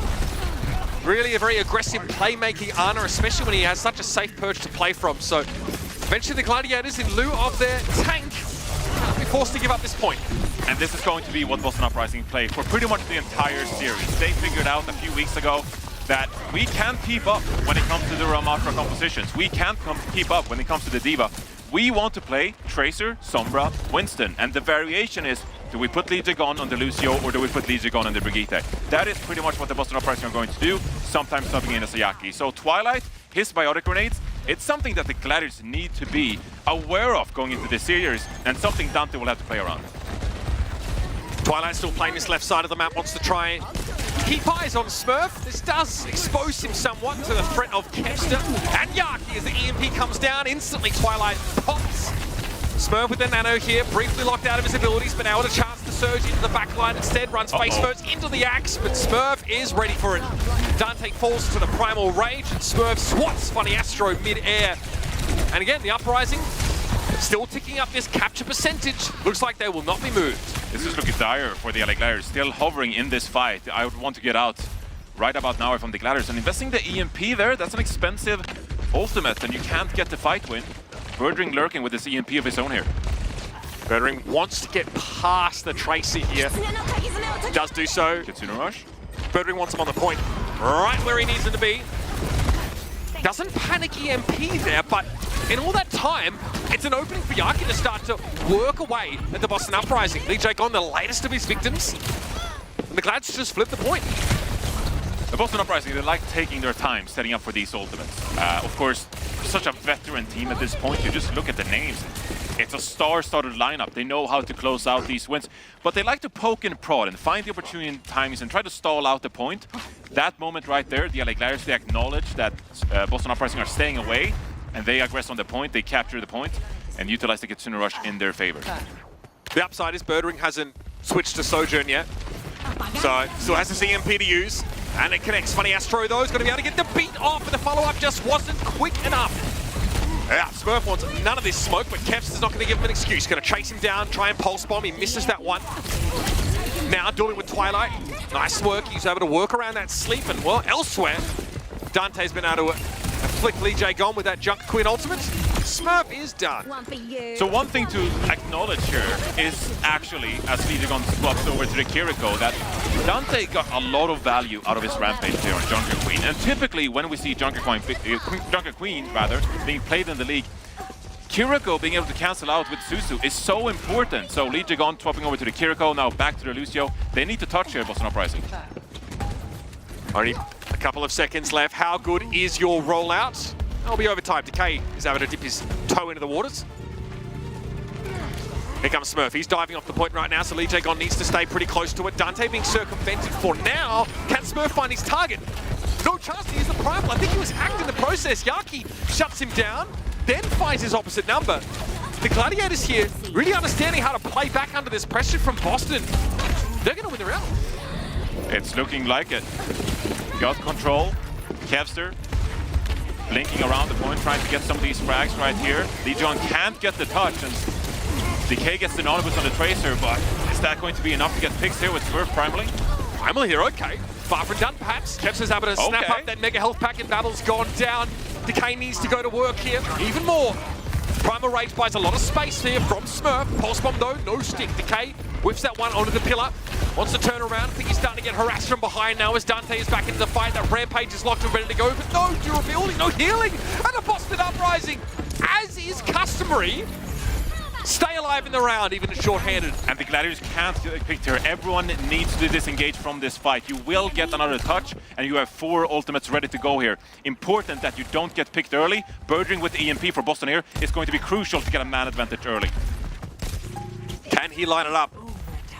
Seen Birdring have some difficulties finding ways to access the fight to get good coverage.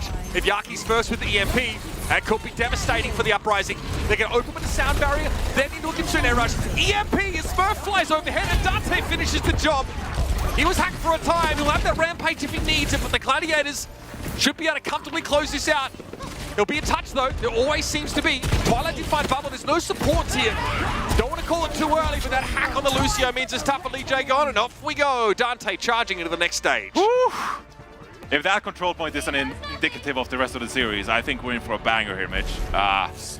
Back and forth, and star players all over the place. Kevster's Tracer right there cleaning up the point, but also just good ultimate usage from the LA Gladiators. This is a map they're comfortable on. They're undefeated on Ilios this year.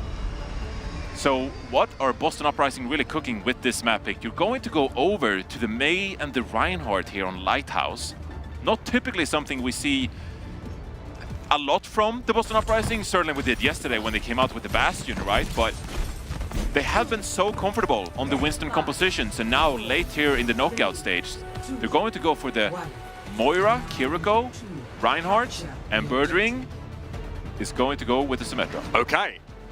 Quite the look here from the Boston Uprising. And they're trying to hide their composition from the Gladiators for now.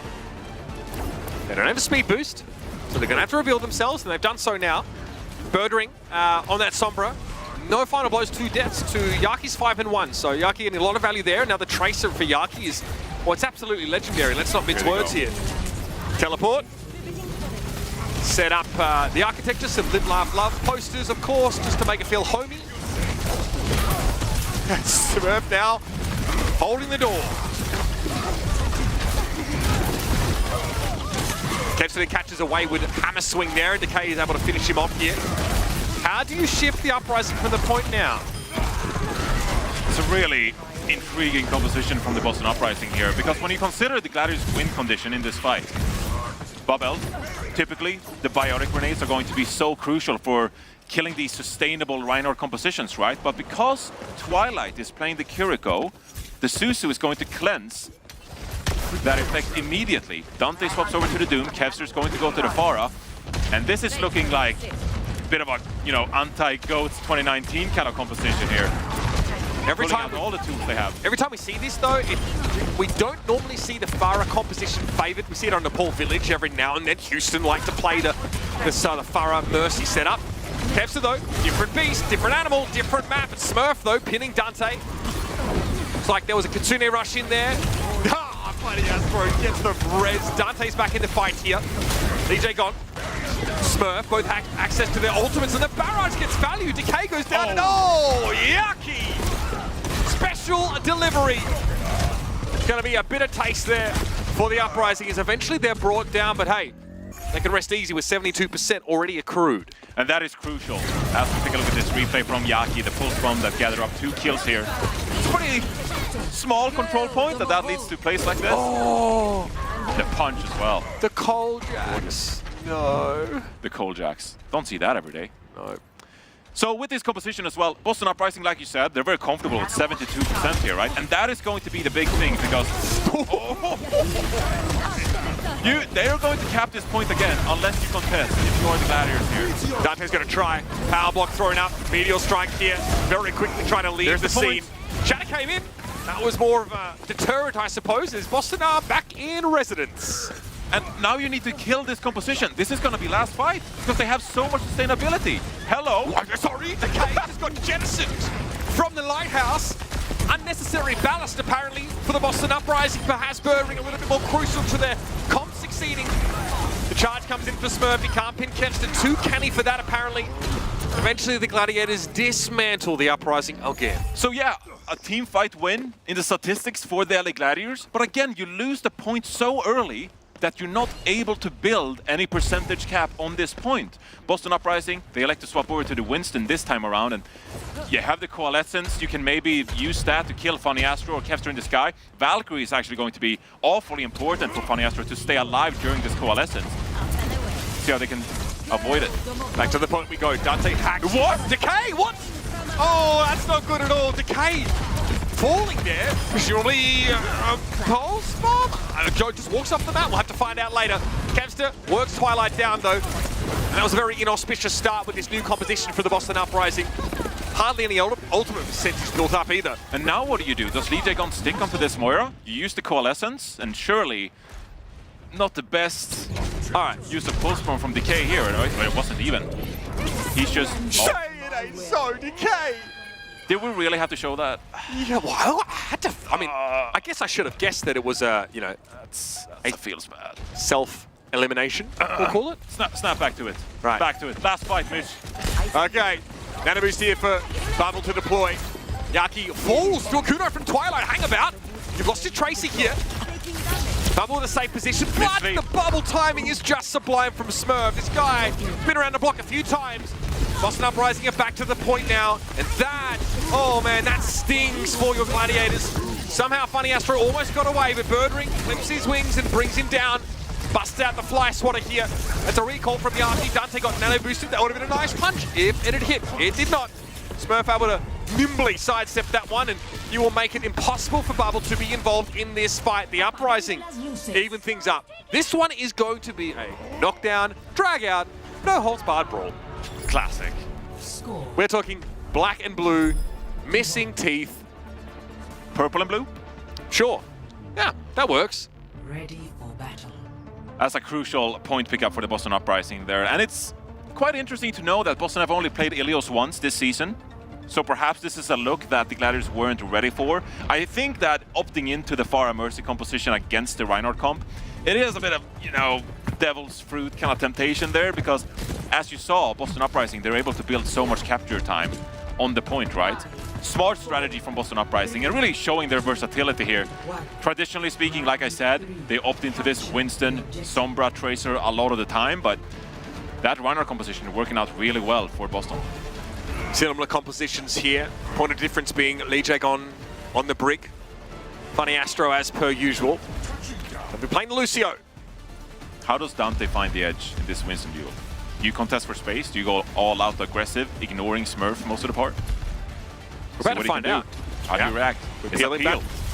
Because he expects, of course, Decay and Birdring very quickly to be on the scene. But Smurf is happy with eliciting that response. He now just returns to play the point. It's up to the Gladiators now to make a response to this dive again from Smurf. He's holding the bubble as well. Not deploying it, not committing, and then he waits for Dante to walk into the trap. There is no room for error when you're playing against Twilight, especially as a Winston, because the Sleep Dart, of course, shuts you down immediately, but also the Biotic Grenade. You have to be so careful with no Kirikos on the field to cleanse that effect. The Gladiators, I think they kind of have to just ignore what Boston Uprising are planning and not play reactive, and instead follow up on Kevster's aggression and just go in, try to find picks. Dante's trying again. makes an initial dive here. Babel finding Birdring. It looks like the supports of the Gladiators able to hold their own. Matter of, I guess, keeping Smurf topped up here. Dante once more drops in, being a bit of a nuisance here, but Twilight always has him in his sights.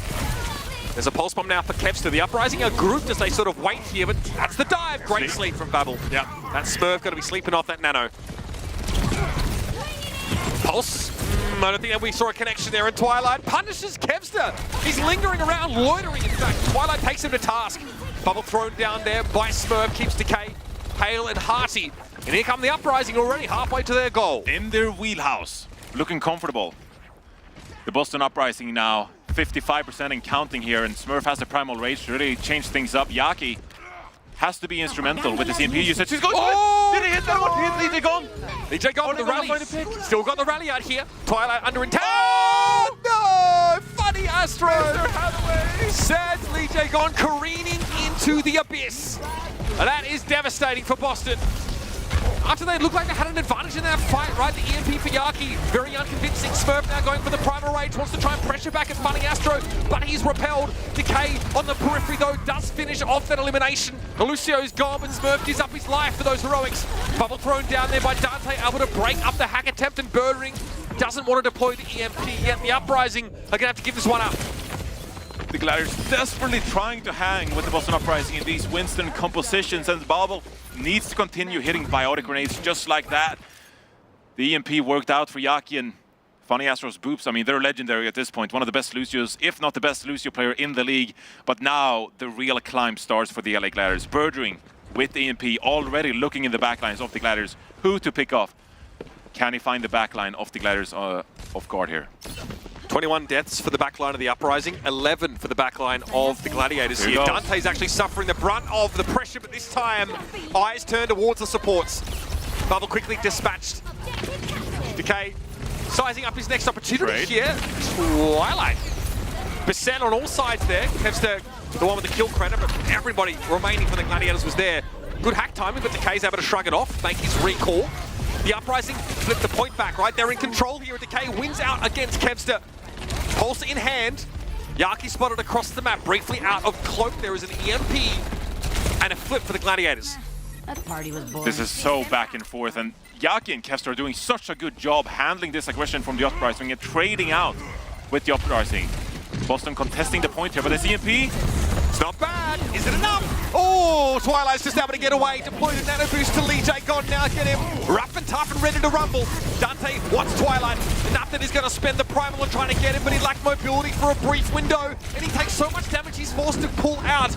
With the Glads, by a bit of extra percentage here. The Uprising threaten to come back into a fight with Smurf at the 4, and Bubble is already out of the picture. There was a hack on the Winston, but it's just not enough as Smurf finds both backliners with the help of Decay. And the Boston Uprising are looking to bring it home here.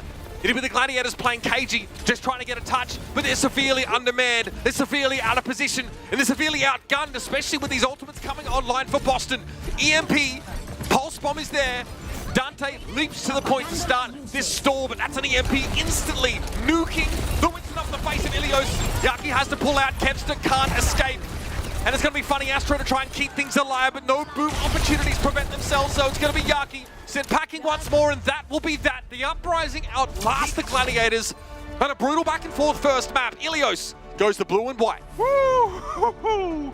Oh, what a map that was between the Boston Uprising and the LA Gladiators. Exactly what we wanted to see in this series. I got chills. I got chills. I mean, some just damn good Overwatch, brother. Some great Overwatch, finally. Johnny was saying to me, man, I don't want this to be over after 2-3-0s. I concurred, of course. I want a map 5. Give us a map 5. We knew we'd get something a little more delectable here in this particular matchup. Both these teams known for their resilience, their unwillingness to give up. Love the Reinhardt look here. The Gladiators, like you said, were tempted into the Pharah composition, and the Uprising switched to that Winston-based setup. They kept the map alive for themselves. That is just an absurd kill. And that's Twilight not even on his namesake, the Ana. And this last round here was pretty well executed. I've got to say, the Gladiators, they get forced to play in the mirror comp. They played it similar Winston style. They come up second best. That may be a theme for this series. Stick around. Map number 2 will be chosen momentarily.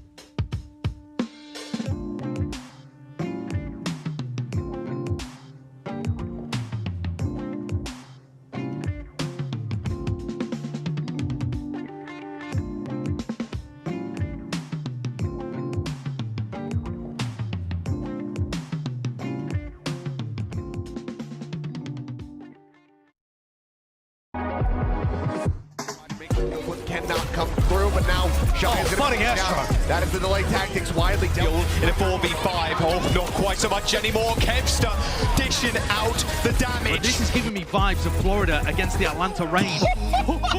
What? That is dirty. A rough return here, just kind of getting bullied. Oh, yep, that was a good shot.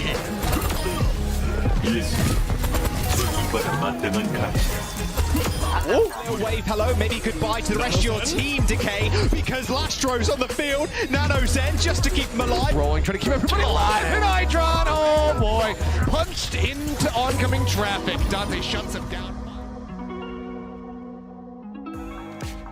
Picking up where they left off yesterday are the Boston Uprising, especially eventually forcing the Glads into a dive mirror, after which they're able to prevail. Looking pretty darn good in the one-to-one here. The next map, a lot of question marks about it here. It's obviously a Gladiators map pick after having lost Ilios. A lot of teams feeling comfortable in Hollywood, I guess. They're going to Hollywood? Because the Gladiators picking Hollywood against the undefeated Boston Uprising. I will say, the Gladiators, they did beat Florida Mayhem yesterday on Hollywood. And that is no small feat. I mean, Checkmate has looked fantastic on the Tracer, for example. Someone on the Winston. So Florida Mayhem is a really good dive team. If you're able to beat Florida, I think Boston Uprising would be your next gym opponent, so to speak. A bit of a level up. But the Gladiators clearly feeling comfortable taking Boston to their home map, if you will. So they have enough badges to take on this gym. I mean, I've got to say, the Boston Uprising have been a team that's really loved to play their dive style, and on Hollywood it's looked very good. Again, they haven't looked unbeatable on this map, though. There's been some very close, very back and forth games. So very much in keeping with this series, the Gladiators want to take us here to Hollywood as opposed to Kings Row, which is fair enough. We've definitely seen quite a few teams go here if they don't want to play that sort of rush style. The Gladiators will be starting on the attacking side. And again, what we've observed, right, is teams not always opting to play dive, when they go for that first point. Then almost always, teams are forced to accept the verticality is paramount in the second phase of the map. Yeah, noteworthy that Kai is brought into the lineup here. He has been the go-to Hanzo player for the LA Gladiators the last few weeks here. And we don't really ever see Kai swap over to the Sombra or Tracer. No, it's like Hanzo, Ash, right? That's typically what you see from Kai, right? More recently, the Hanzo. And the Hanzo works when it comes to the verticality on point B. For example, you can climb up and really avoid some of these dives coming out from Boston Uprising. But this kind of locks the Gladiators in to these Hanzo compositions, because you know that they're not going to play these divier Sombra Tracer matchups. So it's going to be Boston Uprising really pushing the pace here. Gonna come out on the defense with a Tracer Sombra composition of their own. But then we'll see on point B if Birdring elects to go for the Hanzo matchup, or if Boston Uprising are just going to go with the all-out aggressive dive. Something we liked about Boston yesterday was that they were the first to dive, whether it was on offense or defense. They really took the initiative and want to be the ones that dictated the pace of these maps. We'll see if that's going to be the same here, but Dante wastes very little time in trying to cordon off that entrance to point A and assess the situation on the point as he's hacked, returning to his team. Yep, helping out in both duels here, both contesting Smurf a little bit here on the side, but also helping out the Tracer matchup. Great Bionade there on the last Twilight, man. Twilight is crazy with it. Unreal. Dante is desperately being topped up by Bubble there. I saw a conversation on the interwebs the other day about the most consistent player in the Overwatch League, Twilight on Ana. He's a contender. Yep. He's just so spectacular on the Ana. But Birdwing, speaking of inconsistencies, perhaps getting picked early. Now, what's lying with that bit of shadow, as they say? Birdwing there. Shut down as he tries to harass. Smurf, though, will continue to dive. Dante on the stairway here, going to run into the bubble. This could be a little dangerous. He can't be healed. That's a gimme for the Boston Uprising. Getting rid of Dante is a big deal, but now they need to transition and do so seamlessly. They find Bubble again and set up with another Bionic Grenade, by the way. Yep. Every single time, Twilight do not miss. And Twilight's gonna be roaming free again. Kai onto this Hanzo. That means that Kevster and Dante are left to their own disposal to really deal with Twilight. If I'm the Winston player in this kind of moment, I need to acknowledge that the Bionic Grenade is either on cooldown or it's off cooldown from Twilight, and sort of play around that, because that is really a huge win condition for the Uprising. You're kidding. You're kidding me! How does he land that? How does he land that? That is such a tight angle. It's absurd. The best Ana player of all time, probably. Yep. I'm okay with that. Unbelievable lineup there. Bubble, look what he has to do to mimic a fraction of Twilight's power. Again, now we'll see Twilight playing from a pretty safe angle here. He does know, of course, that Dante is approaching. Very quickly, Lee Jae-gon sidles up alongside Twilight. All right, can't hit them all, I guess. That is a nano-boosted brig. All right, well, Lastro deploys a health pack. Spots Lee Jae-gon, but the rally's going to make it very, very hard to kill this brig. Dante's going to have a crack at it anyway, though. In for a penny, in for the pound, as they say.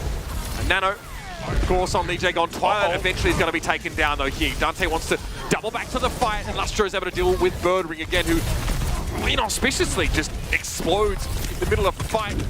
Smurf, one more jump, should be off to safety. I can't praise Gladius enough for winning that fight, because the Boston Uprising invested heavily into that fight. The Primal Rage coming out from Smurf, the rally, the nano boost, and they're unable to close it out. Great peel by the backline of the Gladiators, surviving that initial dive coming in from Boston. And this is something that I mentioned earlier on map 1, right? Boston Uprising, they're so efficient in their ultimate usage, but that one time the Gladiators are able to catch Boston off guard and turn the tide in one of those fights where Boston invested heavily. So, into the second phase of the map with 3 minutes and counting. Birdwing still clutching the CMP. No prior opportunity really to make use of it. Looks like someone revealed him from below. A little frustrating for him. Trying to make sure he can catch as many players as possible in this dome. So far though, the card's contested, so his hand isn't being forced. This CMP. Who is he looking for? I think he wants Gladius to push up a bit. This card moving forward, and Dante separated from his backline. Okay, time it with the dive. Dante unable to get back to his team. Oh dear, he got nanoed as well there, Johnny. Not nearly enough to keep him standing. That's a brutal cost. Babel losing his nano boost. That's a dive tool you need if you want to contest the high ground, right? So Gladius losing that is going to be tough. Now you need Kevster to come up clutch with a pulse bomb. Kai with a Dragon Strike to push Smurf off the high ground here. It's going to be a costly mistake from the Gladiators. God, you just know that Bio-Grenade connection, a precursor to carnage for Twilight. Somehow though, Kevster able to find Smurf. Smurf was in deep, so Twilight already sort of jockeying back, repositioning a little bit. Out of line of sight of his Winston player. Birdwing knows getting on the board here. Bubble is taken down and Lee Jae-gon is nanoed up. Nice leap. I mean, you saw Twilight step into the bubble to deploy that one. Going to force Dante back to the drawing board. And again, back to basics for the LA Gladiators. No real ultimates to help them out here either. So now you have to do this kind of pedestrian approach of walking to the elevator, taking the high ground, utilizing Lastro's rally perhaps to your advantage, but Twilight, again, free to just deliver these biotic grenades onto his opponents. And I mean, Smurf is just not gonna give up this high ground for free. Kevster maybe? Can he be an ace? Oh my god! Oh, have a seat! Kevster absolutely flattened. Twilight finishes the job. I mean, you can't kill them all, but hey, getting the trace and big trouble's not terrible. DJ gone rally. Yep, gonna have to deploy that here. Birdwing looks like he got caught out, but Bubble's gonna be knocked to the low ground here. Won't be able to heal the Clads unless they also follow him. Rally from Lastro now. Here's the dive. You saw Dante going straight for Lee Jae-gon. He's able to stave him off for now. Primal Rage for Smurf, but he needs a little bit of healing. Twilight looks to return to the fray as soon as possible. Jack Smurf got that mega health pack, but the cart's on the move. And this is Gladiators' one time to really capture point B here. 40 seconds on the timer. You have 3 ultimates. Bobble being contested in the back line. Now you have the Nonobus, the Primal Rage. You need to push the tempo and utilize this high ground to your advantage in this fight. Decay knows he's the one to be called on to stall the cart. It's stopped for the time being now. Kai spotted. Taken down to half. Decay tearing shreds off at the Hanzo for now. Bubble hacked. Ooh, big hit on Decay on the way down. Possibly an arrow there from Kai. He'll have to double back and try this once more. 15 seconds left for the Glads. EMP. Decay drops in. It's going to be Burn Ring fighting Bubble here. Dante trying to keep the dream alive now, and Kai Kevster, they're both in position. Who's going to touch? Smurf gets there, but Lastro's taken down. Support. Where are the supports, Johnny? Nowhere to be seen. Kai down to half. Kevster does at least find Smurf. Burn Ring gonna translocate out, but Twilight's here. Twilight, Lord and Savior, sleep on Dante. Decay brings him down. It's just Kevster now trying to blink around the card. Bubble comes back, but it's a little bit too late. Lucio picked not one he's used to being on. And the Boston Uprising have done it. The Gladiators stopped in their tracks outside the studio. Just an incredible hold from the Boston Uprising. I mean, that is excellence. That is Overwatch excellence. Why are you picking this map against them? It's brutal for the Gladiators. I think that Bobble might have lost the Nonoboost there as well, getting hacked out of it. Another one? I don't want to proclaim it fact. Sure. But it might have happened, and maybe we'll find a replay of that. But again, like the Boston Uprising, they're superstars. Decay and again, sorry to interrupt you, Mitch, but like coming into this season, questioned, where are the Boston Uprising? Are they tilting in scrims? What do we think about this lineup? Are they going to last? Is Striker going to go to the shock? I mean, we were making up all of these narratives really about how things were going to fall apart for the Boston Uprising. But here they are, 6-2 in the qualifier games. And now, you know, if they secure Hollywood, they're one map away from the mid-season madness. 1 out of 4 teams in the Western region to qualify for this epic tournament. Decay is approaching Flutter Deadlift territory, 8-1, a total of 16 final blows for his team. Kai has managed a paltry single kill to 5 deaths. Here's the Bionade. The hack comes in. Look at this trajectory. It's delicious. What a lineup. Mate, you can get that guy the best health insurance. I ain't gonna help him. Threading the needle. Forget about it. Absurd. He actually hit the guy directly with the nade. Wasn't just like a little splash on the toes. No, he just got absolutely swamped. Would you permit the use of Ungodly for Twilight? That's fine. Yeah. Mitch approved. Even though I was deifying him just yesterday. We can give me Ungodly now, that's fine. I'm capricious, that's fine. Okay, Kai doubles his total final blows for the map. It's going to help him save up the Uprising for at least a few seconds here. As Birdring looks for his own picks on the Hanzo, throwing the logs out. Yeah, similar setup to what we saw before. The Winston manning that doorway there and then deciding to jump as Birdring wants to establish some high ground here. Smurf also trying to at least create that space, but cannot remain here. He does need to go elsewhere. Birdring makes sure his healers have line of sight to him, because we know Dante's going to come back around, and so he does here. Bioed, another bio. Ooh, Dante's able to get out alive, but not for long. It's a brief reprieve. And then Fate comes through all over again. And another one, another bionic grenade. Nothing you can do about it. The contagion is spreading. And the Boston Uprising are absolutely strangling the Gladiators now. It's brutal. It's unbelievable. Smurf is laughing. Smurf is laughing at this point. Mid-match, Smurf having the time of his life playing this Winston. I mean, what a relief if you are Smurf here playing the Winston. You can kind of navigate the map, and what he does that no other Winston does really, at least at this level, is just taking space, denying space from his opponents, and being one step ahead. You saw that, for example. He takes position offensively for the Boston Uprising, and while Dante is, you know, trying to juggle back and forth, contest the Boston Uprising, he gets a free leap backwards to really punish Dante, really peel for the rest of his team. And he doesn't even have to be concerned, doesn't have to be worried. And then 8 of 20 of Boston's final blows have come because of a Bionade. Almost half of them. It's madness. It's madness, it really is. Dante back to the high ground here. You notice the Gladiators are actually not positioned there. Perhaps not having an opportunity to get set up. Lastro smashed. Bubble had the nano boost. Could have kept him alive, I suppose. I wanted to say that for Dante, who definitely needs that as well. Birdring on the Widow. That's vintage, that is. So is that, to be fair. That part also vintage murdering. Oh, come on now. he's an Overwatch League champion at the end of the day. Absolutely. Yeah. He finds himself on both sides of the kill feed. He's involved, very active in these fights. Smurf, meanwhile. Tearing limbs from limbs here. Kai just wanted it to be over. Just wanted it to be over. The Gladiators now, hearts sinking. So Boston Uprising. 10 meters. Yeah, they are hooning right now. They're chilling. Good vibes. Smurf will hold the door. Kevs is dead. Later, y'all. Dante gonna be able to push through. Knock back with a whip shot here. Rally from Lastro. They're gonna have a try, but it was half-hearted at best. Johnny predicted a 3-0 for the Boston Uprising. Felt like they'd be better pound for pound. It's looking like it might be going that way right now. You chose Hollywood against the Boston Uprising. Turns out actions have consequences. Really, though. I mean, the LA Gladiators are no slouches either. We're seeing greatness from the Boston Uprising in this match, but Gladiators is supposed to be, you know, a top 3 team in the region here. They dominated Florida 3-0 themselves yesterday. And now Boston Uprising playing with their food. Kevster looking like a fool, being slept like Tracer. Kai got 2 final blows for the whole map. Completely shut down on the Hunter. You sub him in for an express purpose, right? You want to leverage his long-range potential. That doesn't pan out at all. Completely shut down. As much as you can punch downwards onto this Gladiators team, I really just do think that Boston Uprising are playing like, dare I say, top 2 team in the league right now.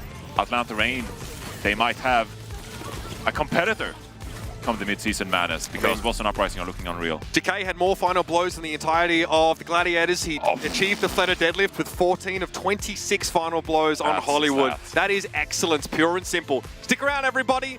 The Uprising looking to wrap this one up quickly. Let's see if the Glads have anything left to say.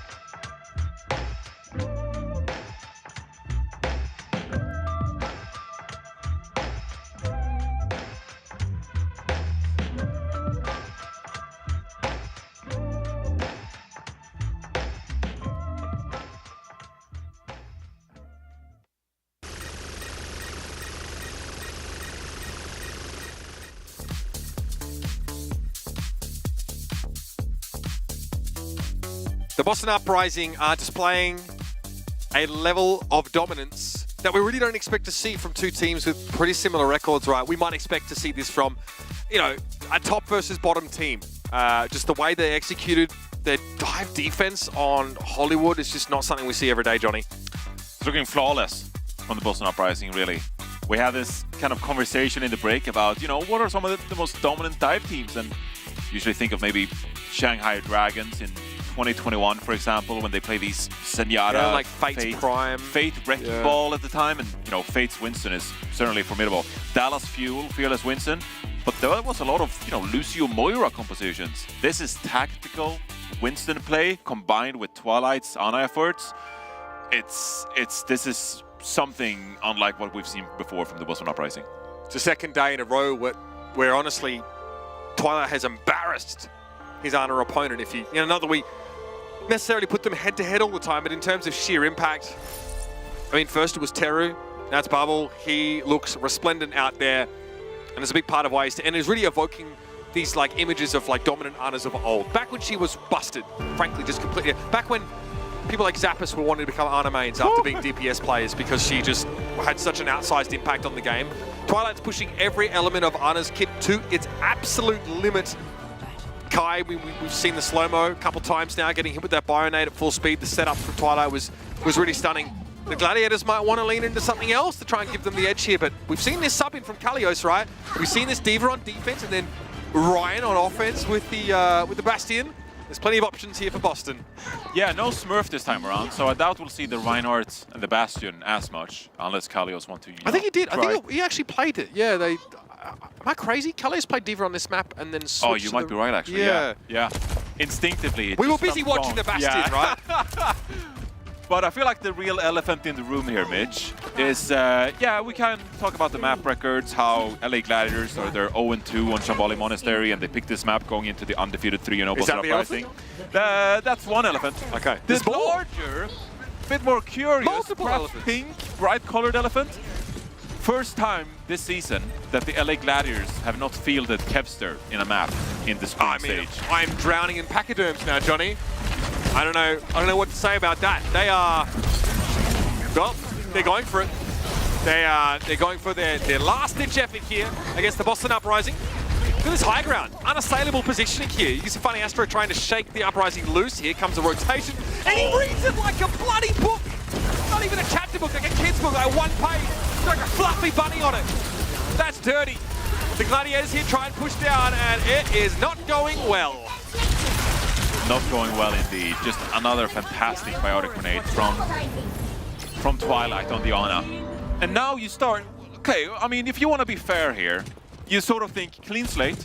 Yeah. The LA Gladiators, how do you get the job done here in the Shambhala Monastery? You know that you have to avoid these Twilight biotic grenades, but you're not opting for the Kiriko, you're not opting for the Suzu, and so you sort of have to rely on positioning, you have to rely on some mitigating factors, perhaps disengages, and it's just going to be very difficult when you have Verdring and Decay just haunting your backlines on Tracer and Sombra. Another one. Dante here with another biotic grenade. Immortality field removed. Dante repelled and taken down by the pulse bomb of Decay. The Uprising know exactly where their Brent is butted. They know that Dante needs to fall. They get rid of him here to be a self-destruct for Kalios and a refresh of the mech. LA Gladiators starting to build some ultimates here. Pause coming in from Lee J. Gon. I don't think any malicious doing there because they seem like they're in full control right now. His S key's been broken all season. Why choose now to try and fix it? That's my question. I think he just want to keep going in, to be honest. I don't see any need for it. Kalios, notorious spiller of beverages, by the way. Oh, yeah, that's true. Even does it when his teammates are in the game and he's just getting excited, so. He's tempting the water right now. All of them are. No pressure, guys. You're so, it's like a slight ping issue here. Gladiators wondering why they can't even connect to the game. They need to plug in for sure. I mean, it's now or never, right? This is the upper bracket, to be fair. So the LA Gladiators, even if they go down here, they do have an opportunity tomorrow to earn themselves a spot in the mid-season madness. But it's not a series we thought of expected. Well, my simulations did. But still, though, I did expect a bit more of a closer fight from the Gladiators. This is Decay in the last map. I obviously preempted our stats team were rattling off that 14 final blows for 2 deaths. And not many of those coming from pulse bombs here. So that's a deadlift. That's a certified deadlift. There's right a there. certified deadlift. Decay. You know, we're in the Fletank era now. Yeah. Out of respect for the guy, we'll still use that nomenclature, but it does feel a little bit funny sometimes. He might need that in remembrance of what he used to be. Legacy's a legacy, right? This is him going to town on the Gladiators throughout the entire map. And when you've got Twilight preempting these fights with fantastic bio-nades, great sleeps reactively, Decay has a lot of space to occupy, and he makes great use of it. But I feel like, I hate to use this word because I'm, bringing back Shades of Brand, but really cerebral play here from Decay. I think this is something we've seen from Decay in his Tracer history as well, where a lot of Tracer players, they have tendencies, whether it be aggressive, for example, going into the backlines, finding solo kills, finding pulse bomb picks, right? Decay, he has a good understanding of the macro game. What is our incentive here in this matchup? Where is a weakness? What are we targeting of the opponent? In the Pro-Am, for example, we saw Decay fighting off a lot of Winstons, for example, but in this one, he's just cleaning up the bio-nades. So very smart play from Decay throughout this entire stage, to be honest with you. All right, Birdering gets preempted before that EMP can come out. So now we see the Gladiator start to part with some of these big ultimates. He's going for it anyway. Okay. Lastro's taken down. Soundbar eventually came out in response. So the Uprising take a kill, a singular kill there. Birdering maybe itchy trigger finger because he tries to go for the EMP at first and gets revealed, pulls out, then goes back in and says, stuff it, I'll go for it. Perhaps a bit jittery after the pause, need to get back into the game here. Don't love that. The LA Gladiators finding some momentum here, and look, they got a Blizzard to work with, Annihilation from Dante to close out this point here. Boston Uprising, no real ultimate, so maybe it'll come down to a Fire Grenade, not even that, he's already used it. Yeah, and there's a wall in the way. It's going to be pretty hard for Twilight to intervene here. Kalios is trying to stall by some mechanism, but now with the Blizzard, it's going to be pretty deterministic here. He's been kept alive as Twilight's holding down that M1 for the boys.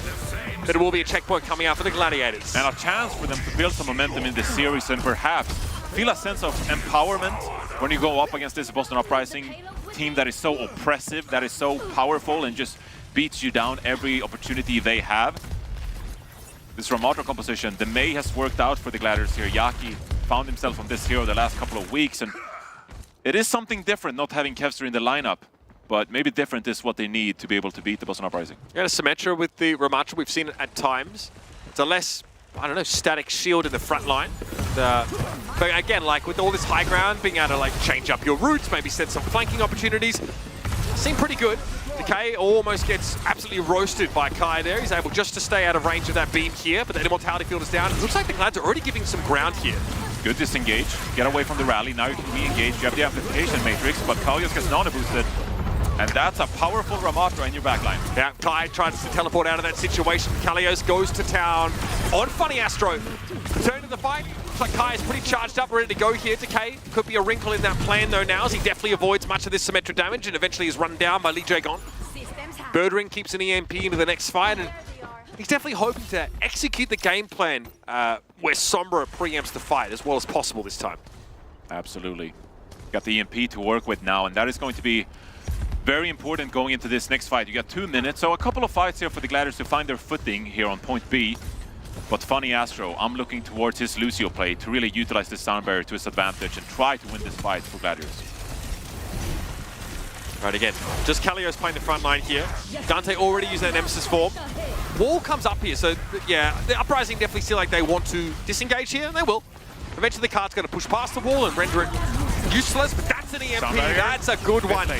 They get Yaki with a high-value kill, someone who can just throw up the ice block and stay alive forever with the sound barrier in play. About as good as you can ask for there. Decay has to be very careful of that Annihilation, so we'll stop off for a pit stop and a mega health pack. Meanwhile, we have trading in the Maelstrom itself. It's going to be Lee Jae-gon taking down Lastro, though. Dante looking for whatever he can really find here as the Uprising are forced to split. The pulse is huge, though. What a kill on Dante. All of a sudden, the Gladiators now rudderless.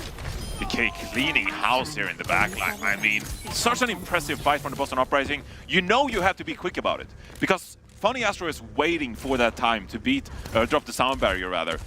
But they're just so quick to clean up Yaki that Funny Astro doesn't really have a choice. Doesn't really have a chance. Immortality Field's got to be used there, Lastro will have to bide his time. 52 seconds left. This is a tough part of Shambali Monastery to push through on a good day, let alone a day in which you must face the Boston Uprising. On a horse. With an Orisa pick. Yeah, that's the switch here for Kalios. Really wants to get some attention. He's happy to fight. Orisa? He'll fight everybody. He needs some healing though. Uh-oh. Doesn't get it. Losing Birdring at the start of the fight again. Don't want to harp on it, but a Plague, you really need to be well and truly surviving late into the fights and laying that disruption down. So, the Uprising serving up this point on a silver platter. Yeah, DK is doing some touching here, but it's not going to be enough.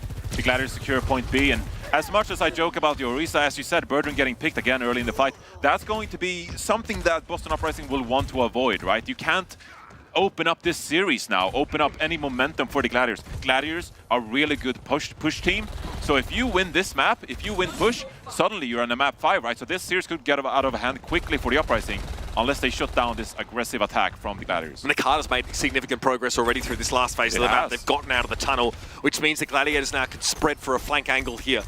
The Uprising seem uncomfortable about committing. They have the Zenyatta here, so a lot of kill pressure on Dante right now. But a sound barrier means they can ignore that for a time. That's the EMP from Birdring. Makes his grand re-entry to the fray. And Yaki, oh dear! He ate the Blizzard! Yeah, that one gets caught up in the 12 of the spear. She's hate to see those. Still, card on the move. 53 seconds left of the round here. Lee Jae Gon eventually gets run down. Wasn't able to have enough space to go to work on the Ramatra. But Twilight, sharpshooter as ever. Going to be an annihilation here on the point. Kalios needs to be wary. Twilight desperately trying to top him up, and it's an ultimate. The Terror Surge gets thrown away. Okay, Gladiators starting to make a run of it here. They'll get the map done with time to spare. What a weird choice of composition from Boston Uprising there. Don't you think? It felt like their defense was so oppressive. It's really stalwart defense on point B, and Kalios flexes over to the Orisa.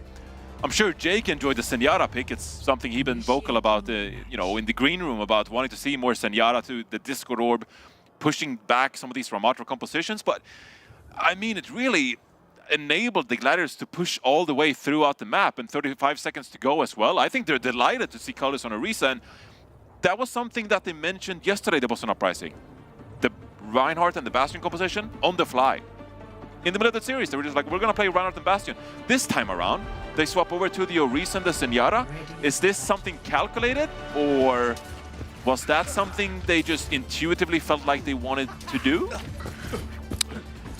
I'm questioning the decision. I'm not sure if I'm even sold on the value proposition of the Orisa composition, right? Obviously great for Brawl and great if you have to pay attention to her, but we just saw the Glads use a sound barrier and ignore the Orisa. And that's also not a fight where your Zen gets to shine, really, if the enemy team comes out with the overshield and a speed boost. Yeah, it was a good disengage from Gladiators. They're able to survive all that initial damage and then re-engage. I think they're feeling very comfortable the way things are going here. Kalios is going to come out on that iconic Reinhardt pick of his now. One map in. Instant classic. He's played more than one, or 2 maps, I guess, of Reinhardt, and Birdring back on the Bastion. Right, so the Gladiators are not playing a close hold here. So they are trying to maintain some distance, keep some longer sightlines here. Kalios already blown up, and Birdring has a dearth of targets, really. Nothing to line up. They get an Immortality Field. Birdring not going to get a double kill with the grenade this time around. They'll have to wait for the Rhine to rejoin them. They're not going to be given that space, that room to breathe, though. Yaki forced into Ice Block, but Immortality Field was not enough to save Decay. Really, how do you navigate around this Bastion damage? Gladiators are doing a great job so far. There are a lot of walls on this first kind of spawn hold, right? So you can negate the Bastion damage playing around these walls, but also Yaki's May walls has been fantastic so far, avoiding Birdring. All right, Air Matrix here. Can you make use of this? Nicely done. I mean, good repositioning here from the Gladiators. Birdring not in a great spot to make use of it. Does send the grenade in there. Eventually, Dante is brought to his knees. Wrapping around the backside is Kai. Another May wall here to give the Gladiators some cover. Air Matrix comes up here. Birdring, unperturbed by that, he will mow them down.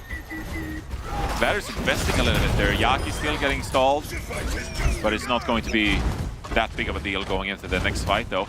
Decent kind of hold there from the Gladiators. You shave a minute of the time bank. And with a couple of fights to go here on point A, the Gladiators now built up a solid ultimate bank. Got the Blizzard to work with in a position where it's really effective. Dragon Strike as well going downhill here. The Gladiators, they're pretty happy because they took time off the time bank, and now they have the ultimate. Bastion is strong around these corners. But so is the Immortality Field, in fairness. Here comes the barrage. It's gonna have to be quick. Birdring holding onto it, waiting for a commitment here. In come the shells. Sound barrier comes down. Lastro loses the Immortality Field, but here come the Glads. They're ready for this composition. They're able to shut it down. DK used the Blizzard in this fight that was so obviously going Gladiator's way. Perhaps another mistake from the Boston Uprising to lose that valuable ultimate. I mean, you look at their composition, right? Like, what are the big ultimates that are really going to capture point A? It's Blizzard. Maybe Earth Shatter, and now you lose both of those ultimates. I think the Gladiators are starting to find some ground here in this series, Mitch. Funny Astro was ready for that tank mode configuration, ready for the Bastion ult as well. That sound barrier came in a timely fashion while Dante was knocked to the ground by an Earth Shatter. Now Blizzard got 0 value. And Kai now on the Hanzo. Great pick against this Bastion. Keep a safe distance, poke him down. Kalio's the first casualty, never a good sign for a comp like this. Kai completely uncontested as both teams battle it out in these kind of brawly Reinhardt Ramatra compositions. And Kai, when you give him time and room to play the Hanzo, play the Ashe, not like Hollywood at all, he is going to capitalize on it, and that's what he's doing on Hanzo right now. Yaki has been really good on the Mei so far, and 1 minute left here for the Boston Uprising. You have both support ultimates to work with, but what are like the great angles here for M-Matrix? Uh-oh, that's not what I thought would happen. Fire strike through the M-Matrix. The value was there. Birdring finding an uncharacteristic long-range kill for Bastion, but Kai lingered in the crosshairs just long enough. And that is Yaki stalled out close to a Blizzard though. Well, it won't be a factor. He's on. They're just gonna keep stalling him. He has to go off. Well, okay. Sad moment. Pretty brutal for the Gladiators, but the Uprising still have a precipitous approach to make here. This is a tough part of the map with the switchbacks. Trying to get the Bastion established far forward early seems to be crucial. Yeah, for sure. I mean, don't leave any space uncontested for the LA Gladiators. They have to claw themselves back here. You have the Reinhardt shield to work with. Gladiators are going to walk up here. This is such a good point as well to utilize this Blizzard, so let's see what the Gladiators have planned. Kai's sidelines don't seem nearly as good, but he has a flank angle here he can make use of. Wait and see if the Uprising are ready for that one. Maywall comes up, actually stymieing Birdring's damage for a time, but eventually Dante is exposed to the hail of bullets. Oh, one more would have been enough to get rid of Birdring, but he stays alive. Yaki falls back now. Here come the Boston Uprising. They're bustling to be about their business, and business, Johnny, it's good. I can't believe this Reinhardt Bastion comp is working as good as it does. The vaunted Kalios Rein. Oh. Wow. Off-tank players around the world, or flex tank players around the world, feeling inspired by Kalios Rein play right now. There's an Earth Shatter here, and that barrier has already been established from the Ramatra. Kalios knows that is an insta-hit. Dragon Strike comes through though, but Birdring calls in the airstrike, and funny, Astro of all people gets caught by the raining mortars. Okay. Haven't seen that one before. Here come the Uprising now with a whopping 3 minutes to play. 2 points captured for the Boston Uprising, 1 more to go. 3 minutes in the time bank. That's a formidable amount of time for Boston to really find a way to capture out this map. I will say that point C here, it can be a bit difficult at times. Gladiators, they will have a lot of positioning to work with when it comes to their amplification matrix. Dante has the Annihilation in these close corridors, so maybe this could be an area of the map the Gladiators could really settle down and try to hold the Boston Uprising back for a little bit of time.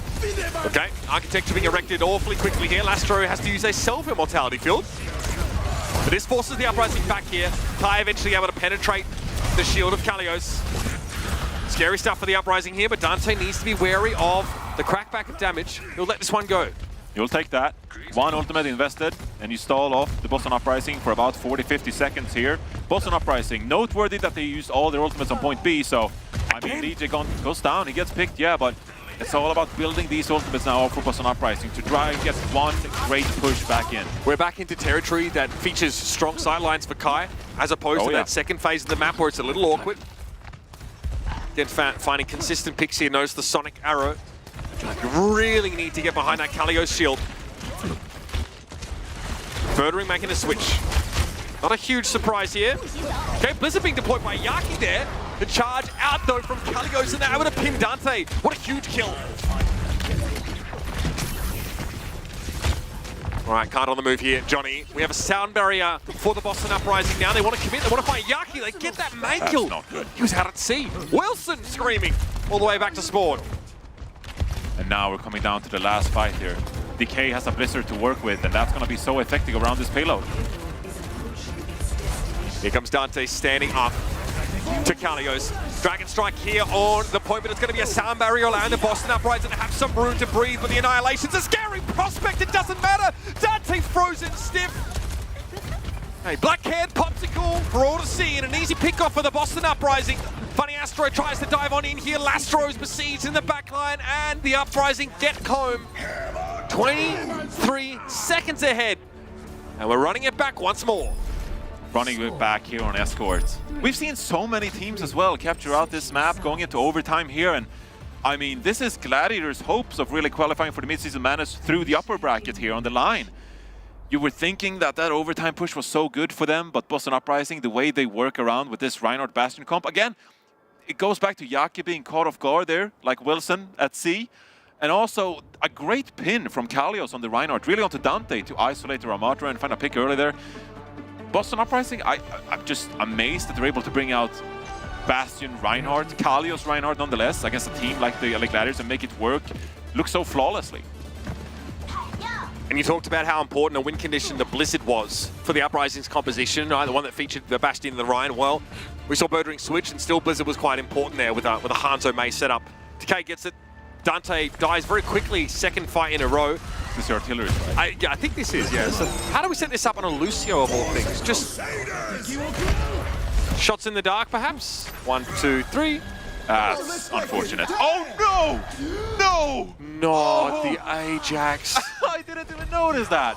Oh, that is pain. I mean, he was stuck on that wall, so he couldn't really avoid the artillery strike. But the beat too?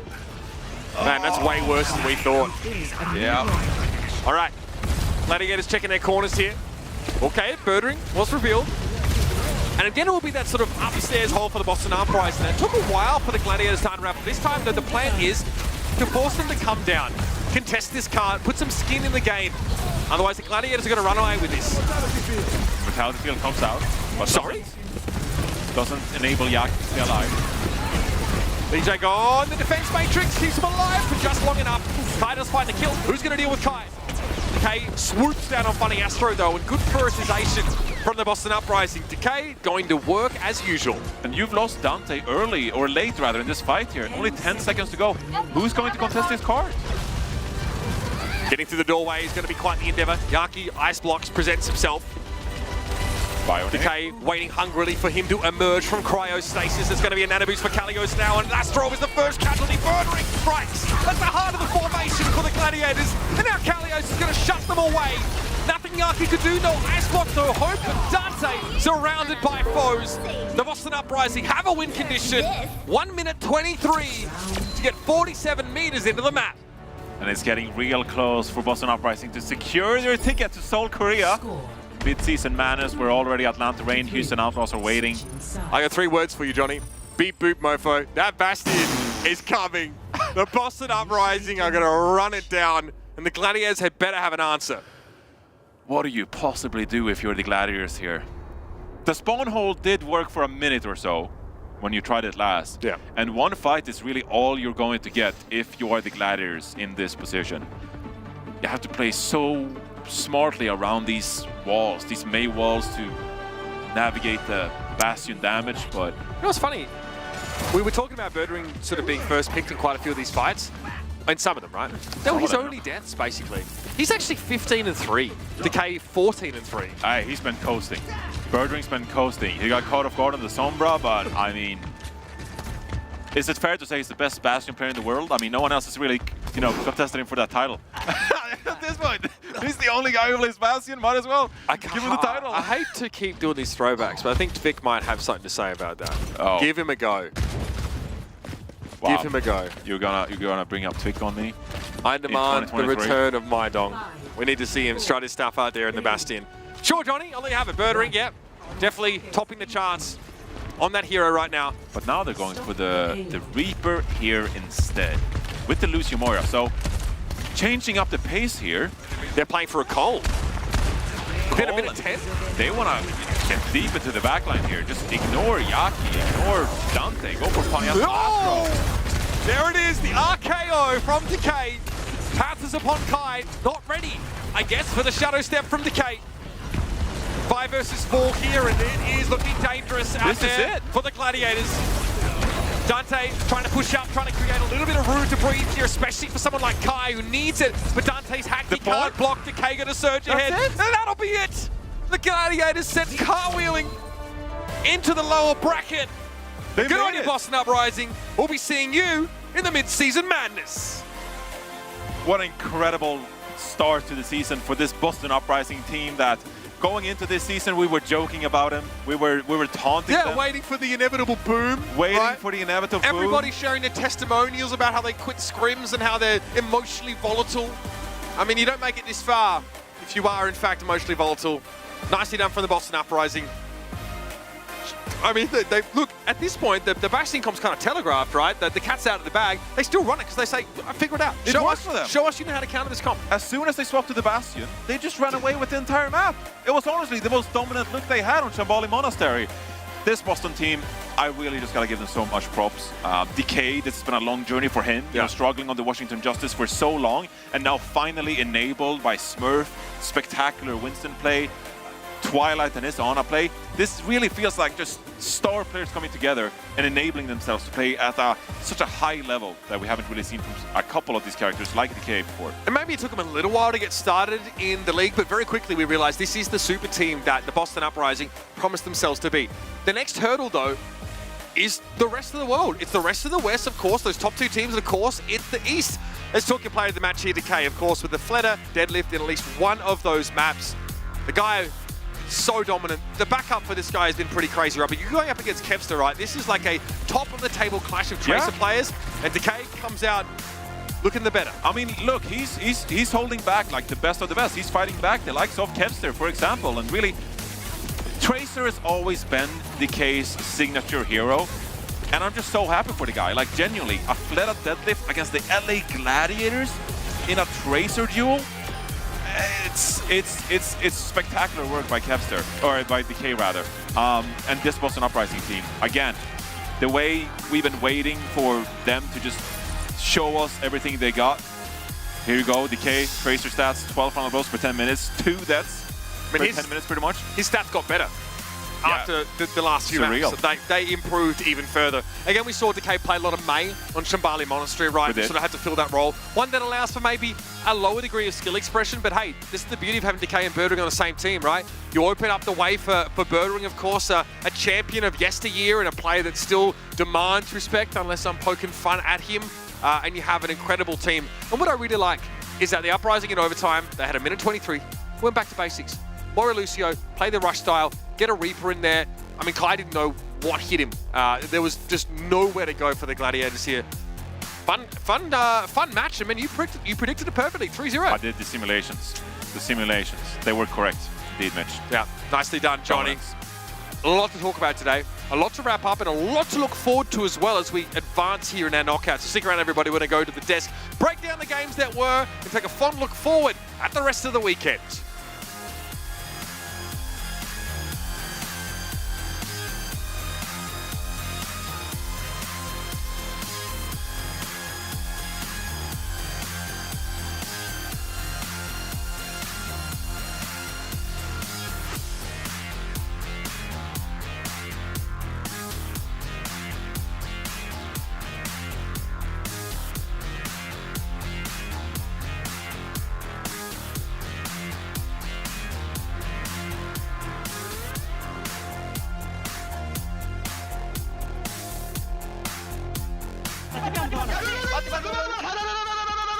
메이 넣어놨어? 됐어.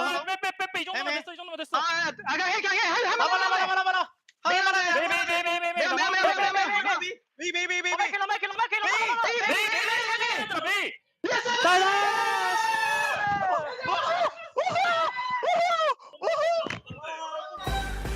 And they did it. Welcome back to the Watchpoint Post Show. Zoe here, joined by Danny, Jake, and Jonathan. Fantastic cast. What an entertaining match.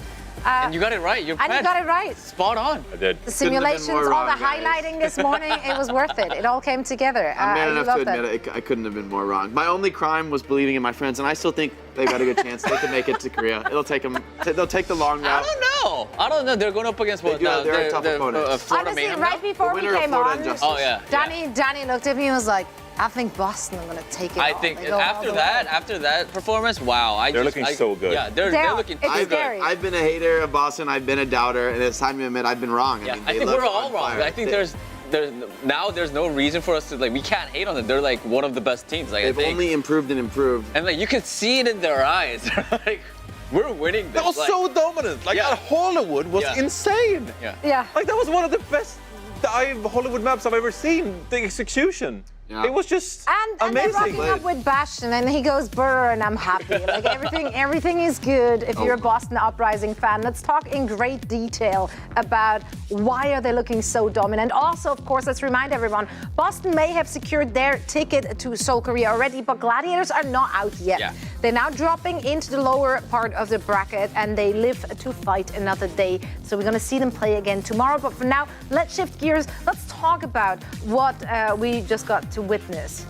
Greatness is what we That is saw correct. from That is Boston correct. Uprising. I think one of the things that I was most impressed about, like we know how great Boston is at dive compositions, right? But now with this Ryan Bastion thing, that's another great weapon for the Boston Uprising, right? It's just, I'm amazed. I love this team now. So much flexibility. They can really make it all work, and I think that's going to be a huge asset of the midseason madness. All these amazing players able to play very different styles. It's going to be very hard for teams in the East to keep up with. My top 4 NA prediction is starting to look And another thing, good. Yeah.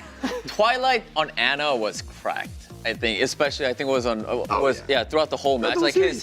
his nades were just insane. The BAP was nice too. Chimbali brought it out. You know, not just on one trick. And that synergized so well, of course, that having that window together with that Bastion and then the That Rhine pins, and then you have a really well placed May wall. It's just so much synergy in that comp, which is kind of filthy to go up against. So I don't fault the Gladiators for looking a little frazzled as they're edging closer and closer.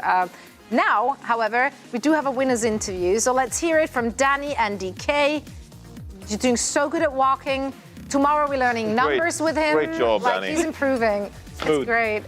Okay. Hi, everybody. I got a post-match interview with DK. DK, congratulations on getting the win, and of course, congratulations on making it to the Mid-Season Madness tournament in Korea. How do you feel? 자, 오늘 승리를 축하드리면서 오늘 승리가 좀 더 값진 이유는 당연히 DK 선수 한국을 가시게 되셨습니다. 와, 어떠신가요, 지금? 감사합니다. 솔직히 한국 가고 싶었는데 좀 힘들 거라 생각했는데 좀 이번에 글래디 만나서 좀 쉽게 가가지고 기분 좋습니다. 알겠습니다. Of course, thank you so much for congratulating us for the win. And of course, we all of us, and I really wanted to go to Korea. I thought it was going to be a harder fight. I guess my ticket to Korea was going to be sort of harder for me to achieve, but thankfully we went up against the Gladiators, so it was an easy ticket ride to Seoul, South Korea. I mean, it's fair to say that because you guys look dominant today against the Gladiators.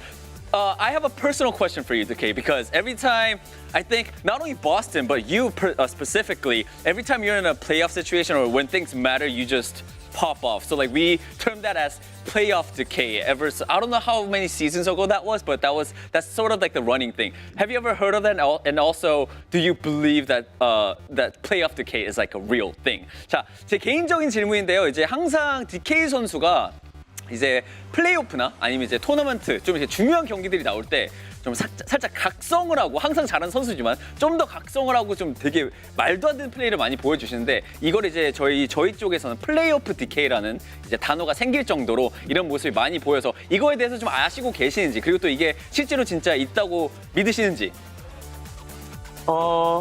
솔직히 있는지는 몰랐고요. 좀 뭔가 정규 시즌보다 플레이오프나 좀 그런 데는 이제 한 번 지면 떨어지니까 그래가지고 좀 더 잘하는 것 같긴 해요. 다른 정규 경기보다.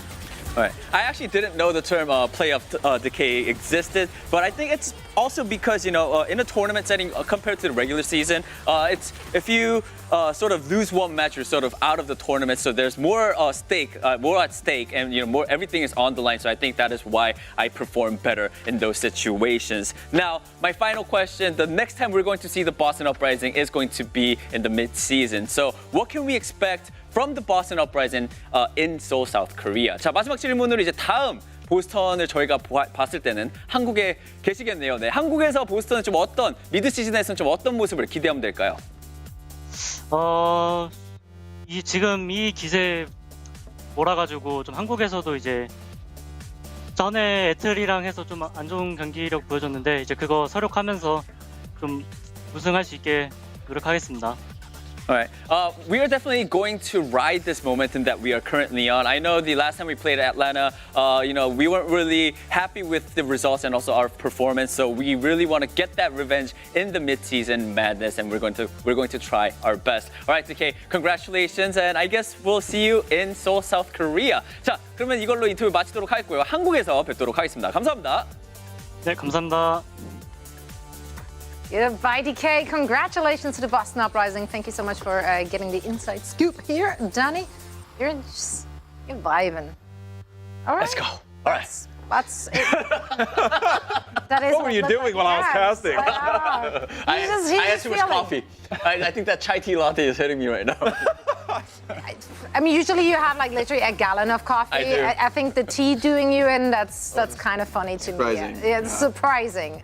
Alas, we are almost done with the day, so you can go to the gym and let it all out. For now, though, I do want to take a look at our updated brackets because, of course, we had some movement there. Gladiators are sitting in that lower bracket, and they are waiting for the winner of the Florida Mayhem and the Washington Justice, a match we get to enjoy tomorrow. The winner of this match, then, Gladiators versus ? Will be going to Korea as well. Now, over in the East, starting tonight at 1 a.m. Pacific, Dreamers will face off against the Hangzhou Spark. Only one pink team can remain in. And afterwards, we're going to see the Fuel taking on the Infernals. So, super exciting matches there as well. Do you guys have any clear favorites here? You have the Can I be Spark, honest? I know that. Surely Infernal and Dreamers. Spark, right? No, I wanted the Dreamers. Dreamers. You want the honestly, Dreamers? It wouldn't be it's such a They great did story upset the for a chart. contender for a It would be contenders great team to see. to go up to the mid-season madness tournament, and would be I don't know. Just never know. Just one. Nothing against One. the He's not even Spark. asked to ask for much. Anything can Sorry, happen. Spark. Yeah. No, I love the passion from Danny. Dreamers, allegiance. Why not? Why not? Is what I'm asking. We actually already have the first pairing here. Wow. This double elimination bracket, of course. Outlaws and Uprising. In the current state, is there a team you would give an upper hand? Boston I know that Uprising. it's like 2 weeks from now, so a lot can Yeah. change in there, right? But like, if Boston they have looks to face scary. off right now, Boston look elite. I think any of the top teams right now in the West, even Atlanta, I think can take games off each other. Even though Atlanta, I think, had the most dominant by far regular season performance that we've seen.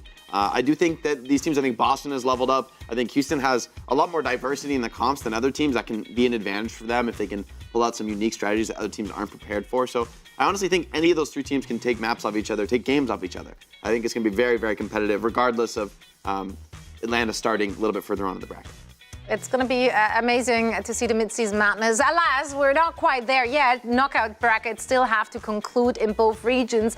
And generally, there's just so much amazing competitive Overwatch action happening, not just this weekend, but also in the next few weeks. And I got something for you at home if you want to get involved as well. The registrations for Calling All Heroes Major 2 are actually opening up next week. So head on over to start.gg/callingallheroes. There you can find all the information on how to sign up for you and your team for this tournament, and we can't wait to see you compete as well. Now, before we go, it is time to take a look at the best of the best moments. And again, there was no shortage of that. Danny, what tickled your fancy today? All right, my best of the day was from the person that I just talked to. It's Decay. You know, Playoff Decay is real, but also Playoff Decay is also human, as we're seeing right now. He does a recall, and I'm pretty sure he blinks, but he thought there was a ground, but there wasn't, and so he just sort of falls.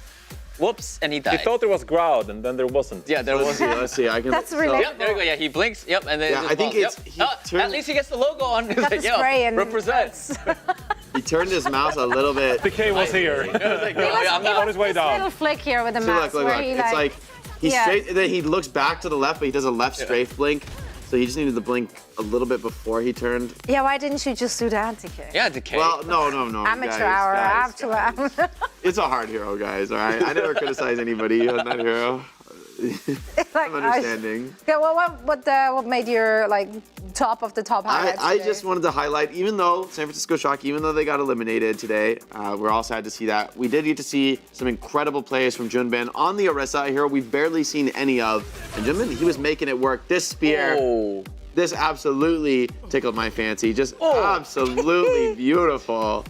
Like, goodbye. He got the immortality field out on his way down. Yeah, and then he just goes on to absolutely run through the Florida Mayhem on this map with the spin as well, adding insult to injury, the Terra Surge. He had a 2K Terra Surge on Drunkard. Is Junbin the best Orisa that one, yeah. I'm going to say is more Toron's mistake, One but of the few. this one was all skill, baby. That's what I'm talking It's about. between Junbin, Mag, who played like 4 minutes in APAC, and Smurf, who played like 3 minutes in Control. I think that's Dante has a pretty sick wrist, actually. I want to see Dante bring out the wrist. It's not been showcased in the league. Yeah. I think honestly, But when he's got the aim, you know? Going into today, I honestly didn't think there was like less than 10 or 15 minutes of Orisa play in the league. Yeah. So, not Well, gonna all lie, of that changed now. Junbin is all Thanks, about Junbin. it. Yeah, thank you. Orisa Real is so homie. much fun to watch too, man. Like playing tank, you just run it down on people. You're like this terrifying beast. Yeah, and you get those highlight plays like that. Yeah, I'm all for our toothpick horse. Like I'm all about it. Toothpick horse. That's Oh what my I call God, her. love That's my. okay. Well, Jake is raving about tanks, so I guess that means I have to rave about damage experience. Surely. Sure. Yes. Our friendship, we're keeping it balanced here. This is the great damage experience in Overwatch 2. When you're playing Widowmaker and you're just sitting back and just seeing your opponents walk into your crosshair. Proper, playing a bit of aim trainer on Junker Town. Oh, yeah. Getting some headshots. Oh, this was nice. 3K? I mean, he's just completely uncontested because Merit is on the Ash. And he's just like sitting here just like, hey, do you want to touch the card? Do you want to touch the card? Do you want to touch the card? Oh, hello. Oh. Okay, you touch the card? Do you want to touch the card? Any touchers? Hello, Anna. Like that one, like how do you even see? Like Well, he's got infra sight. No, but no, the head is like you could barely like it feels like Anna's got a pointy border, little yeah. head. It's the bob, you know. The Anna out there is like, she's bobbing a bit with her head, so you know. I was wanting like, oh man, you gotta fight him, you gotta peek him, and then it's just he does, and he instantly gets his head You just popped, don't so peek it's like, against someone like that, and it's just like. Well, they literally had just to. a sight, right? The payload was pushing in. Yeah, I guess you can't avoid it. was well There's played by just, it's hard to stay safe when there's a Widowmaker on the server. Especially when it's proper. Exactly, especially when it's proper. Speaking of safety, not even the spawn is safe for some. This player is just kind of mean. I'm all about it. Checkmates, stick onto the mortar in spawn. Finn, I'm so sorry. Nice. It's checkmate, calling checkmate. Yeah, I love it. Literally. You gotta love dropping a present in the spawn. I kind of feel like he's just throwing it here. Like That's a power he's like, I feel like he was throwing it at the Winston, but Mora just stepped in front. But you know what? That door is like dead. You try to come out of that spawn door, it's like, okay. It's just like out there for little one tile choke for you, yeah. Yeah, I love. We had some good dominant games today. Yeah. Like yeah. some real good Overwatch masterclass, as you called it in Boston's case. Yeah, I told Mitch behind the scenes I just like wanted to cast like a 5-map series. But honestly, that 3-0 from Boston, it was played so well by them that I was just like very happy for it to be a 3-0. I was like, this is one of the best executed maps I've ever seen in Overwatch, that Hollywood. It was just great to witness Twilight on the Ana, Smurf's Winston play. Everything just came together for Boston Uprising. That was excellence. Yeah. You could feel that they were the stronger team pretty early on in that series. I got pretty worried, honestly, after the first map. Well. Hey, but it was a treat. Jake got real quiet real quick. Yeah, I was wrong. You know what? My crime is bleeding in my good friends. And for that, guilty as charged, and I'll commit it again. All right. No remorse. Someone see tomorrow. rolled the tape of you abandoning Dante in that trades game just the night before. Well, all right. Either way, today was a treat. Not just because I once again have been joined by the three of us. No, we also have been treated to some phenomenal Overwatch thus far in our knockout brackets. But for today, we're going to find out who our last team will be, which is heading to South Korea tomorrow. You don't want to miss it. Same time, same place. Stick around. 안녕. 안녕하세요.